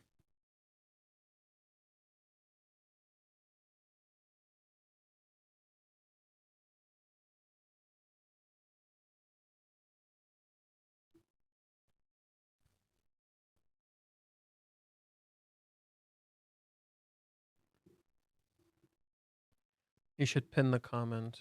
Okay. Control C.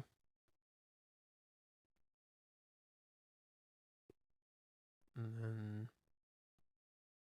pin message. Sure, I pinned it.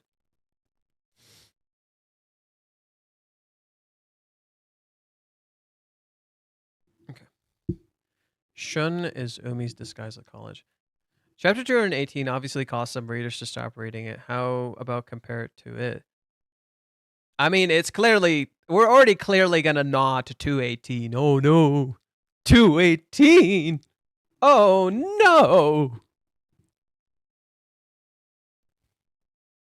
Right? We're clearly gonna nod to chapter 218 next chapter. That's so gonna happen. There's no way in hell Reiji is not gonna intentionally nod to chapter 218 next chapter. No way in hell. He's going to. I don't know if it will be visually like it. I don't think it'll be anything like it visually, right? I don't think so. But next chapter will be divisive. Do you think on the talk with Umi, will Chizuru still have faith in Kazuya?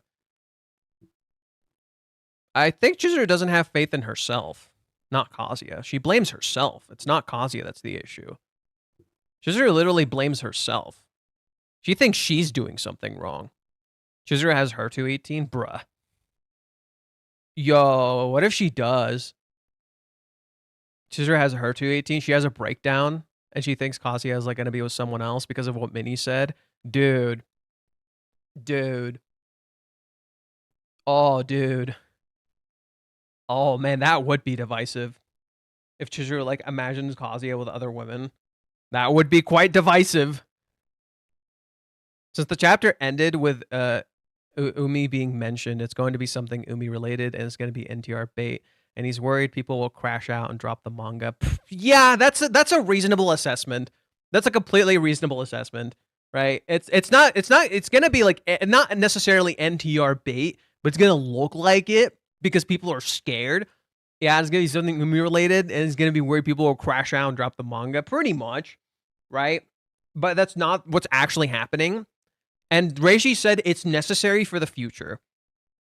He says what he's depicting is necessary for the future. Okay? He literally said next chapter, or not, whatever this reveal is, I'm assuming it's next chapter. I don't know if it's next chapter. I'm assuming based on that like this is a necessary reveal. This is a necessary thing that needs to happen. No, she only needs a moment of his time. Not a test date. She only needs a moment of his time. That doesn't make sense. No. She's going to talk to him. Whatever it is, she's going to talk to him. I know most of us want an untarnished love story, but imagine Chizuru have in fact some sort of have in fact some sort of relationship before Kazuya. I think that's not true. I think Chizuru has had relationships outside of Kazuya, but she's never had a relationship. That's why she's so worried. That's why she's so scared, dude. That's why she's fucking terrified. That's why she's so confused and scared. She thinks she's making the same mistake as her mother. Chizuru blames her mom. She doesn't blame her dad. Chizuru literally blames her mom. She doesn't blame her dad. Which is kind of sad, really. Right? Which is really kind of sad. She blames her mom for her dad leaving. Just as she blames herself for Kazuya. She thinks she's being unfair to Kazuya. And Umi probably unintentionally reinforced that stuff to her.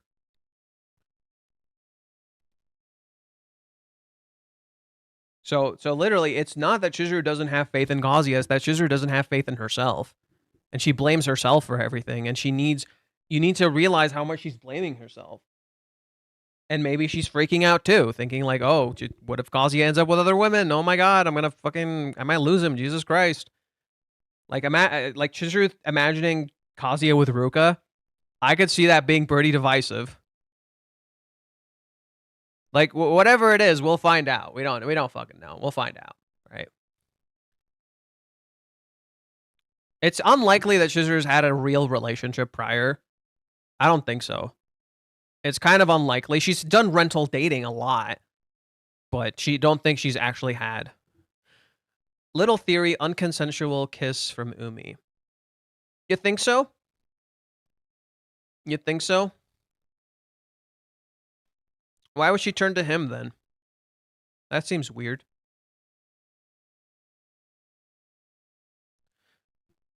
No. Next time reads license. Or permission. And you're just dooming, dude. You're just dooming. Think of it like this. What if it's Chizuru thinking, what if I kissed him without permission? We don't know. Stop assuming. Lawless Bacon, all of your theories have been shit lately. Like, just... No, it's literally license or permission, aka consent. Could it be that Umi got a license and takes her to a drive? That's possible. That would make sense too, thematically speaking, because before he came in a taxi. So this time he takes her out for a drive. That's a reasonable assessment. It may be a travel thing. Yeah, I could see Umi taking her out for a drive in the car, and then maybe like the neighbor lady sees her some shit. Right? I could see that being really fucking divisive. Umi taking Chizuru out on a drive in a car at night. That's divisive. See what I mean? What if Chizuru thought that when Minnie said it's really okay for Kazi to be with another girl, she was actually threatening her? Or make Kazuya see them? Well, how would Kazuya see? I guess Chizuru could drive by and Kazuya could see and freak out. Sorry, I've been tuning into your stream on and off, but it's been confirmed the next chapter will be divisive. I think it will be. Chizuru kisses Umi here and Kazuya to talk about cheating on the date. But why? Why would Chizuru kiss Umi?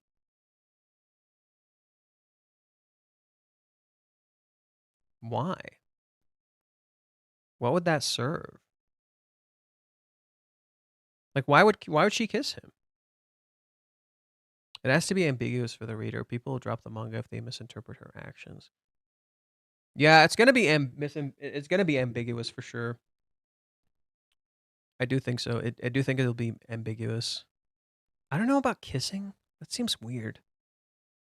Why? What if Minnie and or Kazuya see Umi with Chizuru? It's possible.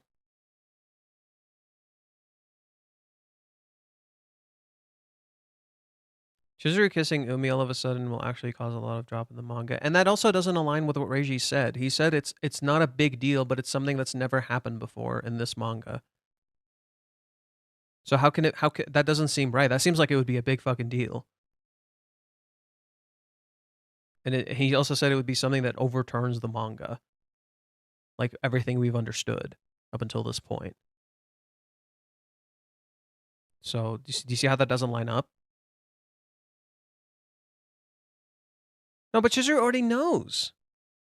No, Chizuru already knows there's a difference between her kiss with Kazuya. It doesn't make sense. It's not something that needs to happen. It doesn't make sense at all. No, What if I'm correct, though? Who fucking cares? I don't see this, but Umi saying, let's go on a date, but not the way people think, but that panel would go around. Yeah. Yeah. It's gonna be NTR bait. It's gonna be NTR bait. It's totally gonna be NTR bait. For sure. For sure. It's totally gonna be NTR bait. It is. It 2000% is. And considering next episode, dude. Considering next episode is when Kazuya gets rejected at the church. Kazuya is gonna get rejected at the church next episode in the anime. I'm not kidding. And then you're gonna have this Chizuru talking to Umi in a divisive way after the rejection. Jesus Christ. Jesus Christ. Oh my God, the timing. And that scene was also a misunderstanding.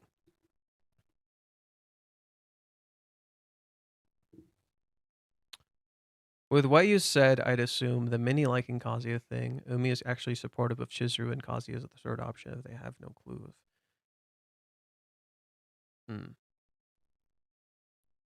NTR on top of NTR. Kazuya gets hit by Umi's car. Jesus! Okay, that's excessive for no apparent reason. Yeah, and we might have a big ending kiss in 227 next episode. What? What are we talking about? No!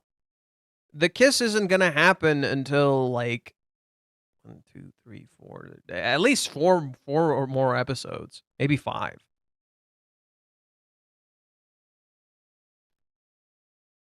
No, something else is gonna happen.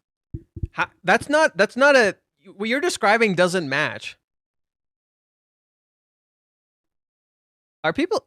I've explained season 4 is 24 episodes. Why do people keep talking about season 5? You could kind of misinterpret Chizuru's text to Umi as her answer to Umi's confession. I don't know. I'm digging on him. I'll admit. You are. Yeah.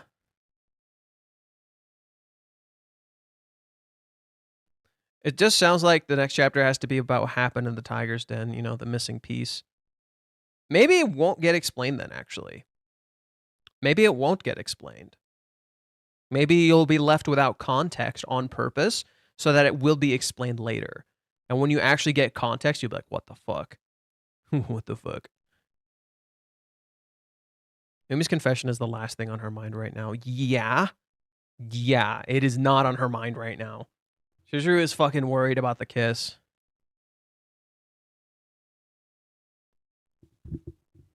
I genuinely think Umi needs to fucking text Kazuya and be like, you're a fucking idiot. Go to her. You're a fucking idiot. Umi's an expert when it comes to relationship, but I think he knows that kissing a girl who doesn't love him would lead to anything good. That's why I believe it will. I don't believe it will ever happen. That's because the industry considers a season consisting of 24 episodes, 2 cores, as 2 individual seasons, hence the season 5. It's not season 5, it's season fucking 4. It's still season fucking 4. It's not season 5. You're welcome to think whatever you want. It's season 4.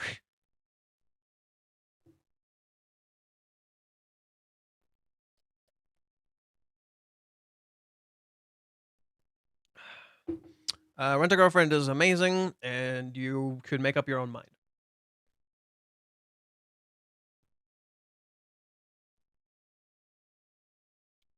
Let's see.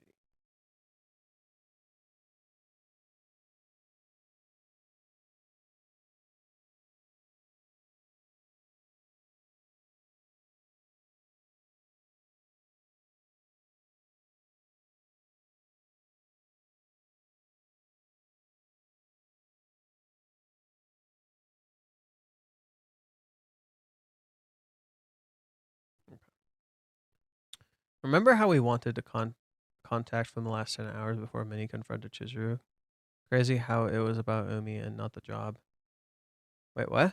Remember how we wanted contact from the last 10 hours before Minnie confronted Chizuru? Crazy how it was about Umi and not the job. What do you mean? What are you talking about? I'm confused. Trying to predict Reiji is not a winning game. She remembers the fight, and it will come back, and it will come because of Kazuya. She'll see that Kazuya has been pissed off with a few chapters, and this will lead to... okay. Context?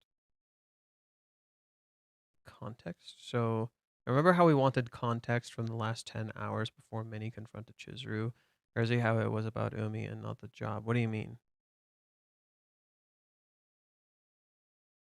I still don't know. What do you mean? What context for what? You want context for what? Oh, you mean context for the call? You mean context for the call? We still don't have context for the call. What are you talking about? We still don't have context for that call, and yet again, we don't have context for Umi's play thing. Or fuck, Umi, the talk with Umi here.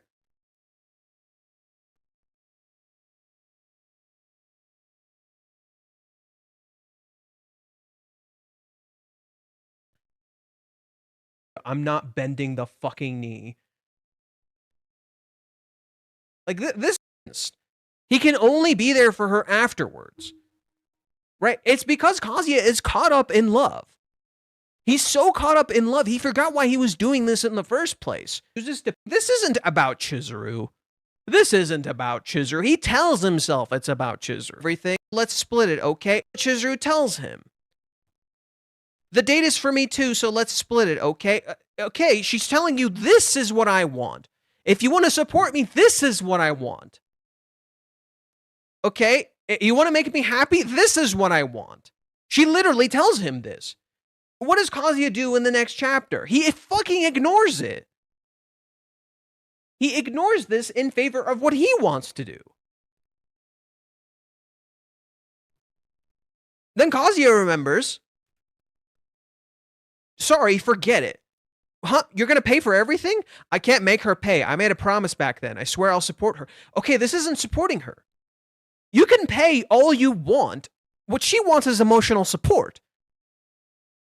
And she wants to support you too. This is one-sided. He's ignoring her feelings in favor of his own. This is selfish. That's the truth of this scene. It's selfish.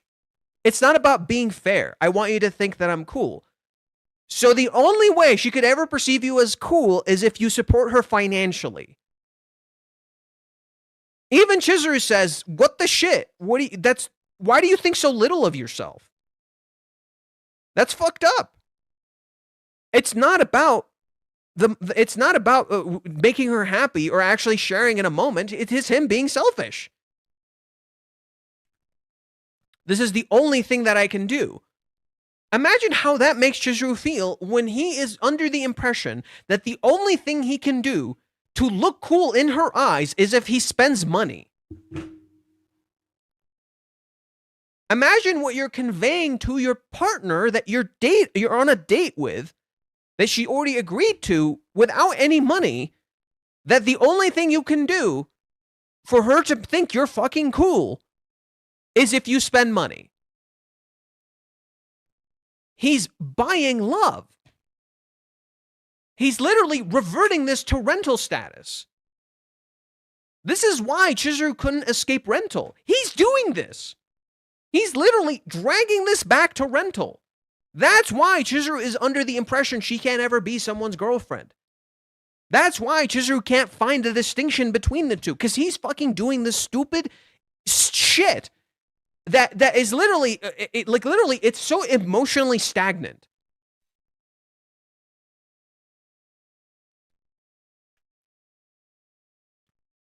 It's not about deserve or not deserve. Kazuya can be there for Chizuru. Right now, he fucking doesn't deserve her. I don't think Kazuya deserves Chizuru right now, but he needs to step the fuck up and be there for her. That's what a partner should do. Kazuya does not deserve Chizuru right now. He fucking doesn't. He has emotionally shut her out. And she keeps believing in him. He doesn't fucking deserve her right now. But he needs to step the fuck up and admit what he did wrong to himself. And be there for her. Stop apologizing and step the fuck up. Be there for her emotionally, not financially. Be there for her when she fucking needs you, dude. He's not ready to date her. He's not. And he doesn't realize how fucking lucky he is. And I get it. People will defend him to death because they love their fucking comfort character and they want to protect Kazuya and care for him. And they think I'm just a stupid Chizuru simp. No, dude. Kazuya does not fucking deserve her right now. She is a goddamn angel. She is literally going through this shit just for him. She's putting up with all of his crap because she genuinely likes him. And she remembers the Kazuya from the fucking movie arc who was there for her. Notice how every time Chizuru remembers Kazuya, she remembers the cheer update. Every single time Chizuru remembers Kazuya, she remembers the cheer update. The one time he was really there for her emotionally. And something he has never done since. Think about that. This is Kazuya's biggest mistake. He is there 1 second and he's gone the next. He's there 1 second and he's gone the next. He's only there for Chizuru when she's emotionally weak. He needs to be there for her all the time. Not just when she's emotionally weak. You need to know. You need to do it preemptively, dude. Like, you can't just do it just because when you see it, right? You have to do it. You have to think ahead. You have to be like, okay, how can I help constantly? How can I constantly be present for her? Right? Kazuya doesn't, like, literally never considers, oh, she's fucking alone. He never thinks to himself, oh, she's fucking alone. And this isn't a writing issue. These current chapters really highlight to me, this is not a writing issue. Reiji's doing this on purpose. He's just like, oh, you know every single thing you've been complaining about for Kazuya this entire time for the Kazuya haters? Yeah, that's on purpose. I know what I'm writing. Oh, no, I'm doing that on purpose, dude. Right? And it became about Kazuya. He can't handle it. He falls the fuck apart. Because his self-esteem is fucking in the gutter. And there has to be a breaking point where you have to stop living with regret, stop focusing on your self-esteem, put that the fuck aside for a second and actually be there for someone. And just like actually be there for her instead of just focusing on yourself so much. Like you could seriously say Kazuya is being very self-centered. And literally look at Chizuru here. When she says this, by the way, in Japanese, it's super formal. She's talking here like he's a superior. That's how he made her feel. And she's literally in shadow. Notice how she's in shadow. She literally feels alone. He made her feel alone.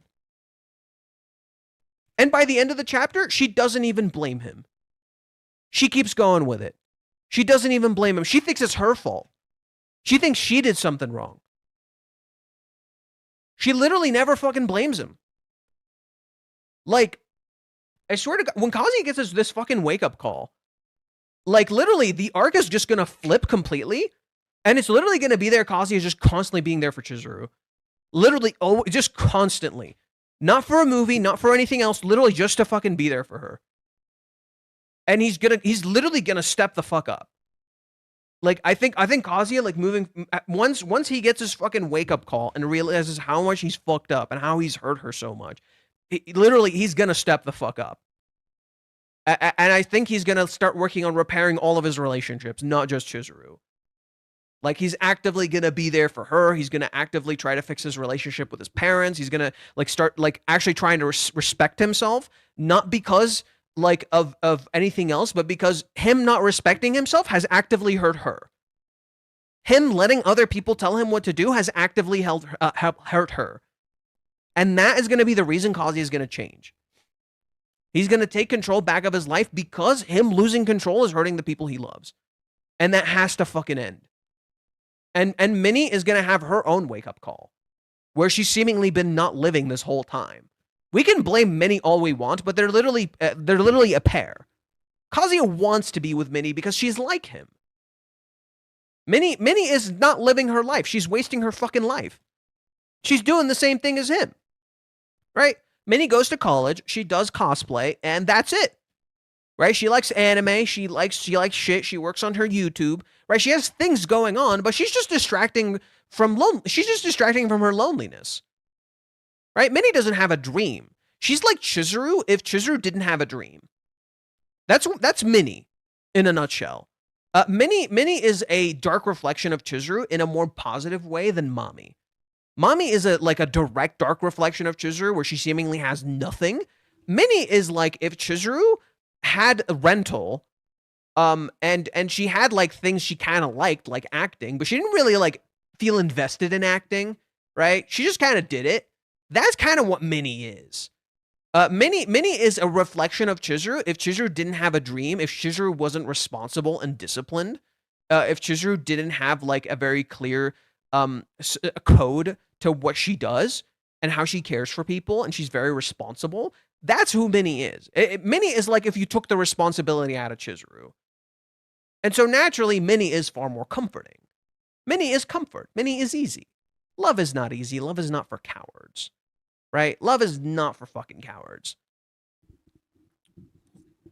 And it's not like Kazuya hasn't done good things for Chizuru. It's not like Kazuya has not cared for Chizuru. Oh, he's tried, but he's literally not emotionally available. Like you see him want to celebrate Chizuru's birthday. You see him try to compliment her. You see him try to, help her when she's like on her period, for example. He's there for her. It's not that he's not there for her, but these moments are sparse. They're literally sparse. That's not a relationship, dude. That's not a fucking relationship, dude. Like, and again, you can excuse some of what happens in the early cohabitation, as Kazuya is just, he's still recovering from his grief. He's still recovering from his trauma. But at this point in the story, that is no longer an excuse. Right? And you could say that even in the 3 months. Even in the 3 months, he was fucking lying to himself. And there were clear signs he was fucking lying to himself. Kazuya was just avoiding pain. But you could kind of understand why. But he was doing it to himself. Right? It was a trauma response. Right? He got fucked up in Hawaiians. He literally kind of can't handle it. Right? And it fucked him up a little too hard. So again, you can kind of somewhat excuse Kazuya in the 3 months. It wasn't totally on him. It was kind of a little bit on Chizuru too. She kind of fucked up too. But post Hawaiians, after they've had time with each other, he's fucking up. Like after they lived with each other for a fucking month, oh no, he's fucking up. It's so 2000% on him, and it's on Minnie too. What do you think is going to happen next chapter? I'm not going to predict anything because I've gotten a tiny bit of spoilers, so I'm not going to predict anything. That's true, and he's going to fucking rail says to. It's far crueler to come this close and to tell him to just give up. The more you invest, the harder it is to let go. Have you considered that's exactly how Chizuru feels? She's invested so fucking much. She cares this fucking much. And now she's being told to seemingly let go. And she lets go. She literally lets it go herself because she wanted him to be happy. She literally sacrificed herself in chapter 380 because she wanted him to fucking be happy. That's how much she goddamn cares. And then when she finally felt like she could actually be in love with him and actually have a relationship with him, she tries and he fucking runs. Dude. And now everybody wants to blame Chizuru? Are you shitting me? Like, this is what I mean when I say we're the fucking villains of this story. This is literally what I mean when I say we're the fucking villains of this story. And I don't mean like everybody. I mean the people who are blind as shit. I mean the people who are blind as shit. Who don't want to see Chizuru's side of the narrative, who only want to see the worst, who only want to be fucking upset, right? And the truth is, Kazuya is fucking up, and right now he does not fucking deserve Chizuru, and neither does Minnie. Minnie does not fucking deserve Chizuru, but Chizuru needs people. What if it's something like that? What if Umi what if Umi tells her, no, he's the one who's fucking up. It's not you. I could see that being divisive. That's just one guess. I don't think that's what it is. That's just one guess. Chizuru fucking needs people, dude. Right? They are her people. They don't deserve her, but they are here all the same. Right? I think here, I wrote something perfect for it on Twitter. I wrote something fucking perfect for this on Twitter. No, not this one. I wrote something else. It was in followers on Twitter earlier, dude. Deserve Chizuru at this point. But they are here all the Minnie. Or don't deserve Chizuru at this point. But they are here all the same. They are the ones she cares for, and they are the ones she loves. And they are here all the same. And I think the best way I can describe it is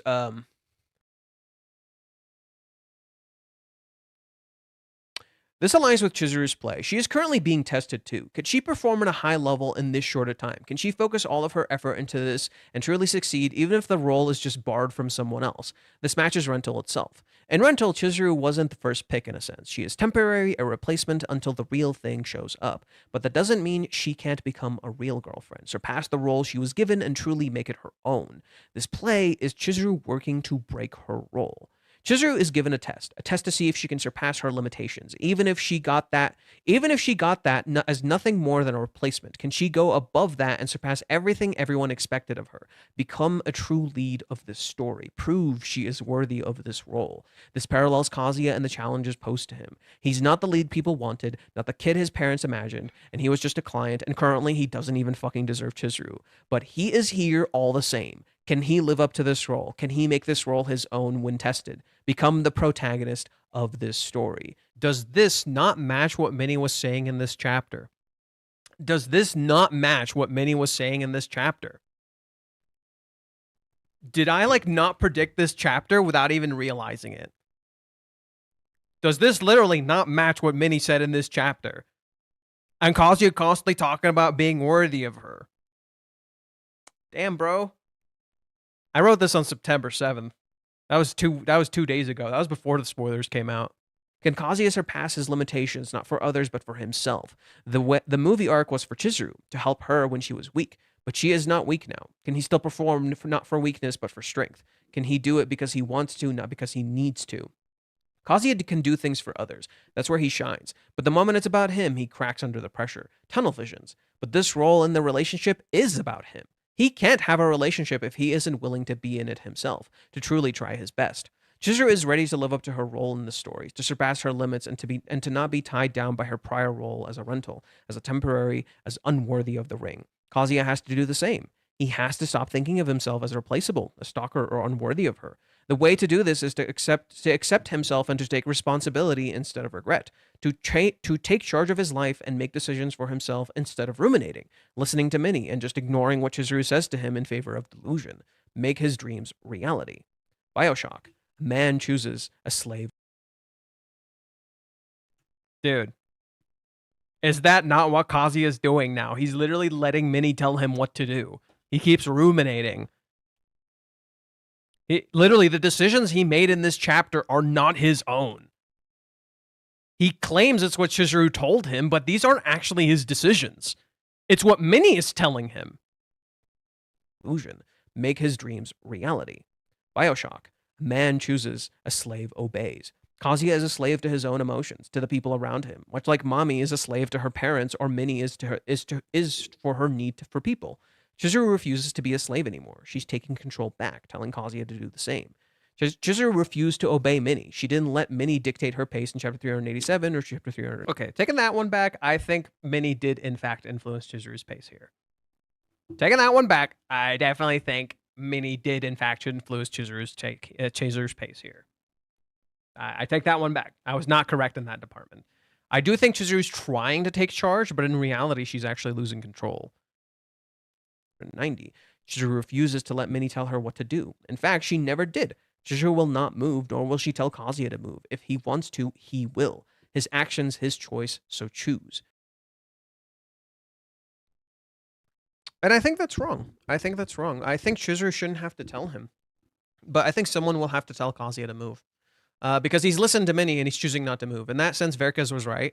Verkez was saying, like, Kazuya isn't going to move because Minnie told him not to. And he was right. He was right. Credit to Verkez where credit is due. He was right. Kazuya was not going to move. And Kazuya isn't going to move. He is willing to just sit back and do nothing.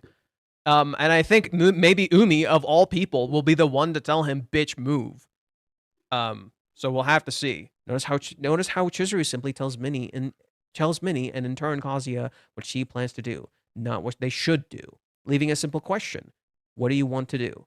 She refuses to give them what they want. They want to get it. They have to get it themselves. There's no other way out of this. Choose. Yeah, but I think Chizuru, in reality, actually wanted something. And she doesn't feel like she's allowed to ask. I'm getting tired. Yeah, I think that's pretty much the end of the stream. So we don't need to focus on any of the other stuff.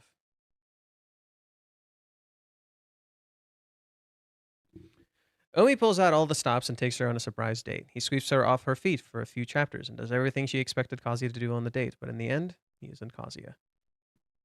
Huh. You think so? That's your prediction?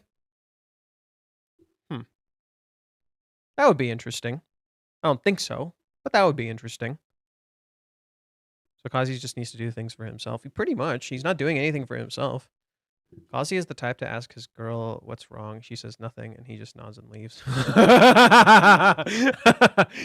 Before he didn't. No. That's not a fair assessment. Before he didn't. Now he is.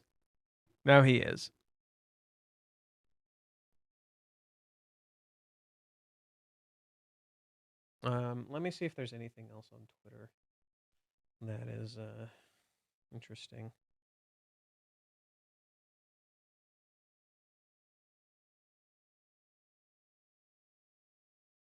Anime.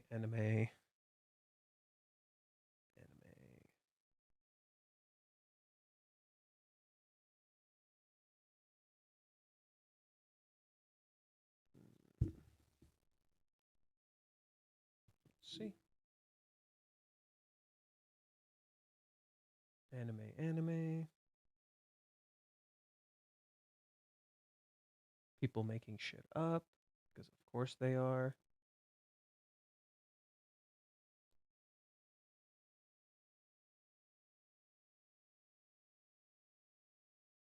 People looking for, oh my god, this one's funny. Okay, we gotta look at this one. This one's funny. This person is like, oh, this connects to the butt. That's what this connects to. See, because after Chizuru says, I don't doubt your feelings, but Chizuru doubts her own feelings. That's what the butt here was about. After she says, I don't doubt your feelings, she doubts her own feelings. That's why she's asking. But to people, this validates their belief that what Chizuru actually doubts is that Kazuya's feelings will just magically change. God, he got you hook, line, and sinker. Reishi got you hook, line, and sinker, dude. Y'all fell for it. He played you like a damn fiddle. Dude. Reiji got people hook, line, and sinker.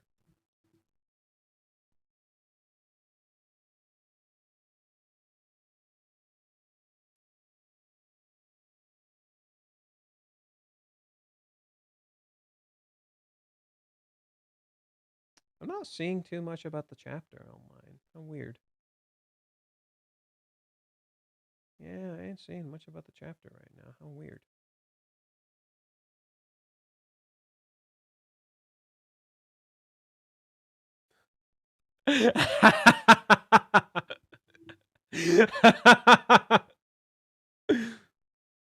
Oh my god, people are already doing it. People are already doing it. They're already comparing chapter 218. They're already comparing chapter 218. Oh, this is so funny. This is so funny. What is this? What happens in chapter 218? A kiss between the two, and Kazuya's imagination, among other things. Chizuru and Umi are going to kiss in the play, so she doesn't. So don't say I didn't warn you. Even if that's true, so what? Even if that's true, so what? Like, if anything, Chizuru would probably just set boundaries and be like, hey, like, I don't have feelings for you. I don't like the kiss in the play would be weird. I don't want that. Like, I don't want you to think there's any other reason for the kiss in the play. I think Reiji is far above the I made a mistake cheating BS. Like yeah, sure, okay. Let's go with a prediction that okay, there was a kiss in the play. Let's go with that prediction. There's a kiss in the play, and Chizuru's worried about that, right? She doesn't want any weird feelings between them. Right? Let's go with that assumption. That's what that means. So what? So fucking what? Like, yeah, let's say there is a kiss scene in the play, and Chizuru's gonna kiss Umi in the play. So fucking what? Does she like Kazuya or does she like Umi?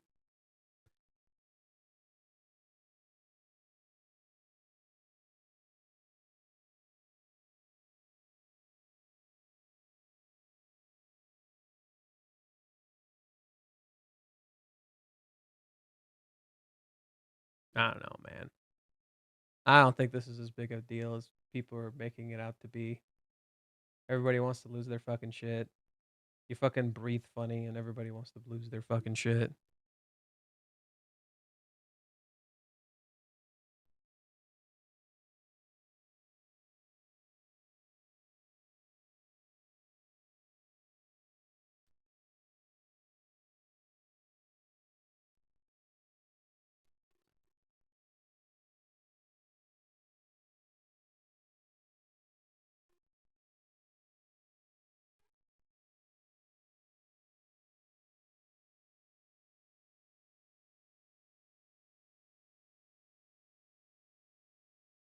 So dumb.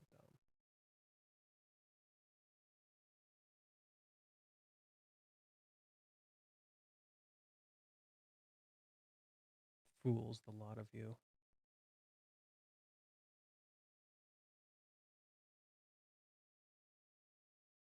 Is it weird that I like think everybody's fucking stupid? Chizuru's backstory was cool and long overdue. The rest was kind of meh. That's like that's 292 chapters ago. What the fuck are you talking about? That's 292 chapters ago. How did we get to Umi kissing Chizuru? Oh, because chapter 218 and Chizuru talked about kissing and even if it's real, so fucking what? Even if it's real, there's a kissing scene in the play, so fucking what?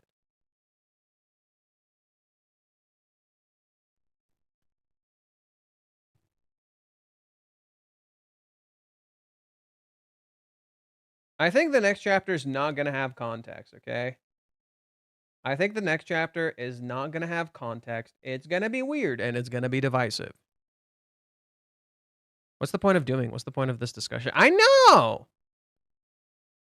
I know.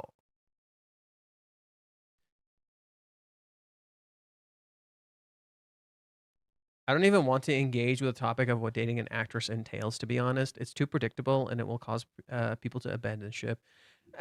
Look, people are going to abandon ship regardless. And to me, that just shows they're fucking weak. I'm just going to look at the next chapter with completely blind eyes. I don't know what to expect. I hope it doesn't trend on Twitter. I don't need more of this shit.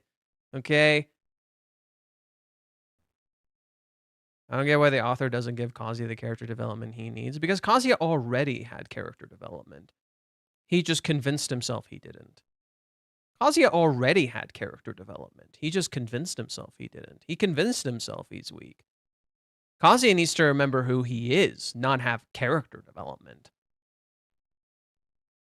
Bacon, I have a question for you. Bacon, genuine fucking question. Why do you block the people that do nothing, but then when the people who say genuinely awful shit, I'm the one who blocks them? Bro, like not to like, you know, be an ass and not be appreciative of your work, but I feel like I've been mostly banning the shitty people today on my own. Just saying.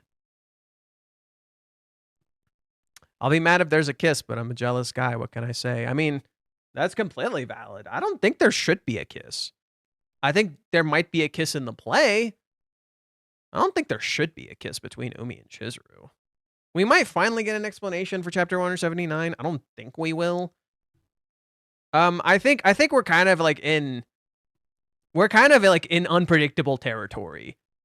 We're kind of like in unpredictable territory. I can see that many readers identify with Kazuya, and they might hurt them if Chizuru kisses Umi in the play. Other than it hurts Kazuya, I honestly don't see the real purpose of that plot. Yeah, like, I don't know. I don't know. I feel like it's hard to predict where we're going, and Reiji isn't a predictable artist. That could be the thing, right? Okay, kiss in the play, right? That could be the thing, but that just feels weird. It just feels weird. Minnie is spreading chaos in the story right now. Yes, totally. Yes, totally. But, like, right now in the story, like, it's hard to... Like, I already said how I felt about Umi. I think Umi might not be what he appears at all. I think Umi is literally not what he appears, and he's going to appear a very particular way next chapter. He's going to appear a very particular way next chapter. And I think it's going to be divisive. And then there will be things that are said that will be divisive. I can feel it. I just don't know, like, I feel like I'll know when I see it. I feel like I'll know when I see it. I'll know what the point is when I see it, but I can't know until I see it. And I think next chapter is going to be a big chapter that's also not a big deal. If there's a kiss in the play, if we're going down the super predictable route, then he needs to tuck him and reassure him first, or he'll be devastated. And that seems really predictable, right? That doesn't feel like Reiji. Like, why would you go down that generic-ass route unless there's a purpose, right? Reiji doesn't like predictable. He wants to explore something meaningful. He doesn't like that. So, it doesn't feel quite right. Like, my guess so far is maybe Chizuru talks to Umi. It appears a certain way. And then literally maybe Umi talks to Kazuya and gets him to move. I don't know. That's my immediate guess. I was going to ask, how come you don't see Kazuya as a provider? Because I do agree that he will still mentally, he is treating her as a rental, but the intention is always to provide something for Chizuru. You want to provide something for, okay, well, first off, that's already like a false basis on what providing is. Providing, look, people misinterpret what it means to be in a relationship. It's not about being a provider. It's not about being provider. It's about having an emotional connection with a person and actually connecting to them, not just providing her with money. That's not the issue. The issue isn't about money. It's about emotional intimacy. It's literally about intimacy and connection. And Kazuya is emotionally shutting Chizuru out. That matters more than money. That matters to Chizuru more than money. That she feels like she can emotionally connect to him and have a real relationship with him. That's where Kazuya is failing. It's not about being a provider. It's not about providing. It's not about giving. It's literally about being able to, put yourself out there so she can feel like she can put herself out there. And Kazuya is failing to do that. What if Chizuru is the one who sees Kazuya and Minnie together and he's happy like if there's nothing? I would argue it would probably be the reverse. Maybe Minnie sees Kazuya and Umi. Maybe Minnie sees Umi and Chizuru together and gets upset and uses that to validate her belief that Chizuru's a terrible person. And then she tells Kazuya, and then Kazuya gets mad, and then they get into a fight, and you see what I mean? If the episode that Chizuru runs away from Kazuya at Hawaiians is next week, and there's no telling what the next chapter will be about, get all your sleep on Monday to prepare for Tuesday, lol. Yeah! No. Well, okay, let's be real. This week is going to be dangerous for spoilers. This week, so just let's get this out of the way. This week is going to be very dangerous for spoilers. I don't know where we're going spoiler territory. I genuinely don't. And I think considering the next episode and the next chapter are going to be divisive, that's going to be a bad moment, you know? Like, literally, I think I'm worried if spoilers will leak super early and it's going to be all over Twitter, you know? And I would hate to, like, I don't like going, you know, no internet. That stuff's frustrating, especially considering people bring that shit to me. So that's gonna be rough, you know. I hope there isn't a major leak. I hope it doesn't start fucking trending for no reason. And it blows up again for no fucking reason. Maybe Chizuru's dad comes back, deadbeat parents sent to return when they're no. I don't think so. Not yet, at least. I'm just gonna point this out. Chizuru's father has been brought up, and that is one step closer to a shared father prediction. Lol. What? Who? Shared father with who? What? Spoilers might be out Friday, especially with Umi coming back. Lol. Yeah. And it's gonna look like NTR. I can feel it. It's gonna look a certain way. I hope it's not the kiss. I really hope it's not something fucking stupid like a kiss. It very well could be, you know. There are signs that it could be. I hope it isn't. I hope it isn't. I feel like next chapter is gonna be mad NTR bait. It's gonna be mad NTR bait. Who are we kidding ourselves? It totally is. It's gonna take every fiber of my being not to leak anything. I usually respose, but trust me, I won't spoil anything I haven't in the past. No, you haven't been tested yet. You have not been tested yet. Next Monday is public holiday in Japan. Spoilers likely arrives early. Oh, fuck me. Fuck me. Of course they will. He comes back to teach Kazuya a little. I saw the spoilers yesterday, and it was basically more yapping than she calls Umi, and I was like, wait, she what? That's funny. Actually, that's pretty good. That's really funny. So the spoilers will be out on Saturday, most likely. Ugh, jeez. That's gonna suck. That's gonna suck. Ay, ay, ay, ay,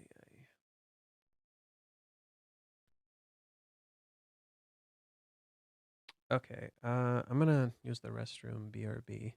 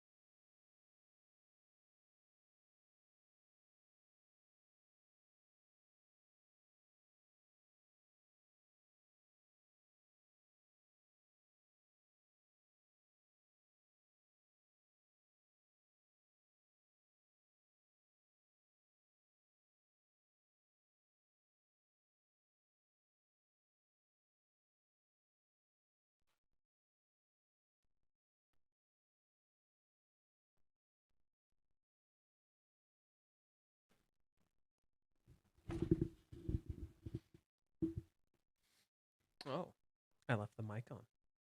Oops. Oopsie. Why is my head cut off? Kind of annoying. My blood pressure is going up already. Hey, just take it easy. Just take it easy. I already feel it. Just go to the bathroom. Drink some water. Hey, see, I'm drinking.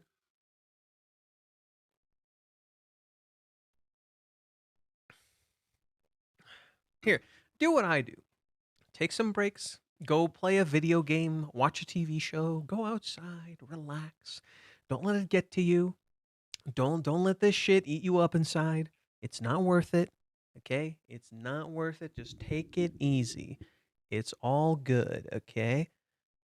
Don't let this shit wreck you, okay? Right now I'm playing a game called Expedition 33 and it is good.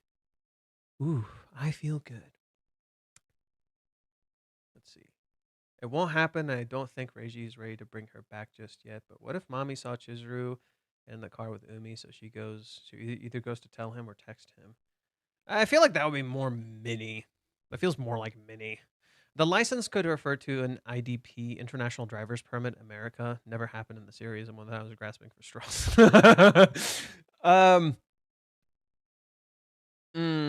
No, that seems too easy. I think something is going to happen between Umi and Chizuru, and it's going to be unprecedented and completely change the series. And it'll be divisive, you know. But I don't think it will be something that will ruin the series, you know. I think people will just be mad.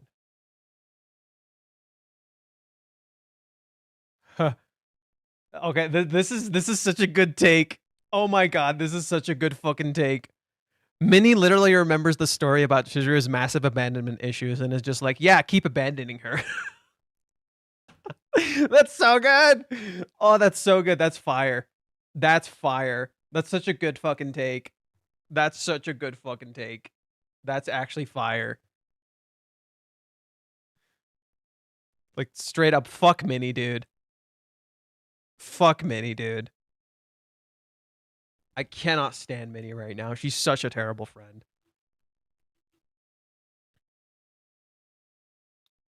Let's see. She messaged Umi first. That's so frustrating to me. Why not message Kazuya? Have you considered Kazuya's making her feel lonely and isolated? What's this? Wait, what was that? Debate ends now.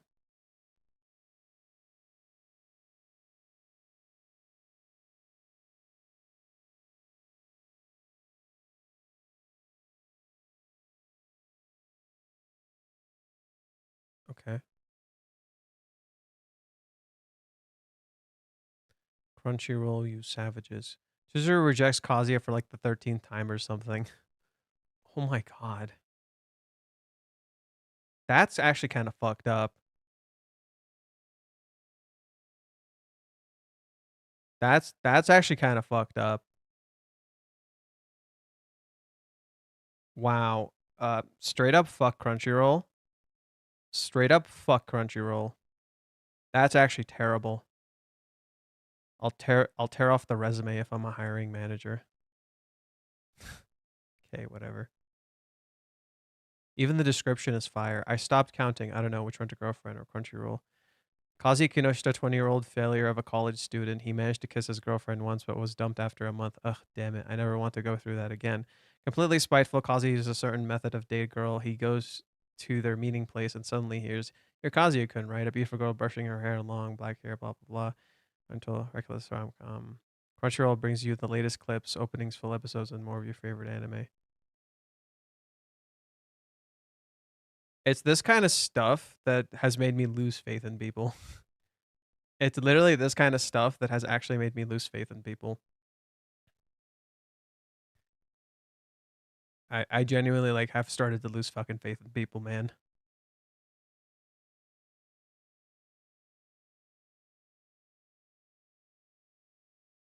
If next chapter isn't Chizuru finally rejecting Umi, then we might actually have to put Chizuru in the Mount Rushmore of worst female characters in anime manga. Thinks about kissing Kazuya, immediately messages Umi. Why, I wonder? Okay. Notice the time text to 18. There's just literally some nice Easter eggs. I like how everybody fixates on it.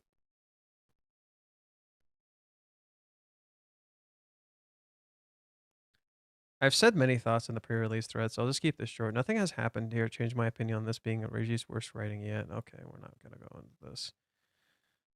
Sorry, before I date you, I need to go reject again because he still didn't get the message. I'm extremely annoying actress classmate. It keeps running away every time I'm about to tell him, go fuck yourself. I think it makes sense. It's not gonna be that. It's not gonna be that. I'm sorry.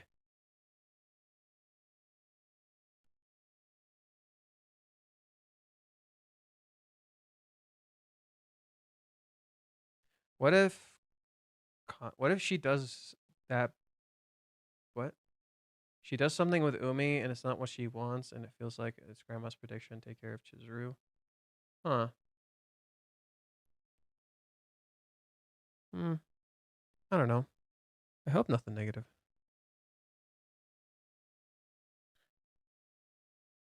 I hope to God she's contacting Umi with the intention of rejecting him because if anything other than that, and she couldn't reach out to Kazuya, I'm gonna lose it. She had time to contact Kazuya, she really did, but instead she chose to contact Umi. Have you considered why? She literally feels fucking alone.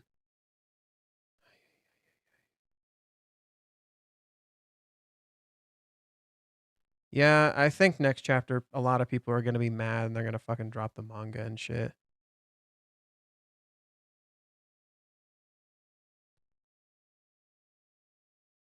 Yeah, next chapter I can just tell by how people are reacting. Next chapter is not gonna make people happy.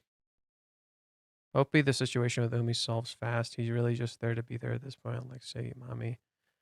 Yeah, next chapter's not gonna be fun. I can kind of feel it. No. What was that? The spoilers just don't do it justice, not even close. That's why I never trust spoilers, blah, blah, blah. Anyway, the community found out something about Mizuhara's dad, lol. Mizuhara, Minnie did nothing wrong in my case. She wasn't aggressively telling Kazuya what he lacks, but instead helped him ignore the negatives and focus on what he can change. Except, I'm not getting into this again. Has Verkez commented? I don't see Verkez. I like reading Verkez's posts, but most of the there it is. Oh, he got a clap this time. Okay. What did Verkez say? First impressions. When I read the title, "Fuck Her Dad," oh shit, this is slightly unexpected for me. I just hope he doesn't show up. I would like to learn what he did, though. It might give us more insight into how Chizuru feels. What did I say? Minnie just discourages Kazuya further from contacting Chizuru right now, and she instead suggested that he should take the time to prepare even better than for the day because he is clearly that he got rejected because he must not have done enough. He has done too much, and he especially has done the completely wrong things. He must show himself, not become someone else. Sure, it won't be a bad thing for Kazi to focus on himself. He has neglected himself, so getting a breather here is good. But I fear he's going to spend a majority of the time instead find the right answer to why he loves Chizuru. But what gives him a bit of satisfaction is what Minnie brought up. Chizuru's dad and her distrust of Minnie. Because of him.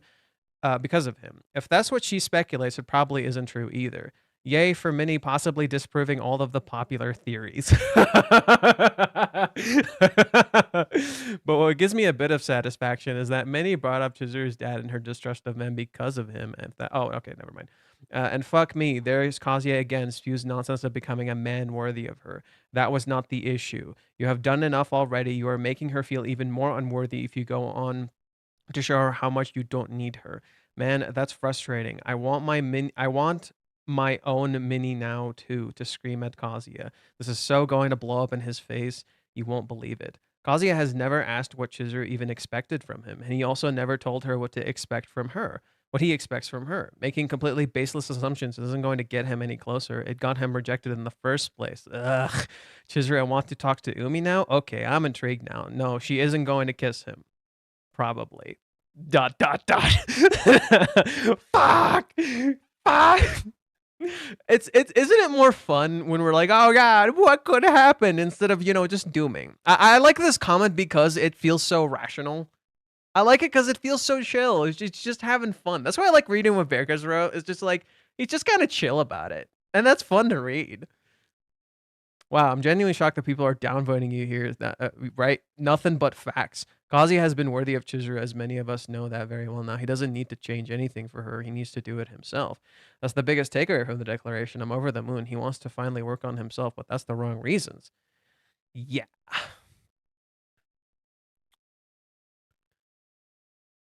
The thing is this, if he now indeed works on himself and he's successful, he becomes more confident, he becomes the better man a lot of people want him to be. What will Chizuru think? She won't think, oh, he's so handsome now, I would never have rejected such a Chad. She will think, so my rejection worked. He is better off without me. He could finally concentrate on himself now that I don't hold him back anymore.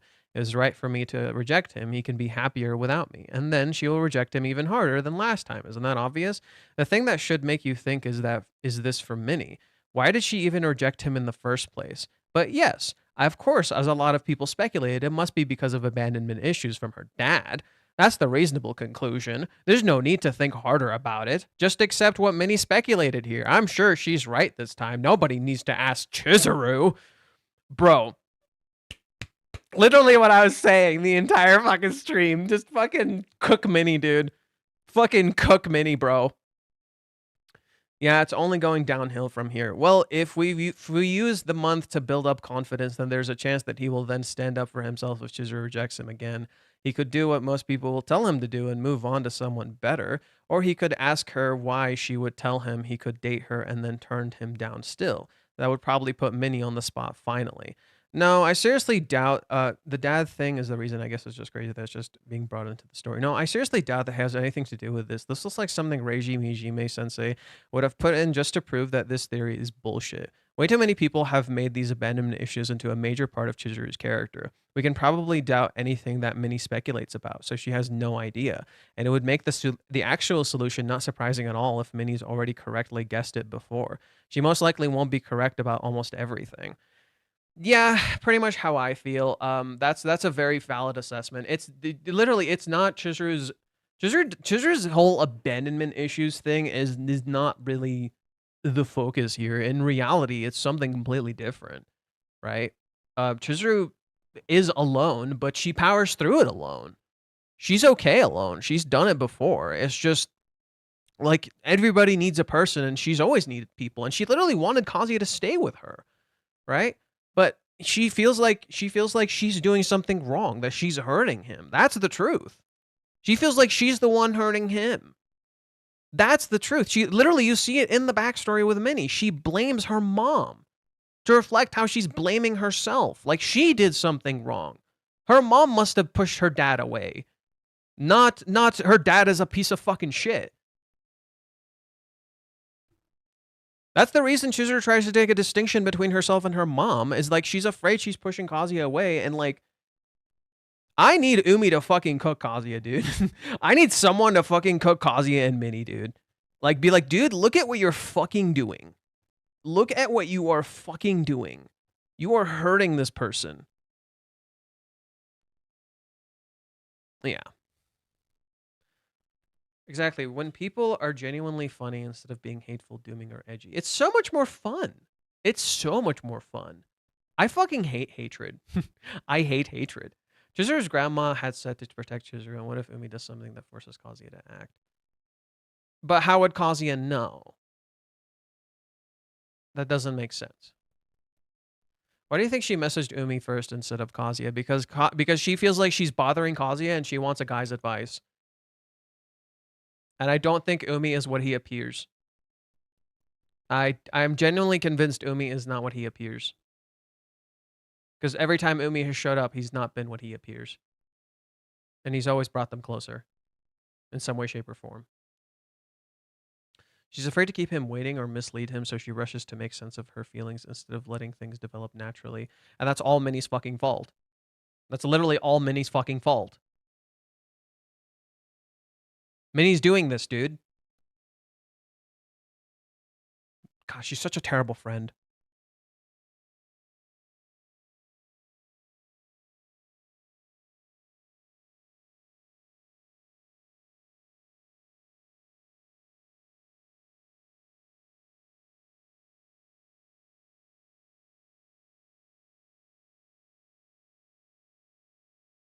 I'm getting very frustrated with Minnie. I'm not gonna lie. I'm getting really frustrated with Minnie.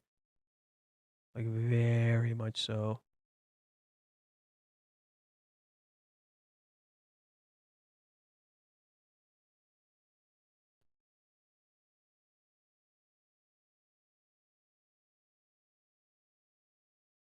Okay, nothing else.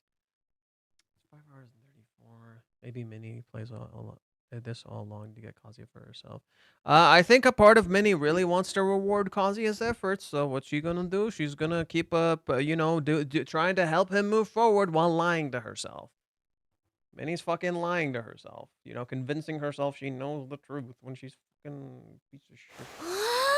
とっても素敵で Wait. Is the new episode out? Or is it not out yet? Is the new episode out? Yep, Guilt and Girlfriend. It is out. Minnie is a bit like Jiminy Cricket. No, at least Jiminy Cricket's fucking useful. At least Jiminy Cricket is fucking useful. Minnie just makes everything worse. Dude, at least Jiminy Cricket is fucking useful. Minnie just makes it all worse. Okay. Let's watch that episode, shall we? I've put it off long enough. Okay, so last episode, Mommy saw Chizuru with the ring thing, and she got mad and justified her anger through bullshit, because of course she did.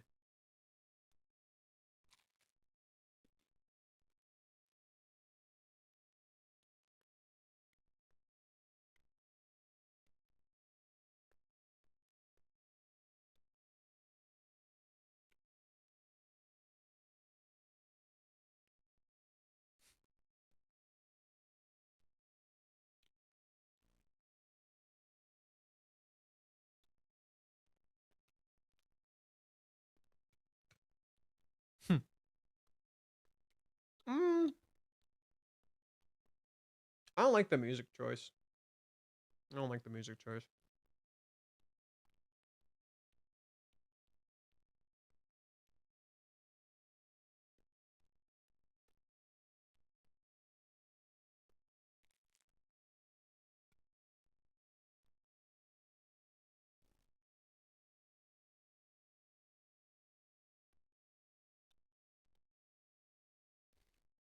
Why'd they make him look so weird?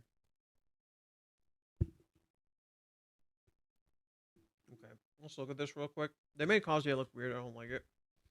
Let's see how he looks on the manga.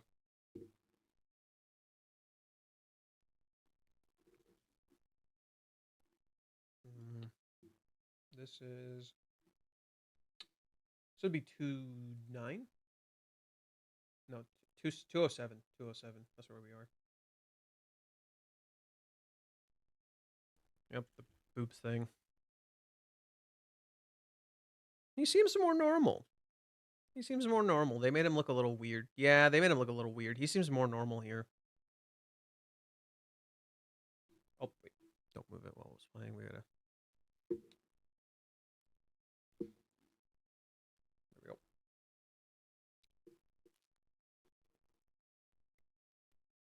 Aw.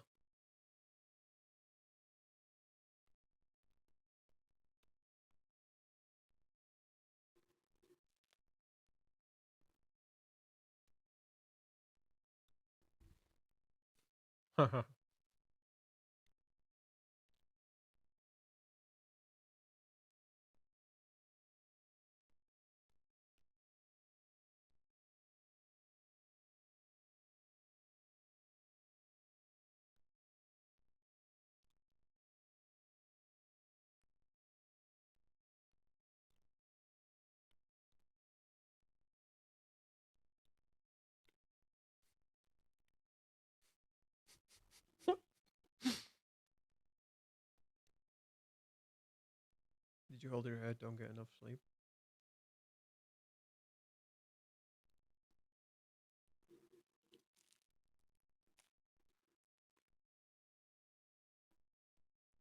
That's kind of cute. Look, that looks kind of cute here.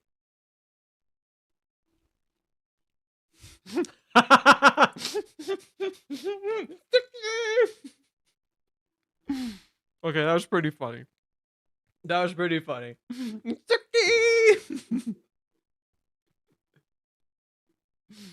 Early bird wants the worm.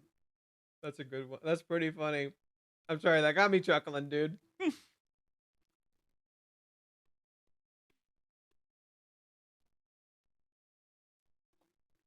That got me chuckling. I really gotta analyze this opening. It's so peak. I really gotta sit down and analyze this. I found like new theories.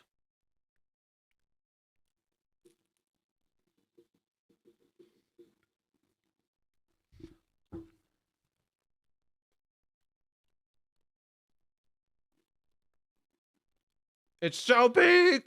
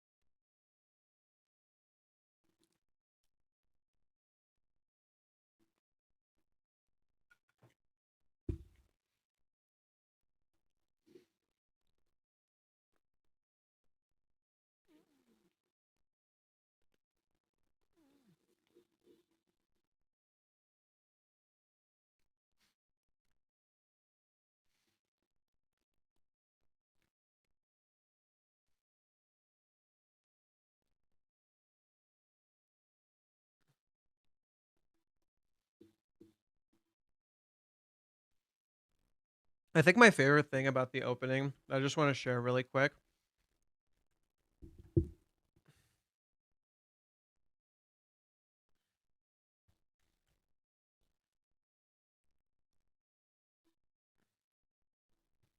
Oh, damn it. I moved past it like a fool.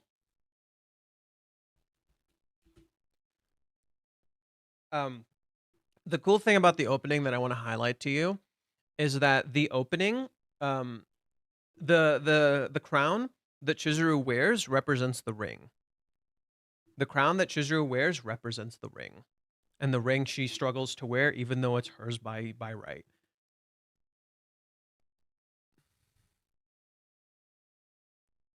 Kazuya has done a shit ton for Chizuru already. Yeah, he's dumb for not texting her, but she is also culpable. The dude, no. You're looking at this completely the wrong way. It's not about who did more and who did less. It's about communication. And Kazuya has chosen not to communicate and listen to Minnie instead of what Chizuru has told him. And he's actively created an emotional wall that has scared her. And she feels cornered and alone, and he never considers this. He's seen how she can handle stuff alone, but she is lonely and hurt too. And he's ignoring this.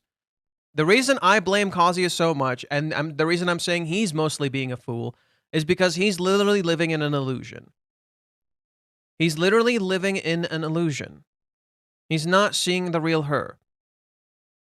He's not interacting with her. He is walling her off emotionally. It is totally on Kazuya. It is totally on him. It is not on Chizuru. She has communicated constantly. She has constantly, very much openly communicated to Kazuya. It's not. He's the one who's not listening. He's the one who's not asking questions, right? He doesn't. Look, that's the simple thing. Why does Kazuya never ask her questions? Why does Kazuya never get clarity on anything that she's saying? Instead, he just operates on the immediate thing and not talking to her. In that way, it makes the relationship feels one-sided. When the relationship feels one-sided, it means one person is not putting in an effort. Who's not putting in an effort? It's actually Kazuya. The person you're so convinced is putting in all the effort. Yeah. So the ring on the crown literally represents Chizuru's ring. Okay.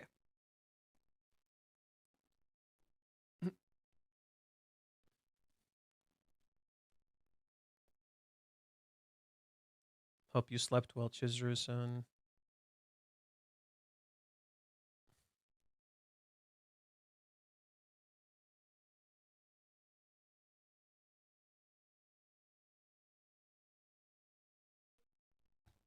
Is she acting though? He says she's still pretending to be his girlfriend. Is she actually acting though? Or she like actually enjoy her fucking time?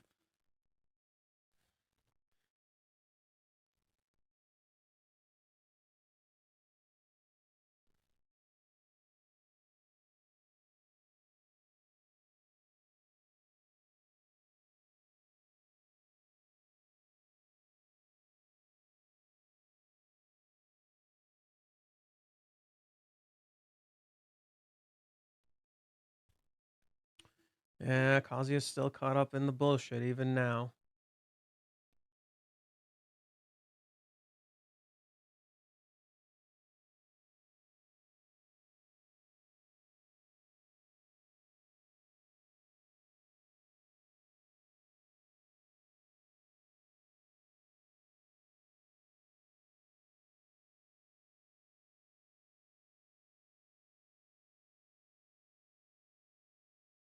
Kazuya. Oh. Kazuya, let's go to our rooms. Ruka, right there, knowing what he's trying to do. Hey, how about we go to the pool? Hey, no, how about we stay in our rooms? Dude, understand you can't force this. Like, Kazuya's being really stupid here. He tries to force the situation instead of playing it smart. And Chizuru sees that. Right? Chizuru sees that. She's like, okay, you can't make Ruka do things. Right? It's not going to work. You can't force the situation. He could have done this in any other way. He chose to do it the worst way fucking possible. He chose to do it the worst way fucking possible. Right? It's like Kazuya is not powerless. You just have to use your power correctly.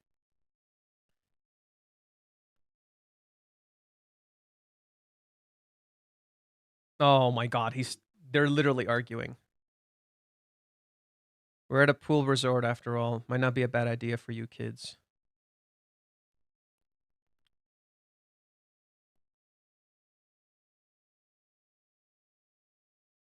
Yes, you can. I can't fight back when Mizuhara's on their side. Yes, you can! Take control!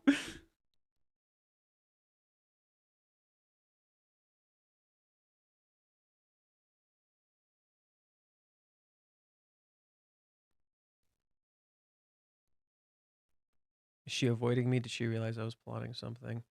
Have you considered you made her feel uncomfortable? You fool! Mommy sees her.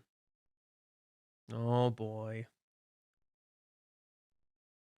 If it comes down to it.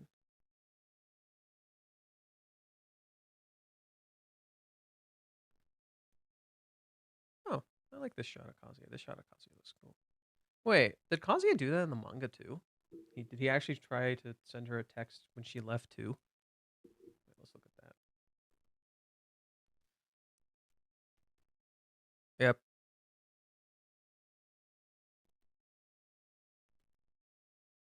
The time is now, even if it's just a quick message, right? Notice how he tries to do that stuff then.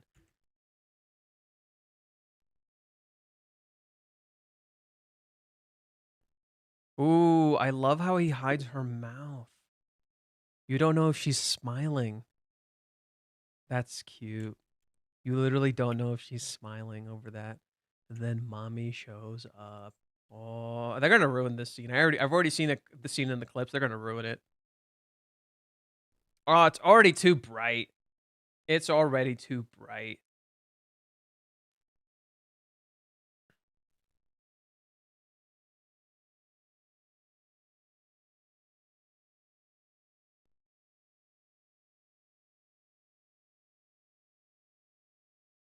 Oh, the voice acting is perfect. She just says it as a matter of fact. The voice acting from mommy is perfect. It is actual perfection. Mary. Where'd that come from?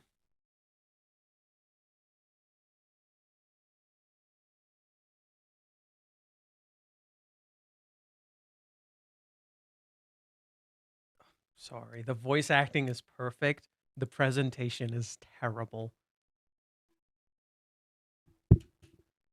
Okay. Look at this shot. Look at this shot. So first, they already ruined this. Literally looks like a fucking demon. This is mommy's face. This is the face she's supposed to have here. This is the fucking face she's supposed to have here.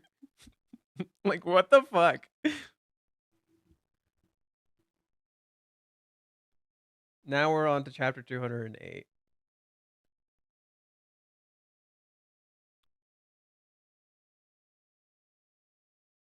Yeah, this is the face mommy is supposed to have. And you don't see that at all. The voice acting is perfection, though. Oh, back with the weird fucking disco music or fucking rave music. Oh, fuck. You were talking about the wedding ring. I just had to stop and listen. Ooh, I do like what they did here. I like this. Literally, Chizuru's against a wall. Chizuru's literally against a wall. That's so good. You're a nasty girl.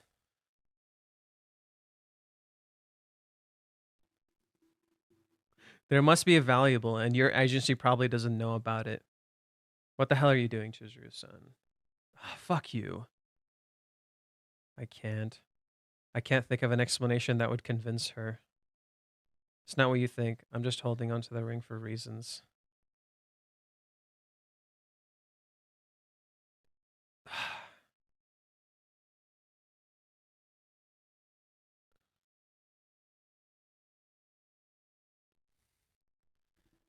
Oh, assumption one. I get that Kazuya-kun may have forced it on you, but there's a limit to being nice. He didn't force it on her. Nagomi did. You've been misled by this family. You're being misled by this family even when he isn't around. What the fuck? Dude, mommy's fuck. What the fuck? That's such a messed up thing to say. When he's not around. You can't explain that was a part of the job. Come. Jeez. Oh, the screaming is so good. Mommy's literally screaming at her. 私もないってねえ千鶴さん That's so good. She's literally screaming at her. They did such a good job with that. The thing I'm not liking so much is how the scene itself looks. There's more emotional reactions from the characters.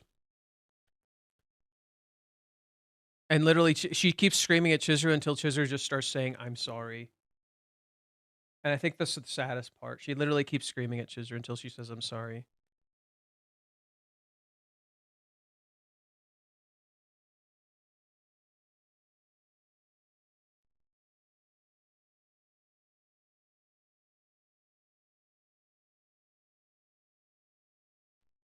Oh, you're the fucking worst, mommy.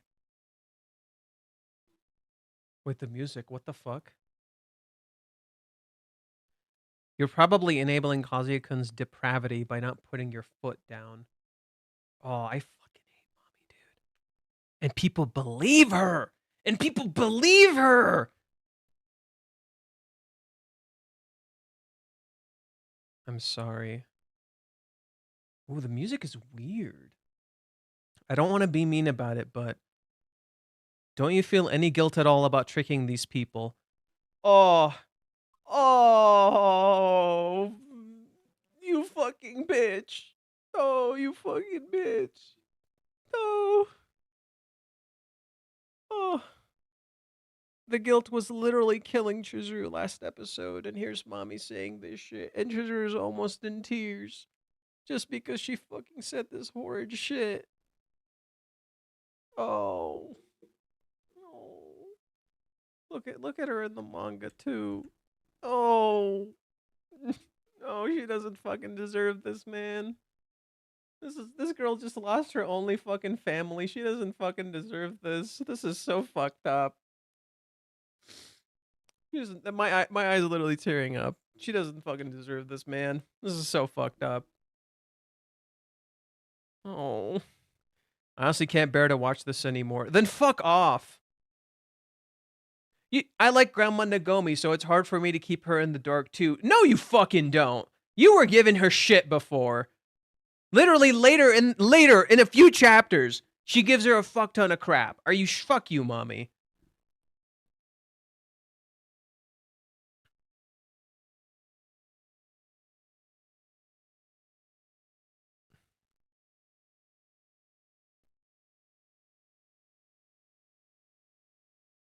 Notice how in this entire time, mommy keeps blaming Kazuya, and then everyone else blames Kazuya too. So what does Chizuru do in the end of all this? She takes all the blame on herself. It's her fault.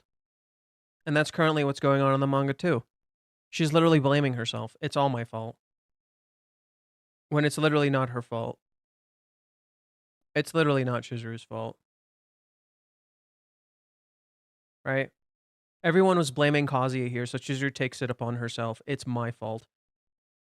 Right? It's not your fault. And then now everyone is actually blaming Chizuru. And this time it really is Kazuya's fault. That's so sad, dude. That tears me apart. I really have to ask. Ooh. Yep, literally against the wall. Poor thing.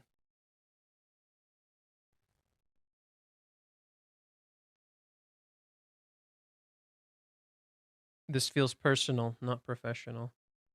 Oh, look at the poor thing. Look at the poor thing. Oh. Oh my god, look at the poor thing.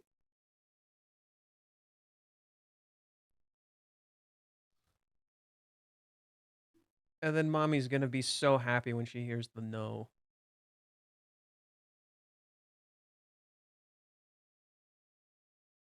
I'm sorry. The fuck is this? He looks like Donkey Kong. Motherfucker looks like Donkey Kong. That's not how it... Come on. No, like, the only reason I compare this to the manga, look at how he looks in the manga. He looks normal. Why does he look so fucking stupid? Why does he look like this? He looks normal. Whatever, man.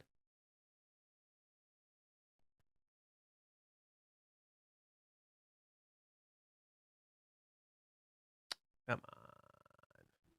Come on. Come on. Come on. Come on. You're supposed to show this. Like, show how happy mommy is when Chizuru just says he's just a client. Look at how happy she is to be validated in her beliefs. Oh, yeah. I forced a fucking answer out of her, and it's totally right. Yup, I feel so fucking validated. Totally. Nope. Fuck mommy, man.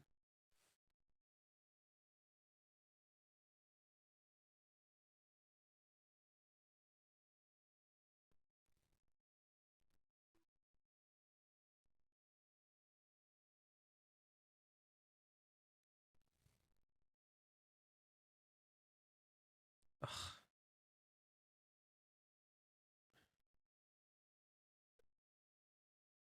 No. God.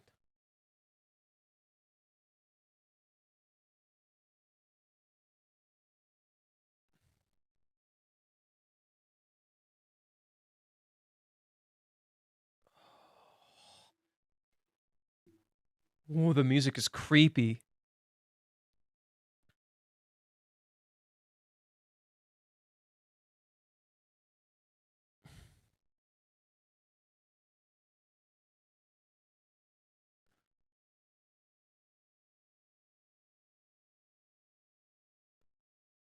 That was really good. That was really good. Okay, credit where credit is due. That was really good. Mommy sounded so creepy. You have this tense music, and then just, oh yeah, oh no, I was just giving her back a present. Man, she caught on. Damn, she got us. Woo, that was surprising. I'm like, that was good. That was good. I need you guys to hear this. Look at this scene. なんだ、結局バレちゃったね。千鶴さん、おばあさん。Whiplash! Whiplash, bro. Fucking whiplash.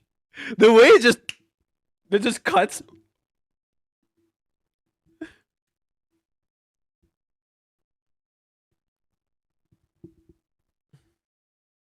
For my birthday. We really don't have to worry about that. A gift from you would put me in the cloud 9.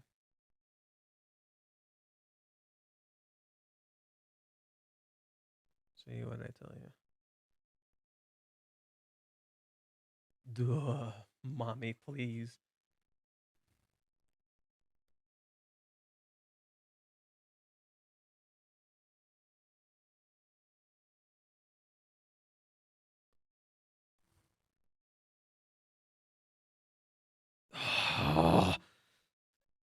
So evil.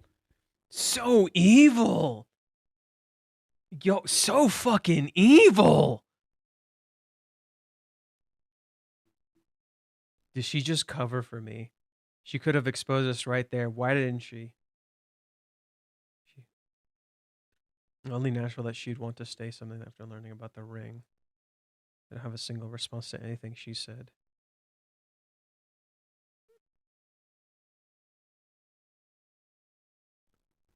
Oh, man. Oh, they really goofing with the art direction. Oh, they really goofing with the art direction. Like, bro, why does it look like that?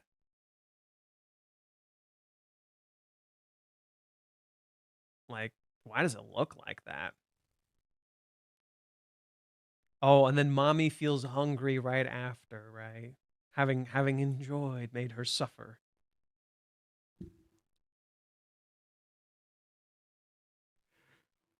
Dude. Oh, dude, it's so evil. I'm sorry, you gotta listen to this. Oh, you gotta listen to this. It's so fucking evil. 楽しい It's so demented. It's so demented. Her voice acting is supreme. I love Aoi Yuki. Her voice acting is supreme. She is so good. I love her. Dude. Dude. Hmm.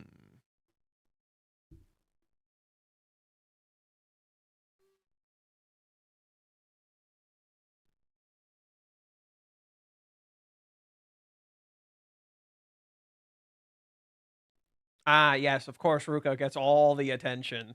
Of course Ruka gets all the attention. Because we love Ruka. It didn't seem like they talked it out after that.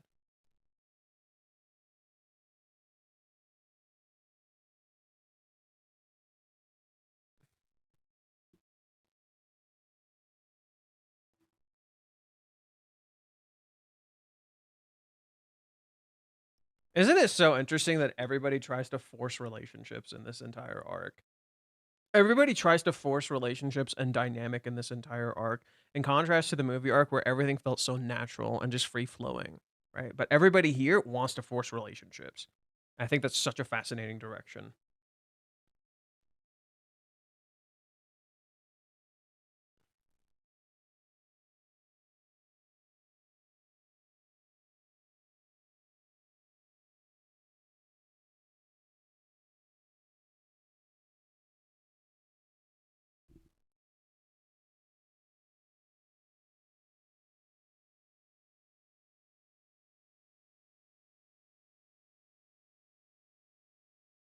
Yep, Chizuru is not fucking okay.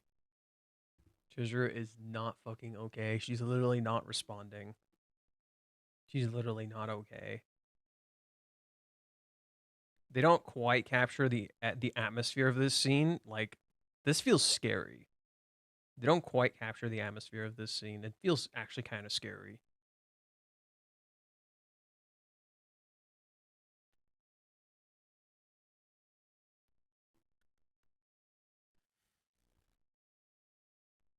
Yep, he can at least recognize something's wrong.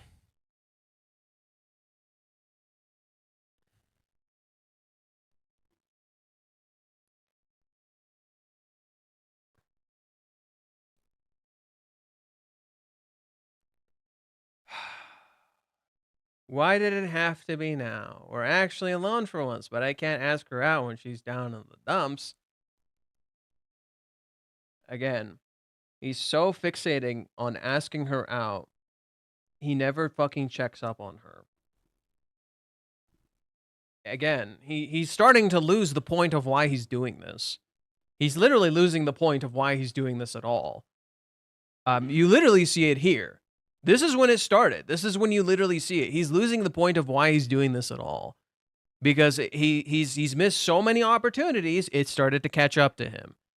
And now he's literally like, oh, I gotta confess. Oh, I gotta confess. Oh, I gotta confess. And eventually you want to confess so much, you start to lose the purpose of why you want to do it at all. And that's literally what's happening here, right? Instead of just checking up on her, making sure she's okay. What's wrong? Oh, I can't confess because she's down in the dumps.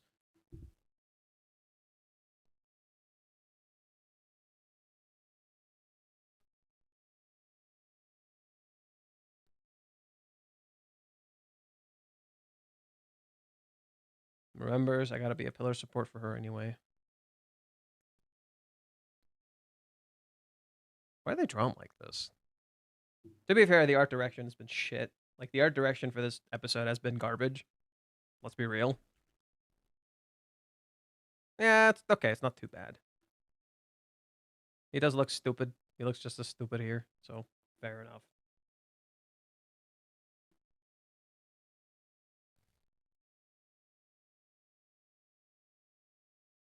She joined this trip out of nowhere. We haven't discussed that yet. Right.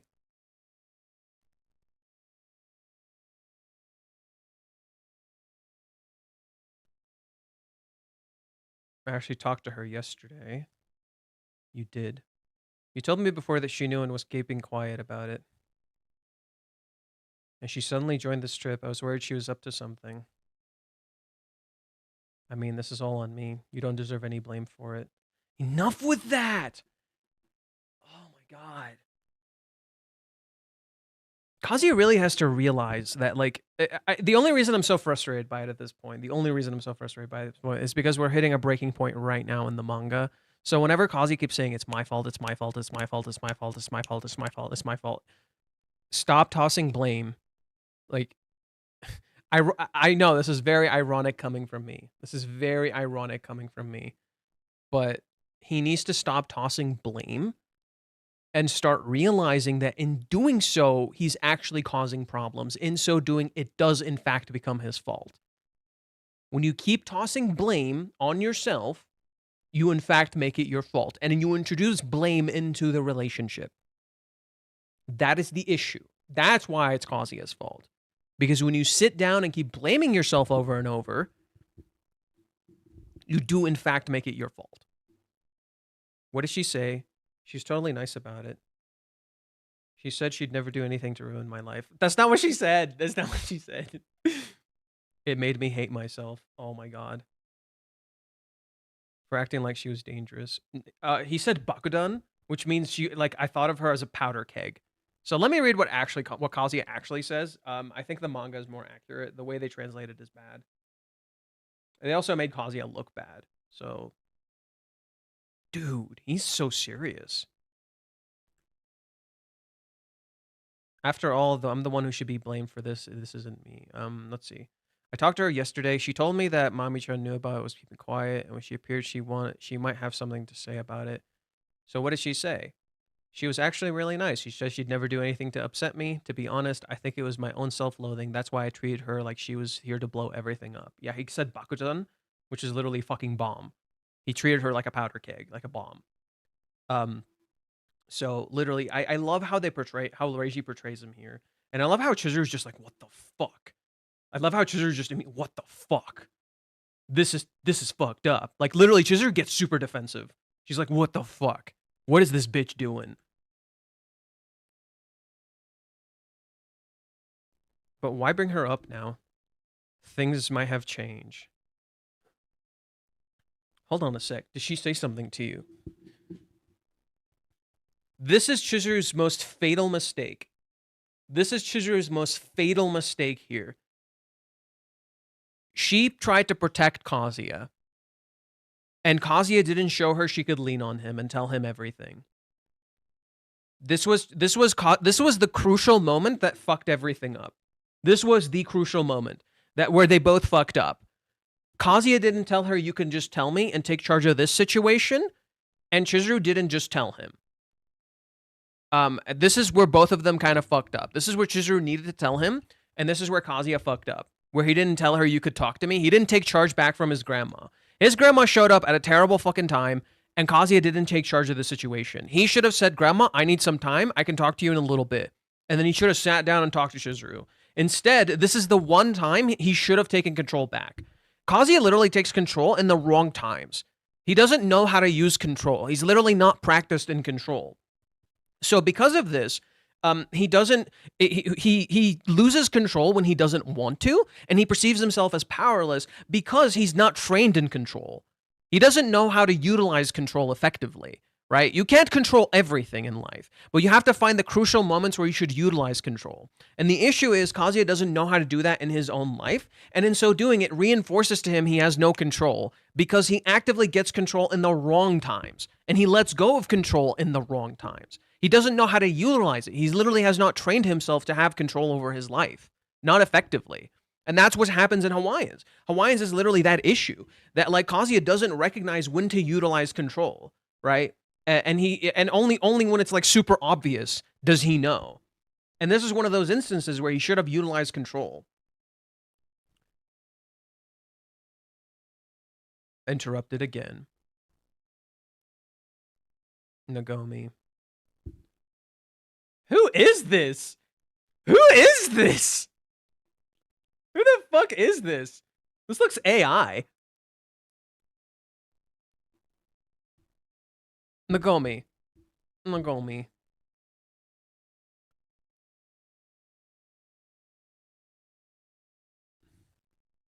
This is not the time. Yeah, he could say this. Kazuya could literally just say, Grandma, not now. We need some moment alone, please. There's something very serious I need to discuss with Chizuru. He could literally just say that. Can she stop fangirling for a fucking second? He could just say this. But he doesn't. Anyways, I'll be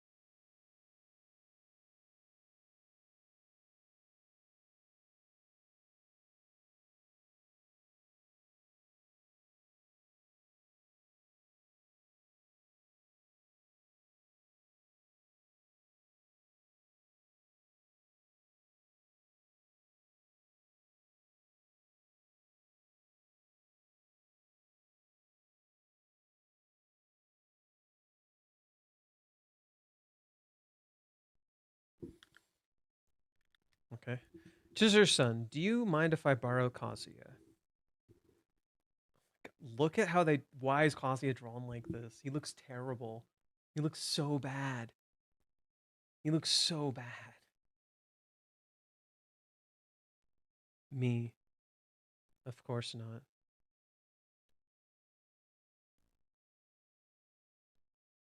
No, Kazuya. No, take control back. Now!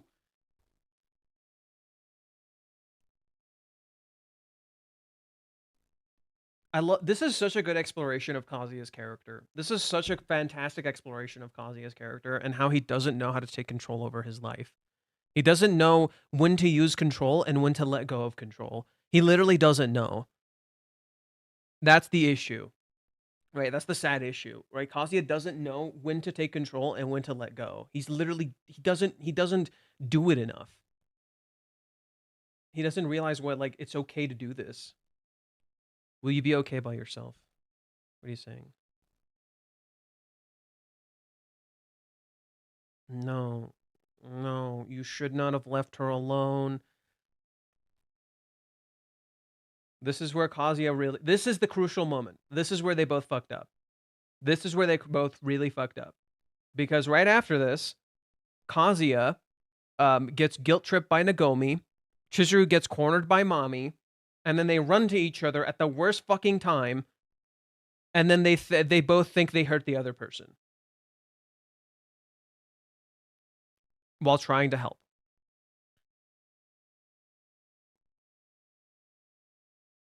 Oh my god, more weird Kazuya shots. The music is interesting though. She looked like the world was just ending right now. Things may have changed. What does that mean? Is there a chance Mami-chan might rat us out? She showed no signs of that to me.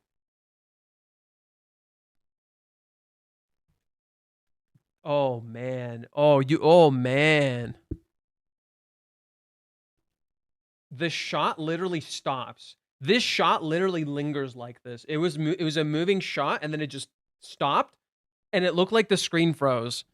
It literally looked like the screen froze. Jesus Christ. Man, they are fucking up.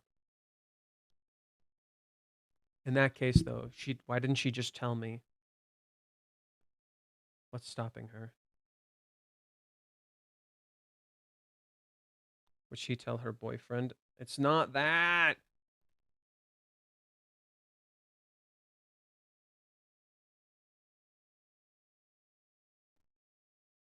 Would she share all of her joys and her sorrows with me? Oh man, these shots do not look good. She said she'd never do anything to ruin my life.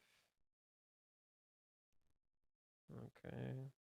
Judging from that, it's pretty likely that she's going lying to him.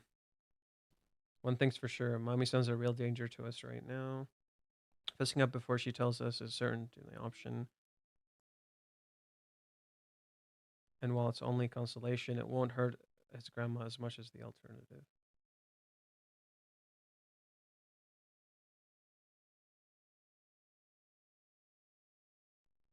It's not my decision to make, it's his.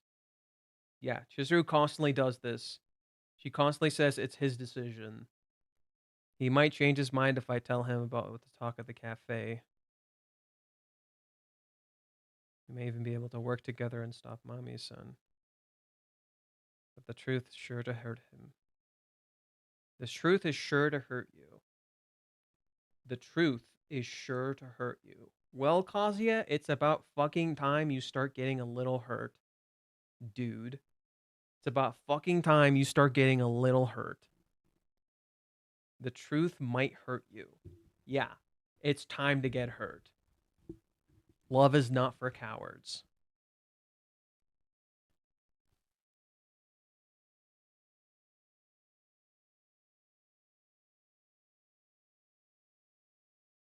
The one thing is significant other.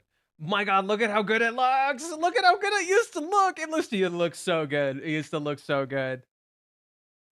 There's one thing a significant other can lack is love for their partner. Do you want to know the truth? Do you still have feelings for Mami-san? You still love her. Lonesome.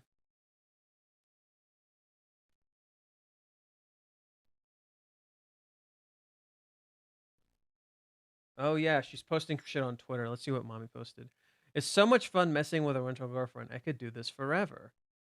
I want this whole thing to go boom right now, but I don't want to come off as the bad guy. Oh, isn't that interesting? I want to blow this all up, but I don't want to be the bad person who does this. Huh. Heck, I'm so nice for keeping quiet about this crazy couple. Bro. Literally, that's Mommy's character in a nutshell. I'm so nice. That's literally Minnie right now. That's literally Minnie right now.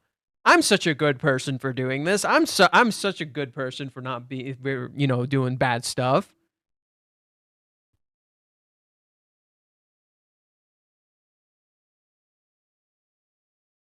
Good girl me.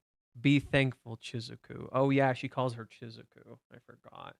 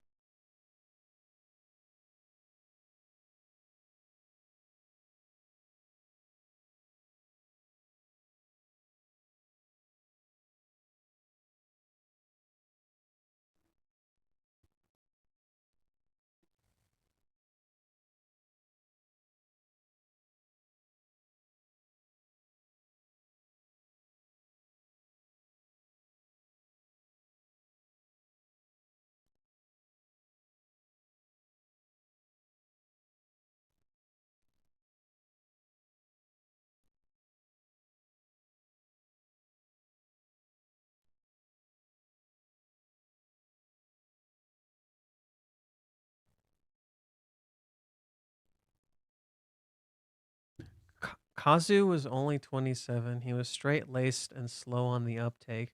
He had quite the unreliable side, much like you do now. Huh. But now he's the proud boss of Nagomi Sake. Huh.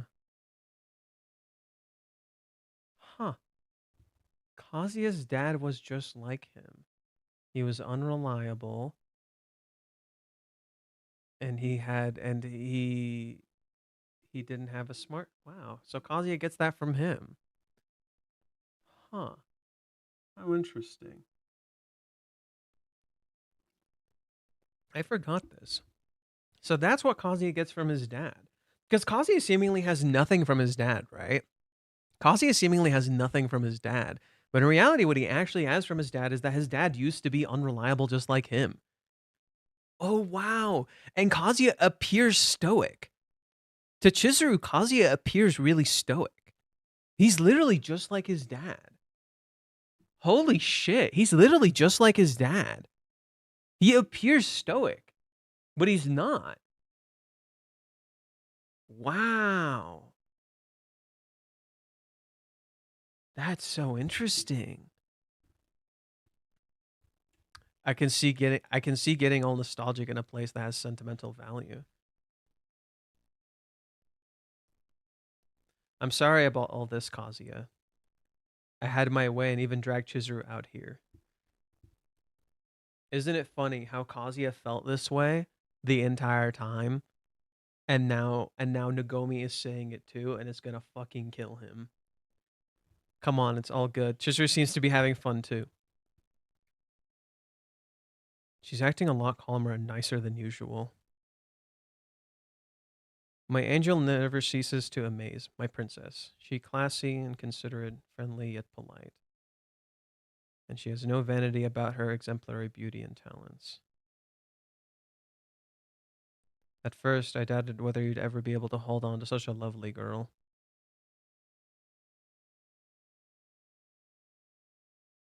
You know her. She must have had countless suitors, all of whom she declined. And now she's chosen to be with you, Kazuya.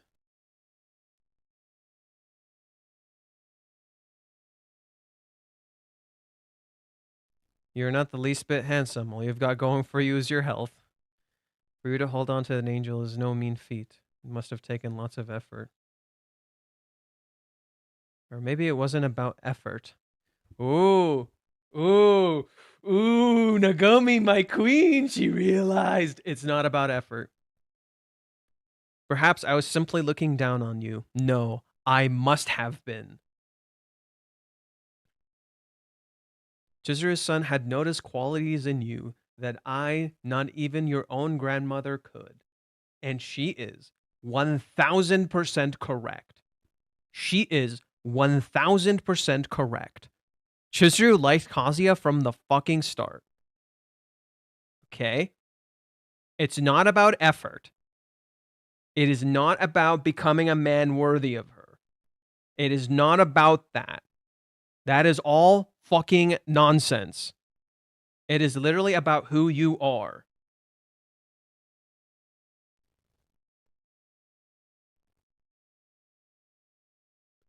Yet here I was, always ragging on you. Even if we leave my angel's keen eye out of it, I was a bad grandmother for doing that despite having known you 20 whole 1 years. Oh boy. What happened to Sayuri's son put the specter of death in my mind. There's no telling when we will die. But I got to come here with Chizuru and heart to heart in the bath with her. I'll never forget it for as long as I draw breath. I desperately wanted to tell you this while we were on this trip. This is 21 years worth of gratitude. Thank you so much for helping me see this day. Oh, this fucked Kazuya up. I'm going to walk some more.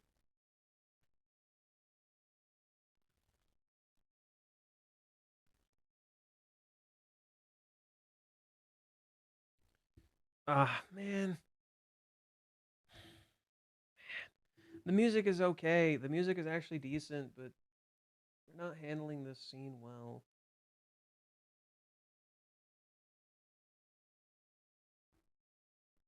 Man. Oh, man, no.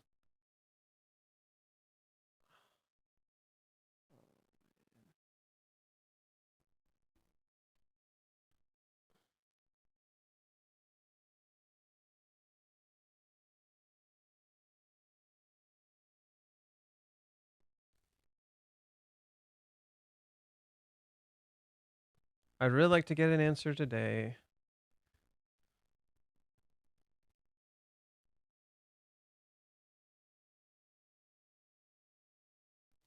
Stuck between a rock and a hard place. Okay, skip the ending song.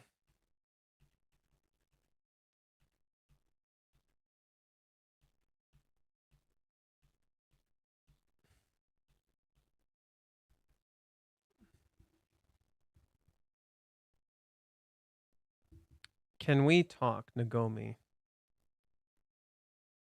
What is it? I overheard you say Chizuru-san was a victim this morning, and it's been bothering me since. It's something troubling her so much that she has to lie about it. If so, I want to help her. Oh, no. Oh, no. To lie. Oh, no. This is why I told you to fess up quick. Time's up, Chizuru-san. Let's put an end to the. Oh, I love the music and the visuals. Let's put an end to this right here in Fukushima. Oh my god. Come on, nobody else is around now.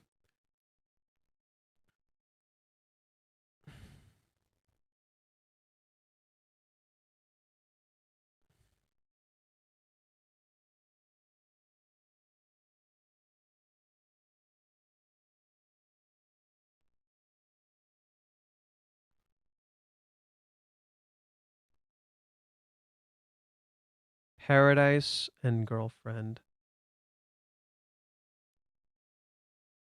Yep, and the next episode is the last one of the season.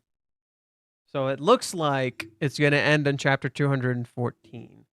This one ended halfway through chapter 210. There's still a portion with Ruka that gets skipped. So they skipped this portion with Ruka. So that's going to be shown. 211, 212, 213, 214. And it seems like it stops around here. It's going to stop right here.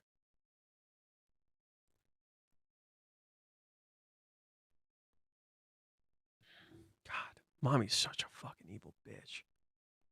Sorry, Jaws. That's fuck. That's so evil. There's a famous line from Dragon Ball, Kuroko no Kotoko certain matter. I predicted it would be rendered in English style as a Kotokan Krillin. Yeah.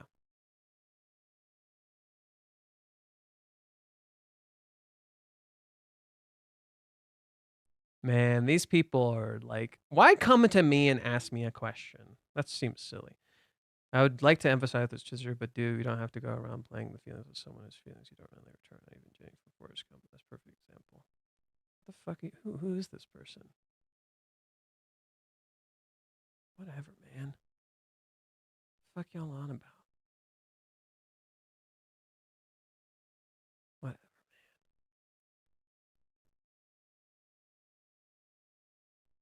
Fuck off.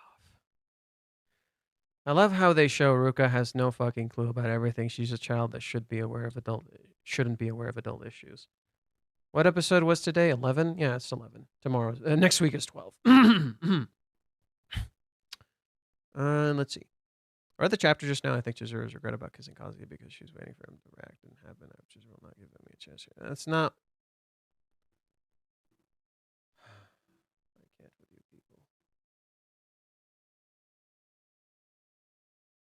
I'm surrounded by idiots.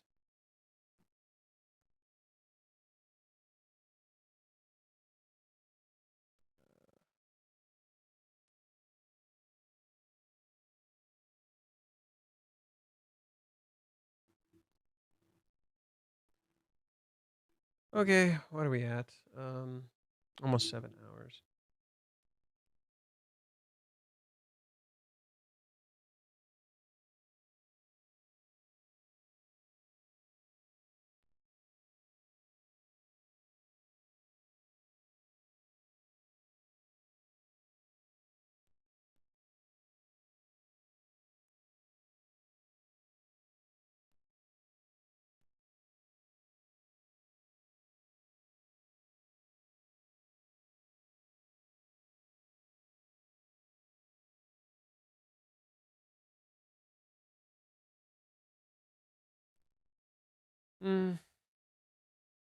I might call it here. I'm not sure what else to talk about. I just call it here. Oh, I've never read the comments here.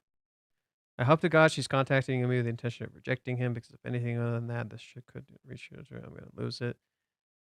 Chizuru can't contact Umi easily because she knows she's got nothing for him, while she's hesitant to talk to Kazuya because she knows she has something.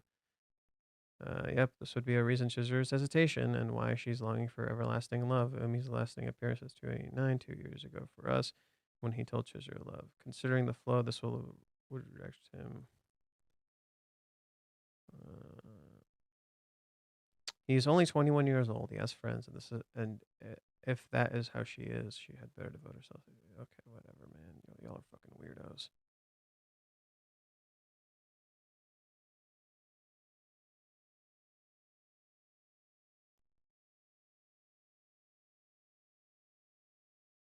Yep. Good stream today. Thanks. I'll stream tomorrow too. What time? What are we at? 2:30. I'll end it at 2:30 exactly. It's 2:25 right now.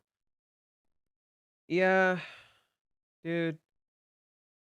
It's just frustrating. What actually stands on the title page? What are you talking about? We're talking about the words here. What does this say?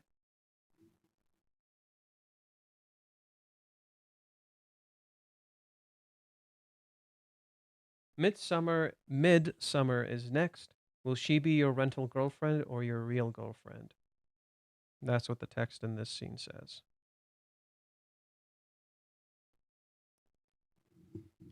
Right. So midsummer, because July would be in midsummer.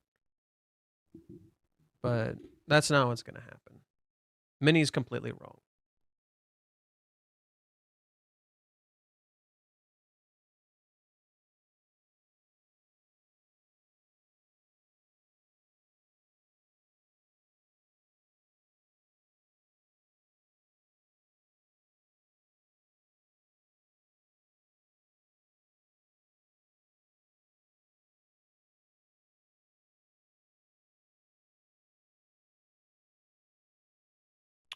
Okay. Yeah, I'm just going to end it. Screw it. I got stuff to do. So let's zoom into me.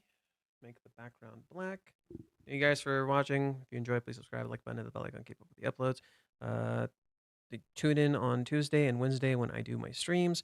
Consider also supporting me on Patreon and following on Discord as well as Twitter, where I usually like to make some of my analysis on there. With that said, I'll see you guys later. Take care, and remember, let's mosey. Okay, well that's all done. Yeah, I'm gonna call it for now. I'm a little tired, and I don't know. I just kind of like to take a break before I start tomorrow and do some other stuff. Check the Twitch people out. Oh, you don't check Twitch out, people.